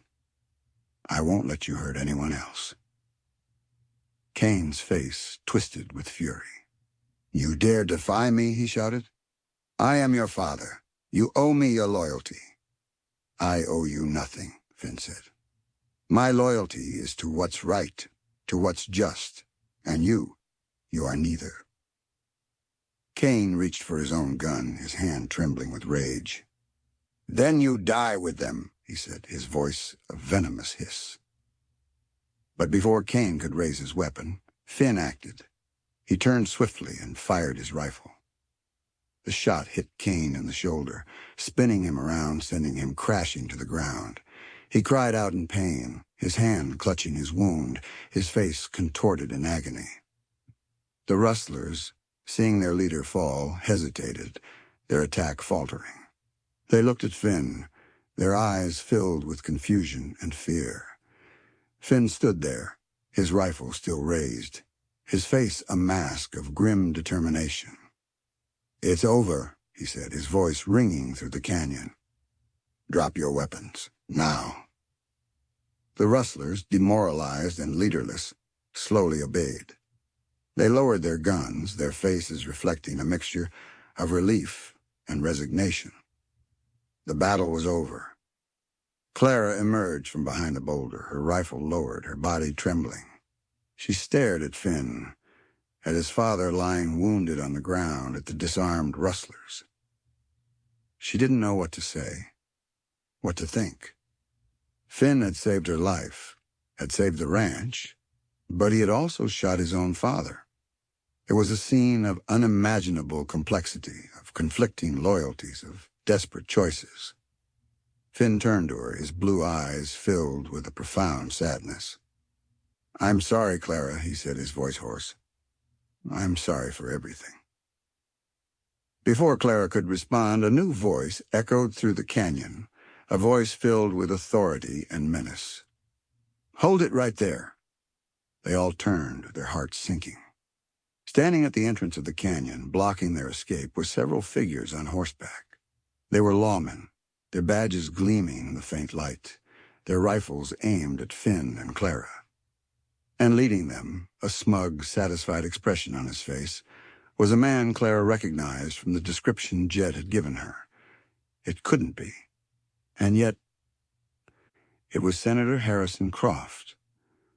"Well, well," Croft said, his voice dripping with sarcasm. "It seems we've stumbled upon a nest of rustlers, and a family reunion to boot." He dismounted and strode into the center, smiling coldly. He looked down at the injured Reuben. "Looks like you've met your match, old man." He then looked from Finn to Clara. "Arrest them," Croft said, his voice hardening. "All of them." Clara stared at him, her mind reeling. Croft. He was behind it all. He was the one who had orchestrated the rustling, who had used Reuben Kane and his men to try to steal her land, to acquire the Spirit Stone. And now he was using the law, his influence, to frame them, to eliminate them, to cover his tracks. It was a devil's bargain, a cruel twist of fate. They had survived the storm, the battle, the betrayal, only to find themselves facing a new, even more formidable enemy. An enemy who wore the mask of justice while wielding the power of corruption. And as the lawmen closed in, their handcuffs glinting in the flickering firelight, Clara knew that their fight for survival had just taken a dark and dangerous turn. They had stopped the rustlers, but at what cost? The devil had come to collect, and he was wearing a senator's suit. Chapter 11. Echoes of the Past. The arrival of Senator Croft and the lawmen cast a pall of despair over the scene. The victory over the rustlers felt hollow, meaningless, overshadowed by this new, more insidious threat. Clara felt a cold dread creep into her heart, a sense of helplessness in the face of Croft's power and influence. The lawmen, their faces impassive, moved quickly to disarm and arrest Finn, Clara, and the remaining ranch hands.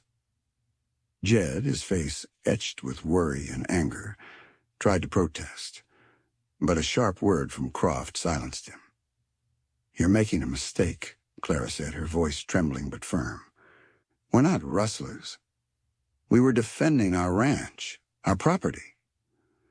Croft smiled, a cold, condescending smile that made her skin crawl. "That's not what I hear, Miss Ashton," he said. "I hear you were harboring a fugitive, a known criminal, the son of the notorious Reuben Kane." He gestured towards Finn, who stood silently, his hands bound, his blue eyes filled with a mixture of resignation and defiance. "And I hear," Croft continued, "that you were involved in a conspiracy to steal cattle, to disrupt the peace, to undermine the very foundations of law and order in this territory."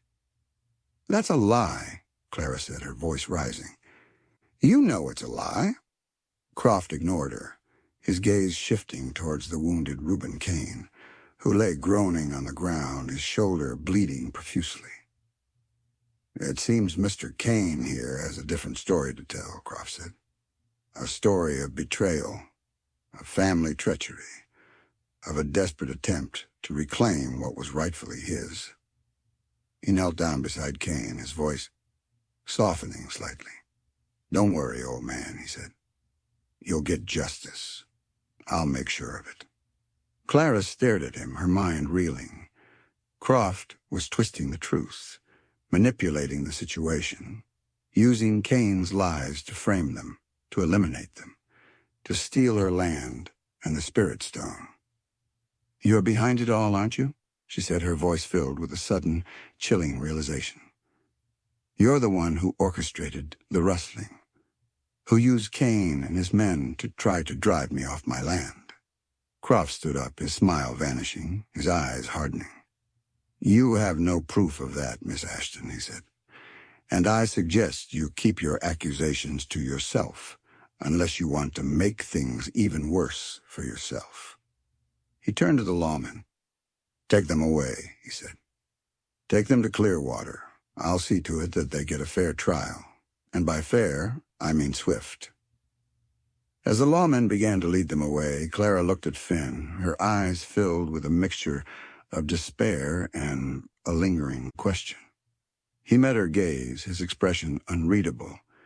He had betrayed his father, had saved her life, had fought for her ranch.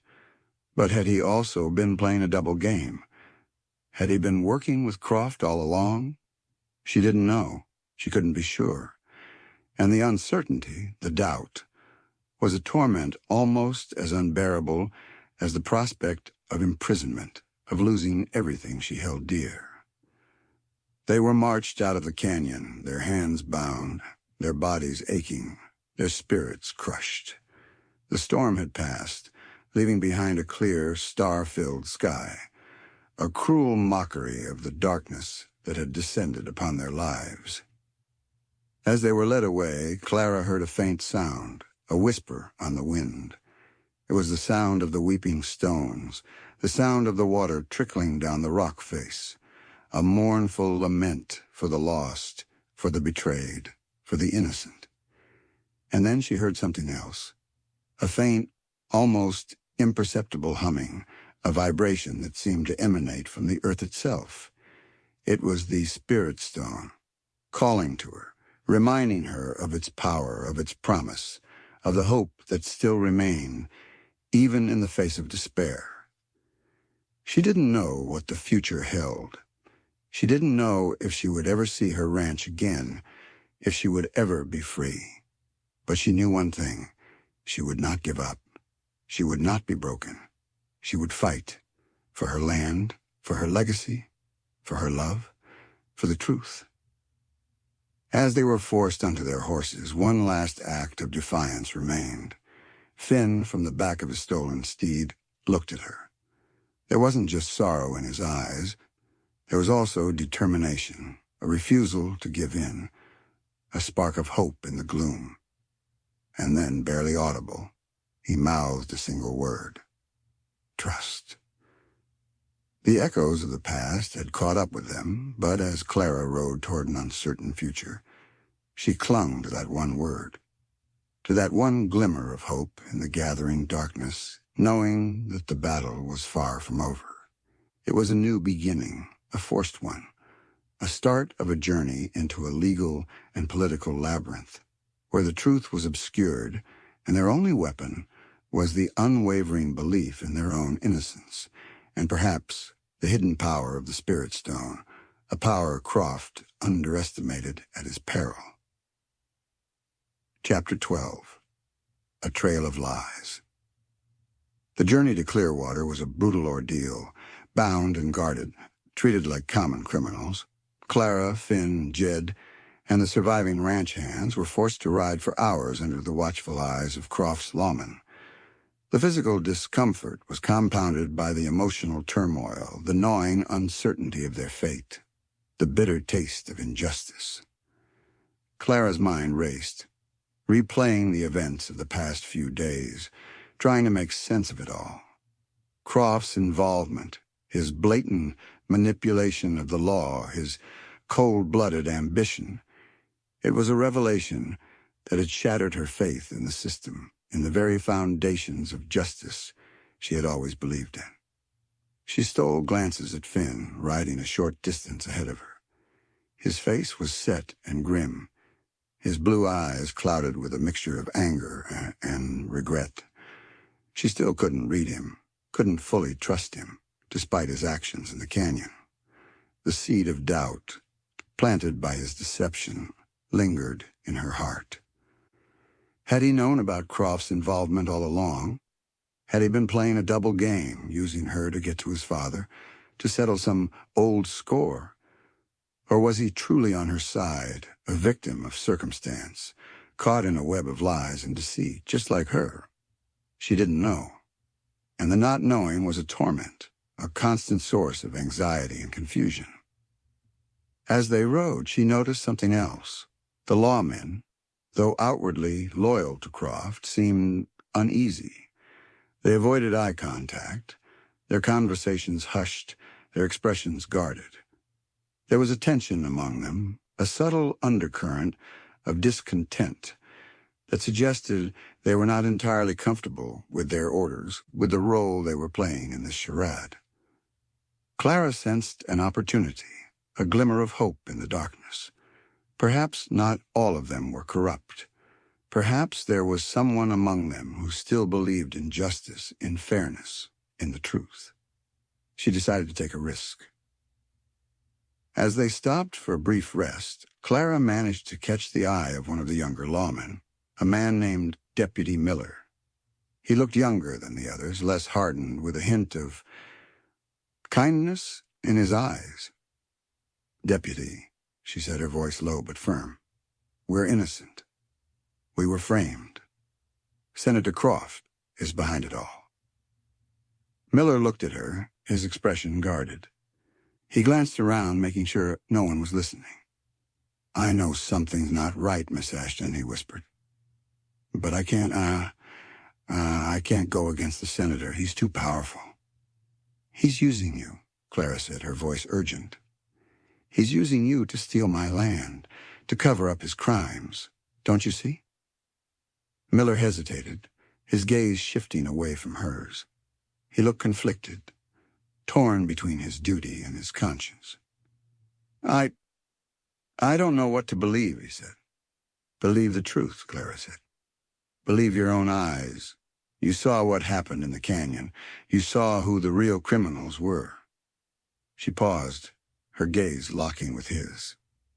"Please, Deputy," she said. "Help us. Help us expose Croft's lies." Miller didn't answer. He looked away, his expression troubled. But Clara saw something in his eyes, a flicker of doubt, a hint of rebellion, that gave her a sliver of hope. They continued their journey, the silence broken only by the rhythmic thud of horses' hooves and the occasional whispered conversation between the lawmen. Clara kept her eyes on Miller, watching for any sign, any indication that he might be willing to help them. As they approached Clearwater, the tension grew. The town, usually a bustling hub of activity, seemed eerily quiet, subdued. The streets were mostly empty, the shops closed, the saloons silent. It was as if the entire town was holding its breath, waiting for the inevitable. They were taken to the jail, a small, grim building on the edge of town. Clara, Finn, Jed, and the others were separated, locked in individual cells, their isolation complete. Clara sat on the hard, narrow cot, her mind racing. She was trapped, helpless, at the mercy of a corrupt system, a system controlled by a man who would stop at nothing to achieve his goals. She felt a surge of despair, a sense of hopelessness that threatened to engulf her. But she fought it back. She wouldn't give up. She wouldn't be broken. She would find a way to fight, to expose Croft's lies, to reclaim her freedom, to save her ranch. She thought of her father, of his strength, his resilience, his unwavering determination. She thought of Finn, of his courage, his sacrifice, his enigmatic presence in her life. She thought of the Spirit Stone, of its power, its promise, its hidden wisdom. And she knew that she was not alone. She had allies, she had resources, she had a will to survive, a will to fight that would not be extinguished. As she sat there in the darkness of her cell, listening to the echoes of the past, to the whispers of the wind, to the faint, persistent humming of the spirit stone, she began to formulate a plan, a desperate plan, a risky plan, but a plan nonetheless. She would use the truth as her weapon, her courage as her shield, and her love for her land, for her legacy, for the man she was starting to believe in again, as her driving force. The trail of lies had led her to this point, to this prison cell, to this moment of reckoning. But it would not be her end. It would be her beginning. A new chapter in her life, a chapter where she would fight for justice, for truth, for freedom, and for the future she deserved. The cards were stacked against them, but the game was far from over. Chapter 13. The Heart's Reckoning. Clara's imprisonment was a harsh and isolating experience. The cell was small, cold, and damp, with a single, narrow window that offered a glimpse of the outside world, a world that seemed impossibly distant, impossibly free. The silence was oppressive, broken only by the occasional sounds of the jailhouse, the clang of a cell door, the muffled voices of the guards, the despairing sighs of her fellow prisoners. She spent her days pacing the confines of her cell, her mind racing, replaying the events that had led her here, searching for a way out, a way to fight back. She thought of her father, of his legacy, of the ranch she had sworn to protect. She thought of Finn, of his enigmatic presence in her life, of his betrayal, of his sacrifice, of the lingering uncertainty that still clouded her heart. She also thought of Deputy Miller, of the flicker of doubt she had seen in his eyes, of the possibility that he might be an ally, a lifeline in this sea of despair. She clung to that hope, that fragile thread of possibility, as a drowning man clings to a piece of driftwood. Several days passed, days that blurred into a monotonous routine of meals, interrogations, and endless hours of solitude. She was questioned repeatedly by Sheriff Buckley, a man she had known since childhood, a man she had once considered a friend. But now his eyes were cold, his demeanor distant, his loyalty clearly aligned with Senator Croft. He tried to break her, to force her to confess, to admit to crimes she hadn't committed. He presented her with fabricated evidence, with twisted testimonies, with lies designed to paint her as a criminal, a conspirator, a threat to the peace. But Clara refused to break. She maintained her innocence. She defended her actions. She challenged his accusations, her voice firm, her spirit unbroken. She knew that her only weapon was the truth, and she would wield it with all her strength, all her courage, all her conviction. One evening, as she sat on her cot, staring at the wall, lost in her thoughts, she heard a faint sound, a tapping at her window. She looked up, her heart quickening. It was Deputy Miller. He stood outside her window, his face hidden in the shadows, his body tense with urgency. He motioned for her to come closer. Clara approached the window, her heart pounding in her chest. "Deputy?" she whispered. "What is it?" "I can't stay long," Miller said, his voice low and hurried. "They're watching me." "What do you want?" Clara asked. I believe you, Miss Ashton," he said. "I believe you're innocent, and I think I know how to prove it." Clara felt a surge of hope, a wave of relief that washed over her. She had an ally. She was not alone. "What is it?" she asked, her voice filled with urgency. "Tell me." "Croft has been meeting with someone," Miller said. "Secretly, at the old abandoned mine. North of town. I don't know who it is, but I think it's connected to the rustling, to everything. When? Clara asked. When are they meeting? Tonight, Miller said. Midnight, I overheard them talking. He paused, his gaze meeting hers. I can't go with you, he said. I can't risk being seen. But if you can find out who he's meeting with, what they're planning, it might be enough to expose him. Clara nodded, her mind racing. It was a risky plan, a dangerous plan, but it was her only chance. I'll do it, she said, her voice firm. I'll go to the mine. Miller looked at her, his expression a mixture of admiration and fear. Be careful, Miss Ashton, he said. Croft is a dangerous man. I know, Clara said, but I'm not afraid of him. Miller slipped a small, folded piece of paper through the bars of the window. This is a map, he said. It shows the location of the mine. And this.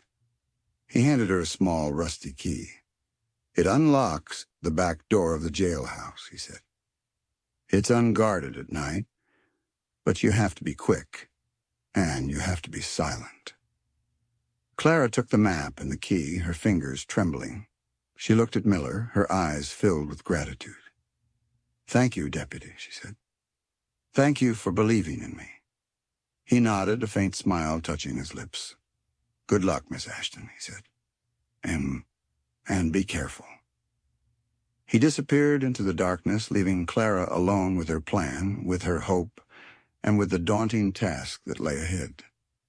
She waited, her heart pounding in her chest, her mind racing with the possibilities, with the dangers, with the potential consequences of her actions. As midnight approached, she prepared herself. She changed into the darkest clothes she had, a pair of trousers and a shirt she had borrowed from one of the other prisoners. She checked the map, memorizing the route to the mine. She took a deep breath, steeling her nerves, preparing herself for the reckoning that awaited her. She knew that this night would be a turning point, a moment of truth, a test of her courage, her resilience, her love. She was risking everything, her freedom, her life, for a chance to expose Croft's lies, to clear her name, to save her ranch. And as she slipped out of her cell, the rusty key turning smoothly in the lock, she knew that she was not just fighting for herself. She was fighting for her father's legacy, for the future of the Barca, for the man she was starting to believe in again, for the truth that lay hidden in the shadows, waiting to be revealed. She was riding into the darkness towards a confrontation that would decide not only her fate, but the fate of everyone she held dear.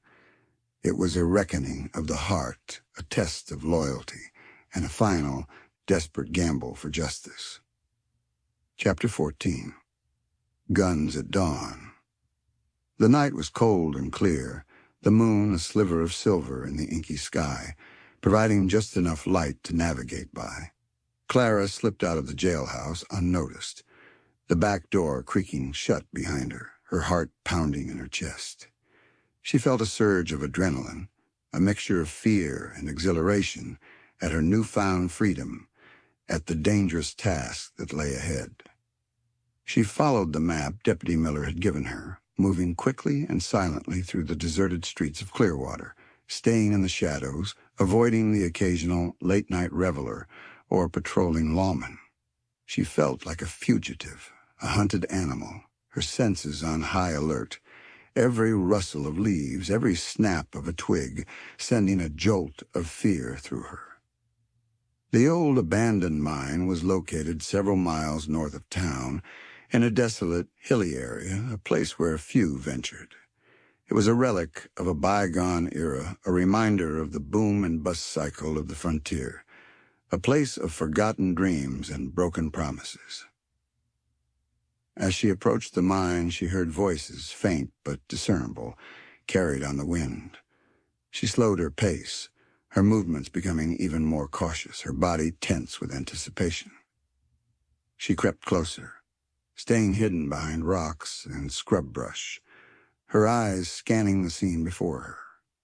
She saw them, Senator Croft, his face illuminated by the flickering light of a lantern, was standing near the entrance to the mine shaft, talking to a figure shrouded in shadow. Clara couldn't see the other person's face, but she could hear their voice, low and gravelly, familiar somehow. Clara strained to hear their conversation, her heart pounding in her chest. "Everything's in place," Croft was saying. "The judge is in my pocket, the jury will be swayed, and the lawmen are loyal. The girl and her hired gun will be convicted. The ranch will be mine." The other figure chuckled, a dry, humorless sound. "And the stone?" the figure asked. "What about the spirit stone?" Clara's breath caught in her throat. The spirit stone. So it was true. Croft was after the stone, after its power. "Once the ranch is mine," Croft said, "I'll find it. It's hidden somewhere on the property, I know it. And when I do, I'll control this entire territory." The other figure spoke again, their voice still low, but Clara could hear a hint of satisfaction in their tone. "And what about the girl? What about Miss Ashton?" Croft shrugged. "She's a loose end," he said. "A liability. She'll be silenced one way or another." Clara felt a surge of rage, of hatred, for this man, this cold-blooded monster who was plotting to steal her land, to destroy her life, to control the power of the Spirit Stone. She wanted to rush out to confront him, to expose his lies, to stop him. But she knew she couldn't. She was outnumbered, outgunned, and she had no proof, no evidence to support her accusations. She needed to get closer, to hear more, to identify the other figure, to gather enough information to expose Croft's conspiracy. She crept forward, her movements slow and silent, staying in the shadows, her eyes fixed on Croft and his mysterious companion. Suddenly, the other figure stepped forward into the light of the lantern. Clara gasped. It was Reuben Kane. He was alive. He had survived Finn's shot, had somehow escaped, had made a deal with Croft, a devil's bargain to reclaim his vengeance and betray his own son. Clara's mind reeled. It all made sense now. Croft had used Kane and his men to rustle the cattle, to create chaos, to weaken the Barquet, to prepare the way for his takeover. And Kane, driven by his hatred for her father, by his thirst for revenge, had agreed to help him, even if it meant sacrificing his own son. "It's all falling into place, Reuben," Croft said, a smug smile on his face. "Soon the Barquet will be mine, and the Spirit Stone will be ours." Kane nodded, his eyes gleaming with a mixture of malice and triumph. "And the girl?" he asked. "What about the girl?" "She'll be dealt with," Croft said, "permanently." Before Clara could react, before she could even think, a voice spoke from behind her, a voice she knew all too well. "I wouldn't be so sure about that, Senator." Clara whirled around, her heart leaping into her throat. It was Finn. He stood there, his rifle leveled at Croft and Kane, his face grim, his blue eyes blazing with fury. He had somehow escaped from jail, had followed her, had arrived just in time. Croft and Kane stared at him, their faces a mixture of shock and disbelief. "You," Croft stammered. "How did you—" "It doesn't matter," Finn said, his voice cold and hard. "It's over, Croft. Your game is up." He took a step forward, his rifle unwavering. "Drop your weapons," he said. "Both of you." Croft and Kane hesitated, their eyes darting around, looking for an escape. But there was nowhere to go. They were trapped, caught in the act, their conspiracy exposed. Suddenly Kane lunged at Finn, his hand reaching for a hidden knife. Finn reacted instantly. He fired. The shot echoed through the night, loud and deafening. Kane cried out, clutching his chest, his body stumbling backward. He collapsed to the ground, his lifeblood staining the dust. Croft, Seeing his ally fall, his plans crumbling around him, panicked. He grabbed his own gun, aiming it at Finn. But before he could fire, a shot rang out from the darkness. Croft cried out, his hand flying to his arm, his gun falling to the ground. He staggered, his face contorted in pain. Clara emerged from the shadows, her father's Winchester still smoking, her eyes blazing with defiance. "It's over, Croft," she said, her voice firm. "You're finished." The sound of approaching horses filled the air. Moments later, Deputy Miller, along with Jed and several other ranch hands, rode up to the scene, their rifles drawn. Miller looked at Clara, at Finn, at the fallen Kane, at the wounded Croft. He took in the scene, his expression a mixture of relief and understanding. "I heard the shots," he said. "I knew something was wrong." He looked at Croft, his eyes filled with disgust. "You're under arrest, Senator," he said. "For conspiracy, for attempted murder, for everything." As the dawn broke, casting a golden glow over the desolate landscape, the truth was finally revealed. The trail of lies had ended, the conspiracy exposed, the villains brought to justice. Clara and Finn stood together, their hearts filled with a mixture of relief and a profound sense of connection. They had faced death, betrayal, and overwhelming odds, and they had emerged victorious.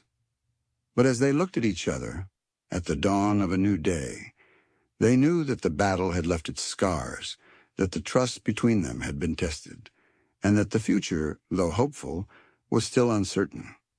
The guns had fallen silent. But the echoes of the past and the choices they had made would linger, shaping their lives, their love, and their destiny. Chapter 15. The Serpent's Kiss. The arrest of Senator Croft and the death of Reuben Kane marked a turning point, but not an end, to the troubles plaguing the Barca. While the immediate threat was neutralized, the aftermath was a tangled web of legal battles, lingering suspicions, and the slow, arduous process of rebuilding trust and security. Croft, despite the overwhelming evidence against him, used his wealth and influence to mount a vigorous defense. He hired a team of high-powered lawyers who immediately set about discrediting Clara, Finn, and Jed, painting them as unreliable witnesses, as conspirators, as criminals themselves. They dredged up Finn's past, his connection to Reuben Kane, using it to sow doubt and suspicion in the minds of the townsfolk, of the jury. The trial was a media circus, attracting attention from across the territory. Newspapers splashed sensational headlines across their front pages, painting Clara as a ruthless rancher, Finn as a dangerous outlaw, and Croft as a victim of a conspiracy. The truth was twisted, distorted, manipulated to serve the interests of those with power and money. Clara, despite her initial despair, refused to be intimidated. She fought back with the help of Jed and a surprisingly supportive Deputy Miller, who, disgusted by Croft's corruption, had resigned from the sheriff's office and offered his assistance. They gathered evidence, tracked down witnesses, and worked tirelessly to expose Croft's lies and reveal the truth. Finn, too, played a crucial role. Despite the cloud of suspicion that hung over him, despite the constant whispers and accusations, he stood by Clara's side, offering his support, his strength, his unwavering loyalty. He testified truthfully about his past, about his relationship with his father, about his reasons for coming to the Barquet. He admitted his deception, his initial silence, but he also made it clear that his intentions had always been honorable, that he had always acted in Clara's best interests. The trial was a grueling ordeal, a test of endurance, of faith, of the very fabric of their lives. Clara found herself questioning everything she had ever believed in, doubting everyone she had ever trusted. The weight of the accusations, the pressure of the public scrutiny, the constant threat of losing everything she held dear was almost unbearable. But she persevered. She drew strength from her father's memory, from the legacy of the Barquet, from the unwavering support of Jed and Deputy Miller, and from the growing love she felt for Finn. Despite the lingering doubts, despite the unresolved questions about his past, she found herself drawn to him, trusting him, relying on him. She saw the goodness in his heart, the honesty in his eyes, the unwavering commitment to justice and fairness that drove his actions. One evening, as they sat together on the porch of the ranch house, watching the sunset paint the sky in fiery hues of orange and purple, Clara turned to Finn, her voice hesitant. "Finn," she said, do you regret coming here? Do you regret getting involved in all of this?" He looked at her, his blue eyes filled with a tenderness that made her heart ache. "No, Clara," he said. "I don't regret it. Not for a moment." "But your father," she said. "You lost him because of me, because of my ranch." He shook his head. "I lost him a long time ago, Clara," he said, "when he chose the path of violence and greed. I may have pulled the trigger, but he was already dead inside." He reached out and took her hand, his touch sending a warm shiver through her. "Coming here, meeting you, was the best thing that ever happened to me," he said. "It gave me a purpose, a reason to fight, a reason to try to hope." Clara's heart overflowed with emotion. She leaned in and kissed him, a gentle, tender kiss that sealed their bond, their love, their shared destiny. But their moment of peace was short-lived. As they were preparing for bed, they heard a commotion outside, the sound of shouting and gunfire. They rushed to the window, their hearts pounding in their chests. A group of men, masked and armed, were attacking the ranch house. They were firing their guns, smashing windows, setting fire to the outbuildings. It was Croft's men, his last desperate attempt to silence them, to destroy the evidence, to reclaim his power. "They're here for the journal," Clara cried, remembering her father's journal, the evidence she had found, the proof of Croft's conspiracy. She rushed to her father's study, Finn close behind her. She grabbed the journal from its hiding place, her hands trembling. But as she turned to leave, she saw him. Standing in the doorway, a sinister smile on his face, a gun in his hand, was Senator Harrison Croft. He had somehow escaped from jail, had rallied his remaining loyalists, and had come to finish what he had started. "It's over, Miss Ashton," he said, his voice cold and menacing. "Give me the journal, and I might just let you live." Clara stood her ground, her eyes blazing with defiance. "Never," she said. "You'll never get your hands on it." Croft laughed, a cruel, humorless sound. "You have no choice," he said. "It's either the journal or your life." He raised his gun, aiming it at Clara's heart. But before he could fire, Finn lunged at him, tackling him to the ground. The two men grappled, struggling for control of the gun. Clara, her heart pounding in her chest, watched in horror as the struggle unfolded. She knew she had to do something, anything to help Finn. She looked around the study, her eyes searching for a weapon, for anything she could use. And then she saw it. Hanging on the wall above the fireplace was a branding iron, its metal head shaped in the form of the Barquet's brand. It was a symbol of her heritage, of her family's legacy, of her determination to protect her ranch. She grabbed the branding iron, her hands tightening around the wooden handle. It was heavy, unwieldy, but it was her only chance. She rushed towards the struggling men, her heart filled with a mixture of fear and a fierce, primal rage. Croft, seeing her approach, managed to free his gun hand. He aimed the gun at Clara, his finger tightening on the trigger. But before he could fire, Clara swung the branding iron with all her might. The metal head struck Croft on the side of his head with a sickening thud. He cried out in pain, his body going limp, his gun falling from his hand. He collapsed to the ground unconscious, his face branded with the mark of the barca, a permanent reminder of his defeat, of his betrayal, of the serpent's kiss that had finally sealed his fate. Finn, breathing heavily, slowly got to his feet. He looked at Clara, at the branding iron in her hand, at the unconscious form of Senator Croft. He smiled, a weary but genuine smile. "You saved my life, Clara," he said. "We saved each other," Clara said, her voice trembling. And as the smoke cleared and the sounds of the attack faded away, they knew that the serpent's kiss had not been a curse, but a turning point. It was the moment when they had truly faced their demons, when they had fought for their future, and when they had finally, irrevocably, chosen love over hate, justice over corruption, and hope over despair.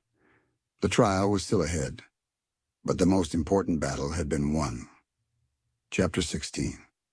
Beyond Redemption. With Croft unconscious and branded with the barque, the immediate threat was neutralized. Finn quickly secured Croft, while Clara rushed to check on Jed and the other ranch hands, who had managed to repel the remaining attackers.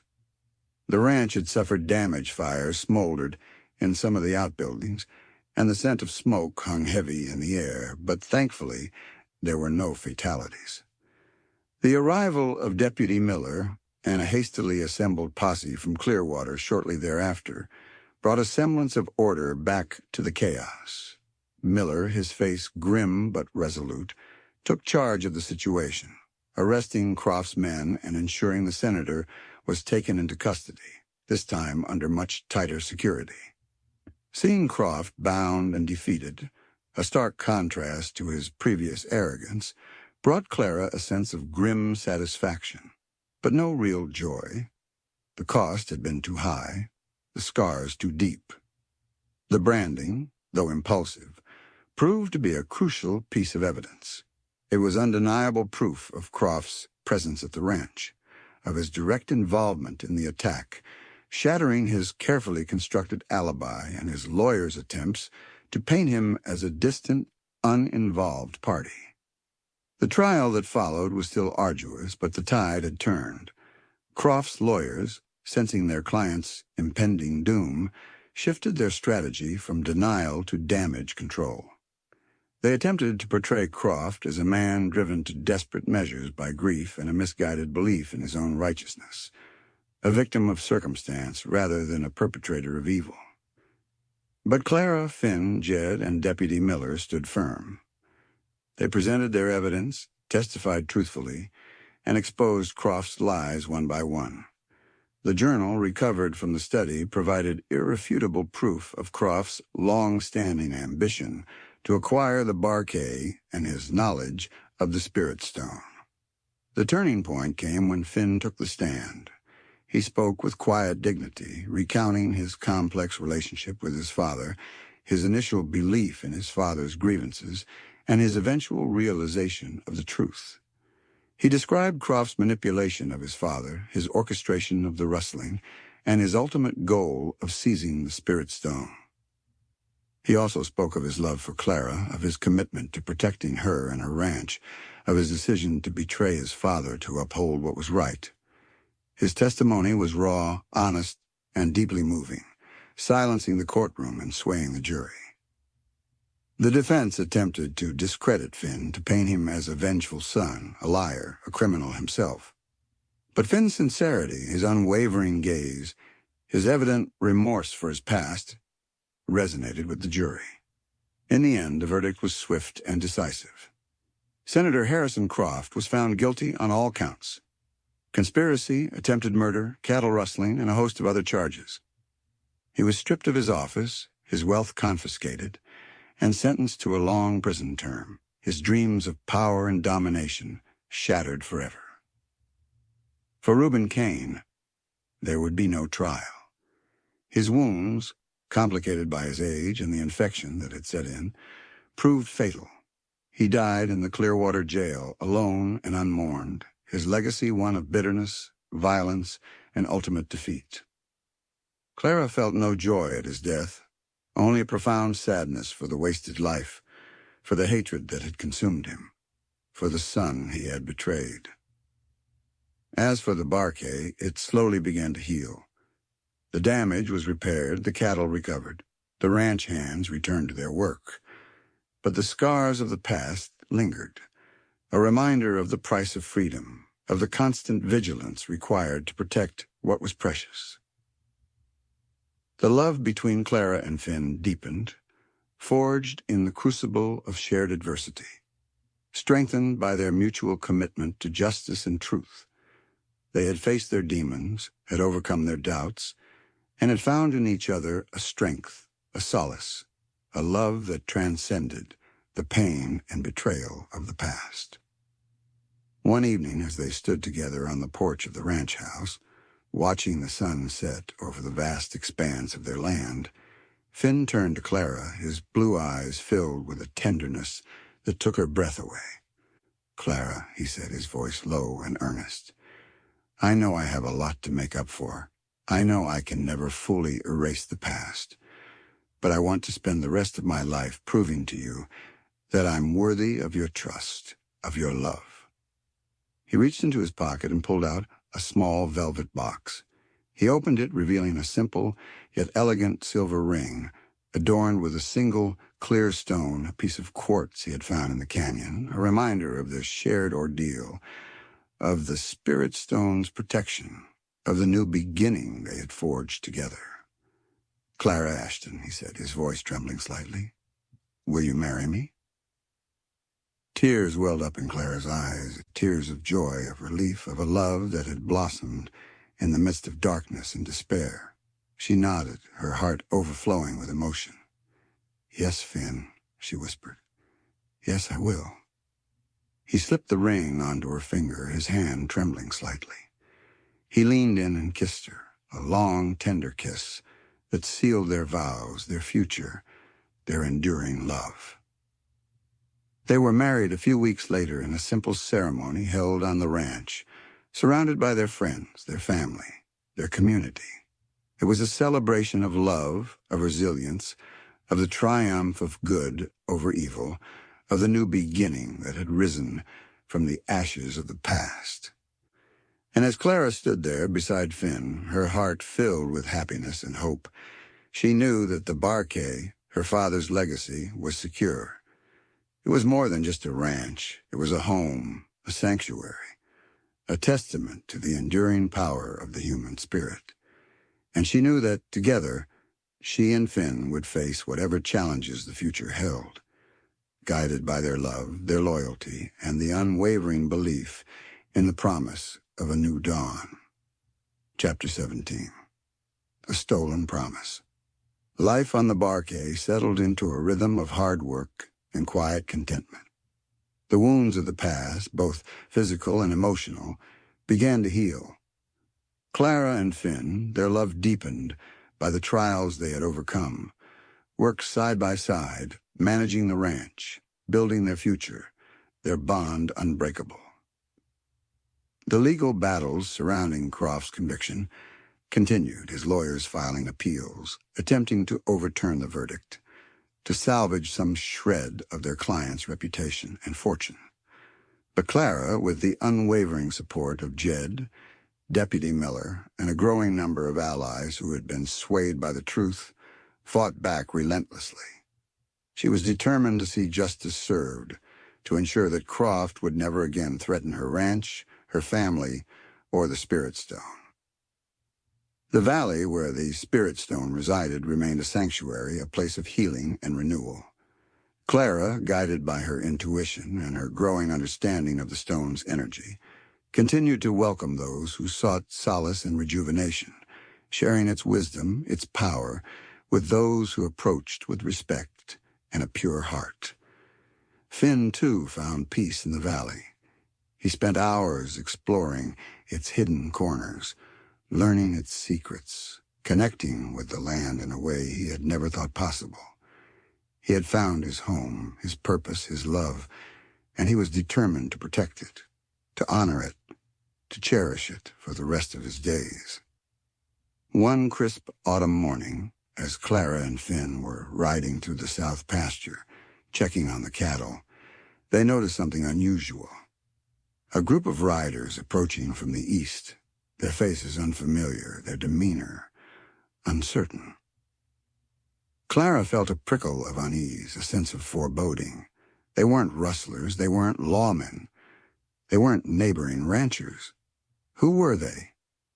And what did they want?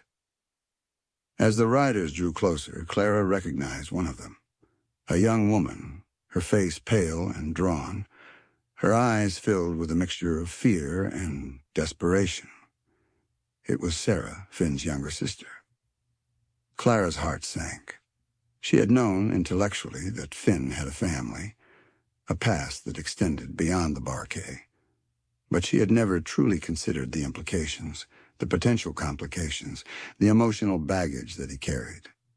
Finn reined in his horse, his face a mask of shock and apprehension. "Sarah?" he said, his voice barely a whisper. What are you doing here?" Sarah dismounted, her legs unsteady and her body trembling. She looked at Finn, her eyes filled with tears. "Finn," she said, her voice choked with emotion. "It's Mama. She's dying." Finn's face paled. He dismounted quickly, rushing to his sister's side. "What happened?" he asked, his voice urgent. "What's wrong with her?" "She's been sick for weeks," Sarah said, her voice trembling. "The doctor, he says there's nothing more he can do. She's asking for you, Finn. She wants to see you before it's too late." Finn stood there, frozen, his mind reeling. His mother, dying. The woman he had left behind, the woman he had tried to forget, the woman who was inextricably linked to his painful past, was calling for him. He looked at Clara, his blue eyes filled with a conflict she understood all too well. He was torn between his duty to his family, to his dying mother, and his love for Clara, for the life they had built together on the Barquet. Clara reached out and took his hand, her touch offering comfort, support, understanding. "Go to her, Finn," she said, her voice soft but firm. "Go to your mother." He looked at her, his expression grateful but also hesitant. "But you," he said, "the ranch." "The ranch will be fine," Clara said. "Jed and I can manage. Your mother needs you, Finn. Go." He nodded, his jaw tightening with resolve. He turned to Sarah. "How long?" he asked. "We have to leave now," Sarah said. "If we ride hard, we might make it in time." Finn mounted his horse, his movements swift and decisive. He looked at Clara one last time, his eyes filled with a love that transcended words, that transcended the pain and uncertainty of the moment. "I'll come back," he said, his voice firm. "I promise you, Clara, I'll come back." And with that he spurred his horse forward, riding alongside his sister, heading east, towards a past he had tried to escape, towards a family he had left behind, towards a dying mother's last wish. Clara watched them go, her heart aching with a mixture of sadness, fear, and a profound sense of loss. She knew that Finn had to go, that he had to fulfill his duty, his obligation to his family. But she also knew that his departure had created a void, a hole in her life that would be difficult, perhaps impossible to fill. As she watched them disappear over the horizon, she felt a cold dread creep into her heart. A stolen promise, a broken vow, a future uncertain. The echoes of his words, "I'll come back," rang in her ears, but she couldn't shake the feeling that something had shifted, that something had changed, that the life they had built together, the love they shared, was now hanging in the balance, threatened by the shadows of the past, by the demands of family, by the unpredictable whims of fate.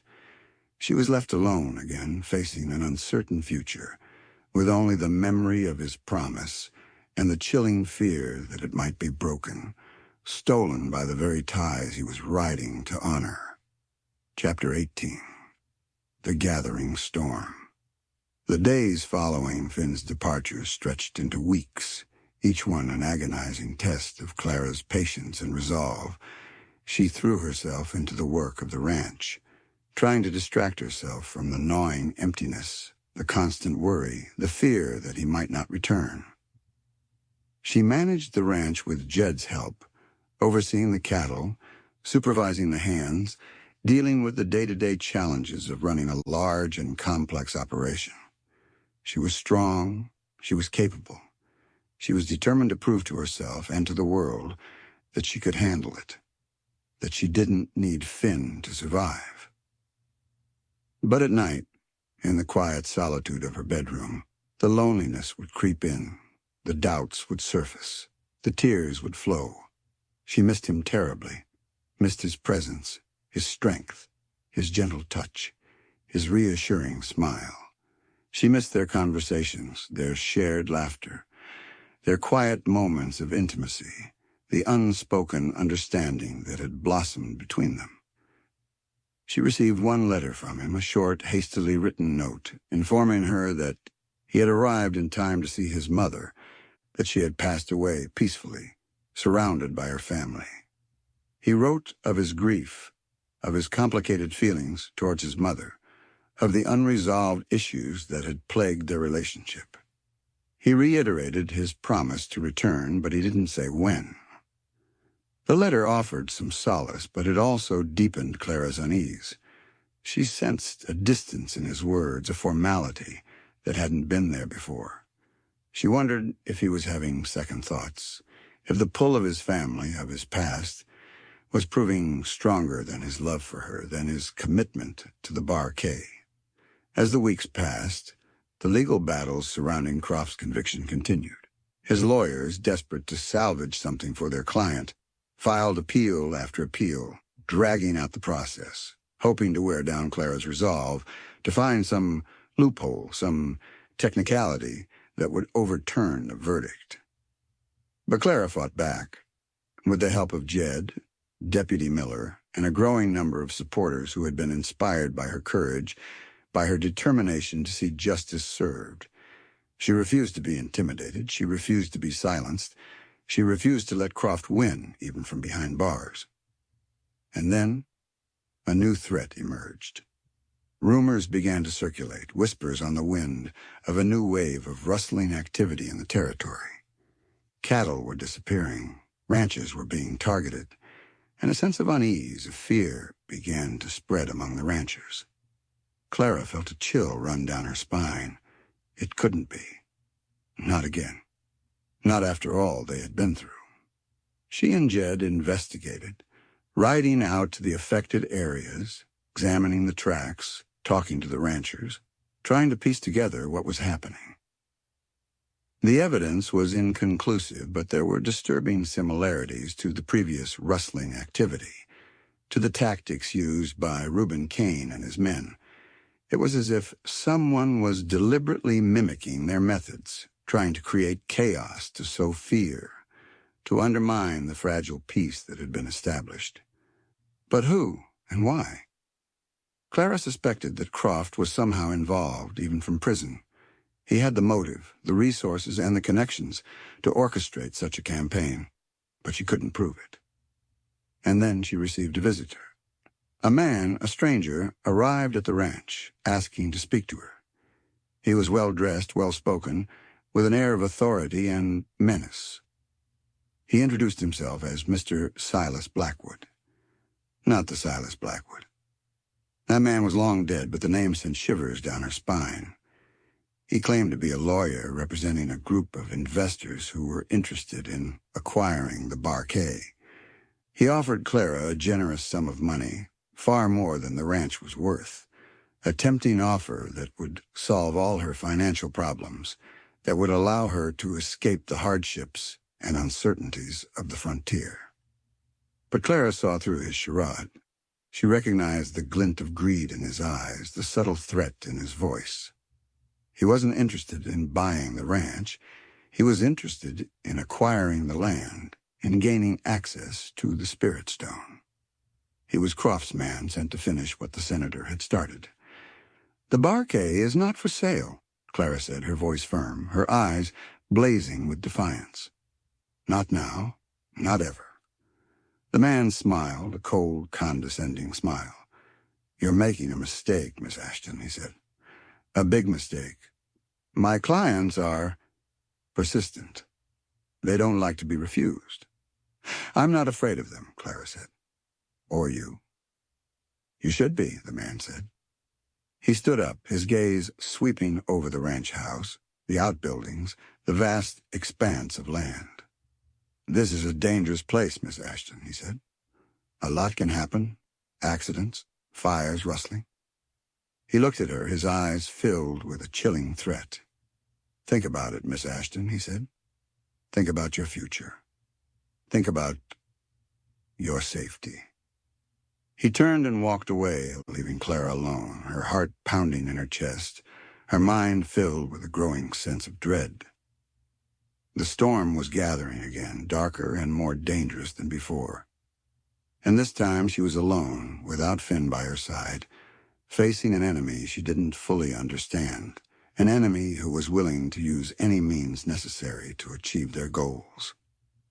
As she watched the man ride away, she knew that the stolen promise, the broken vow, might be the least of her worries.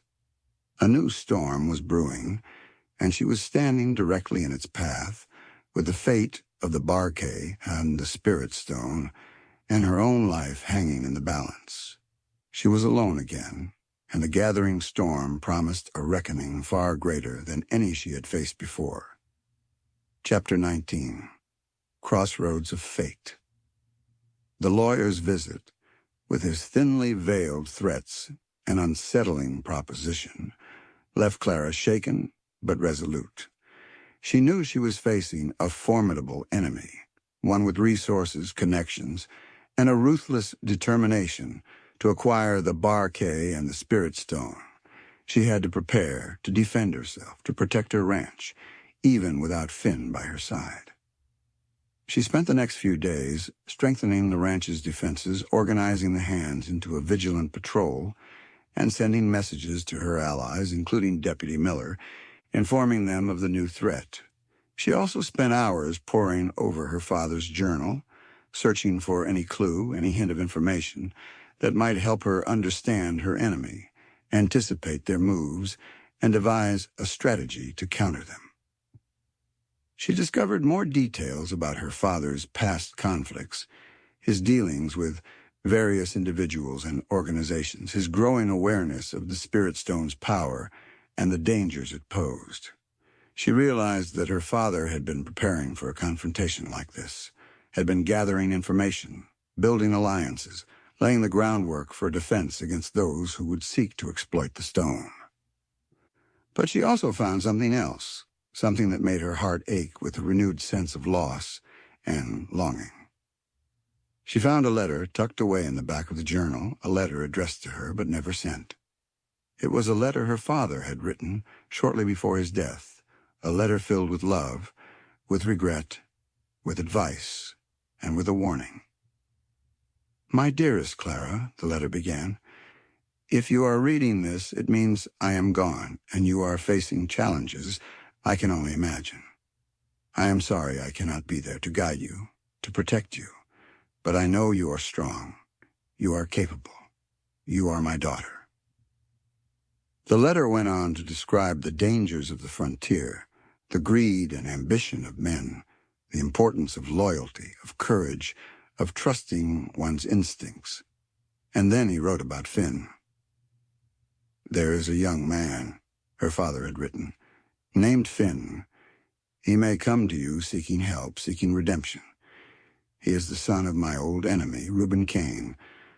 But he is not like his father. He has a good heart, a strong spirit, and a sense of justice that I admire." Clara's heart skipped a beat. Her father had known about Finn, had anticipated his arrival, had even approved of him. "Trust him, Clara," the letter continued. "He may be your only hope. He may be the one to help you protect the Barquet, to safeguard the Spirit Stone, to find your own happiness. Tears welled up in Clara's eyes as she read those words. Her father, even in death, was guiding her, protecting her, offering her his blessing. She closed the journal, her heart filled with a renewed sense of determination, of purpose. She would not let her father down. She would not let Finn down. She would fight for her ranch, for her legacy, for the love she had found, for the future she believed in. And then she heard it. The sound of hoofbeats approaching from the east, growing louder, closer. She rushed outside, her heart pounding in her chest, her hand instinctively reaching for her rifle. It was him, Finn. He rode towards her, his silhouette, a familiar, welcome sight against the setting sun. He was dusty, weary, his clothes travel-stained, but his blue eyes were bright, his expression relieved.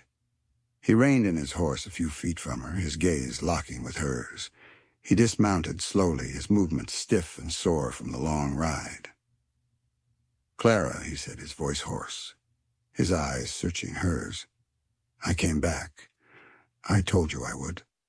Clara felt a wave of emotion wash over her, a mixture of relief, joy, and a lingering uncertainty.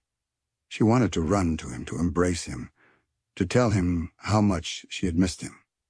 But she hesitated, her heart still guarded, her mind still filled with questions. "Your mother," she said, her voice hesitant. "She's gone," Finn said, his voice filled with sadness, but also with a sense of peace. "I was there with her at the end. She made her peace with me, with the past." He paused, his gaze shifting away from hers. "It wasn't easy," he said. "Seeing her, facing my family, confronting all the baggage I had left behind." "But you came back," Clara said, her voice soft. He looked at her, his blue eyes intense, filled with a love that transcended words, that transcended the pain and uncertainty of the past few weeks. "I told you I would," he said. "I made a promise, and I intend to keep it." He took a step closer, reaching out to take her hand.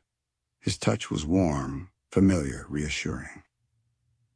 But before Clara could respond, before she could fully embrace the joy of his return, a new sound shattered the moment. The sound of gunfire echoing from the north, from the direction of the hidden valley, from the direction of the Spirit Stone. They both froze, their hearts leaping into their throats. "They're attacking the valley," Finn said, his voice grim. "They're after the stone." He released Clara's hand, his body tensing, his eyes hardening with determination. "We have to go," he said. "We have to stop them." Clara nodded, her own fear giving way to a surge of adrenaline, of purpose. They mounted their horses, their movements swift and synchronized, their shared purpose uniting them. They rode towards the sound of gunfire, towards the hidden valley, towards the final confrontation, towards the crossroads of fate, where their love, their loyalty, and their destiny would be tested one last time. The stolen promise had been kept, but a new threat had emerged, and they would face it together, their love a beacon in the gathering darkness. Chapter 20. Blood on the Plains. They rode like the wind, the urgency of the situation pushing them and their horses to their limits. The sounds of gunfire grew louder, closer, painting a grim picture of the battle raging in the hidden valley. Clara's heart pounded with fear, not for herself, but for the people she had come to care for and the people who had found refuge and healing in the sanctuary she had helped create. As they crested the ridge overlooking the valley, they saw it.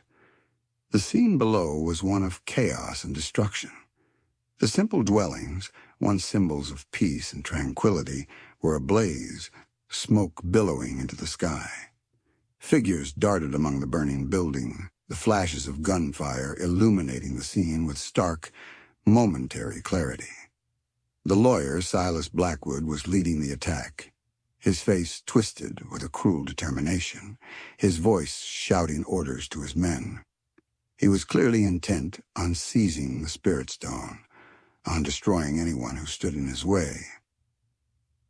But the defenders of the valley were not giving up easily. The inhabitants, armed with whatever weapons they could find, were fighting back with a fierce courage, their determination fueled by their love for their home, their belief in the power of the Spirit Stone. Clara saw Jed, his rifle blazing, defending a group of women and children. She saw Deputy Miller, his face grim, leading a charge against the attackers. They were outnumbered, outgunned, but they were not defeated. Finn, his face set in a mask of cold fury, spurred his horse forward, charging down the slope towards the battle. "Stay here," he shouted to Clara. "It's too dangerous." But Clara, her own blood surging with adrenaline and a fierce protectiveness, ignored his order. She followed him, her rifle raised, her heart pounding with a mixture of fear and determination. They plunged into the fray, their arrival a turning point in the battle. Finn, a whirlwind of motion, fired his rifle with deadly accuracy, dropping attackers with each shot. Clara, her aim steadied by her anger and her resolve, fought alongside him, her shots echoing through the valley. The attackers, surprised by their sudden appearance, faltered, their assault losing momentum. They had expected to face a group of defenseless civilians, not seasoned fighters like Finn and Clara. The battle raged, a chaotic dance of death and defiance, the air filled with the acrid smell of gunpowder, the cries of the wounded, the roar of the flames. Clara saw the lawyer, Silas Blackwood, directing his men, his face a mask of frustration and rage. He was their leader, their driving force, and she knew that he had to be stopped. She spurred her horse forward, dodging bullets, weaving through the chaos, her eyes fixed on Blackwood. She had to reach him, to confront him, to end this once and for all. But as she drew closer, she saw a figure emerge from the shadows, a figure she recognized instantly. It was one of Blackwood's men, a burly, brutal-looking man, his face scarred and twisted. He had been hiding, waiting for an opportunity, and now he had it. He raised his rifle, aiming it at Finn's back. Clara screamed, a warning, a desperate cry of fear. Finn turned, his eyes widening in surprise. He saw the man, the rifle, the imminent threat. But it was too late. The man fired. The bullet struck Finn in the chest, the impact throwing him from his horse. He collapsed to the ground, his body limp, his eyes staring up at the sky. Clara's world shattered. She felt a pain so intense, so overwhelming, that it threatened to consume her. "Finn!" she screamed, her voice filled with anguish. She raced towards him, her heart breaking with each step. She knelt beside him, her hands trembling as she reached out to touch him. His face was pale, his breathing shallow, his blue eyes clouded with pain. Blood was seeping from his chest, staining his shirt a crimson red. "Clara," he whispered, his voice weak. "Don't talk," Clara said, her voice choked with tears. "Save your strength." She pressed her hands against his wound, trying to stem the flow of blood, but it was no use. The bullet had done its damage. He looked at her, his eyes filled with a love that transcended the pain, that transcended the darkness that was closing in around him. I love you, Clara," he whispered. "I always will." His eyes closed, his body going limp. His breathing stopped. He was gone. Clara held him close, cradling him in her arms, her tears falling onto his face. She rocked him gently as if he were a child, her heart shattered into a million pieces. The battle raged on around her, but she didn't notice. She was lost in her grief, in her despair, in the crushing weight of her loss. Suddenly she felt a hand on her shoulder. She looked up, her eyes blurred with tears. It was Jed. "Miss Clara," he said, his voice gentle but firm. "We have to go. We can't stay here." Clara looked at Finn's lifeless body, at the blood staining the ground, at the valley burning around them. She knew Jed was right. She had to leave. She had to survive. She had to carry on for Finn, for the Barquet, for the future they had dreamed of together. But as she rose to her feet, her legs trembling, her heart aching, she saw something that made her blood run cold. Silas Blackwood, the lawyer, was standing over Finn's body, a triumphant smirk on his face. He held the spirit stone in his hands, its ethereal glow illuminating his features, highlighting the cruel satisfaction in his eyes. He had won. He had achieved his goal. He had stolen the stone, and he had killed the man she loved.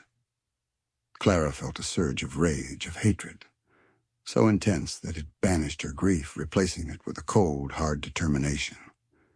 She would not let him get away with it. She would not let Finn's death be in vain. She would avenge him. She would reclaim the stone. She grabbed her rifle, her hands steady now, her eyes focused, her heart filled with a fierce, unwavering resolve. "It's not over, Blackwood," she said, her voice cold and hard. "It's not over until I say it is." Blackwood laughed, a mocking, arrogant sound. "You?" he said. "What can you do? You're just a woman. You're no match for me." "You're wrong," Clara said. "I'm more than just a woman. I'm a daughter of the frontier. I'm a survivor, and I'm the rightful guardian of the Spirit Stone." She raised her rifle, aiming it at Blackwood's heart. The final showdown had arrived. The blood on the plains was not just a testament to loss, but a prelude to a final, desperate act of justice.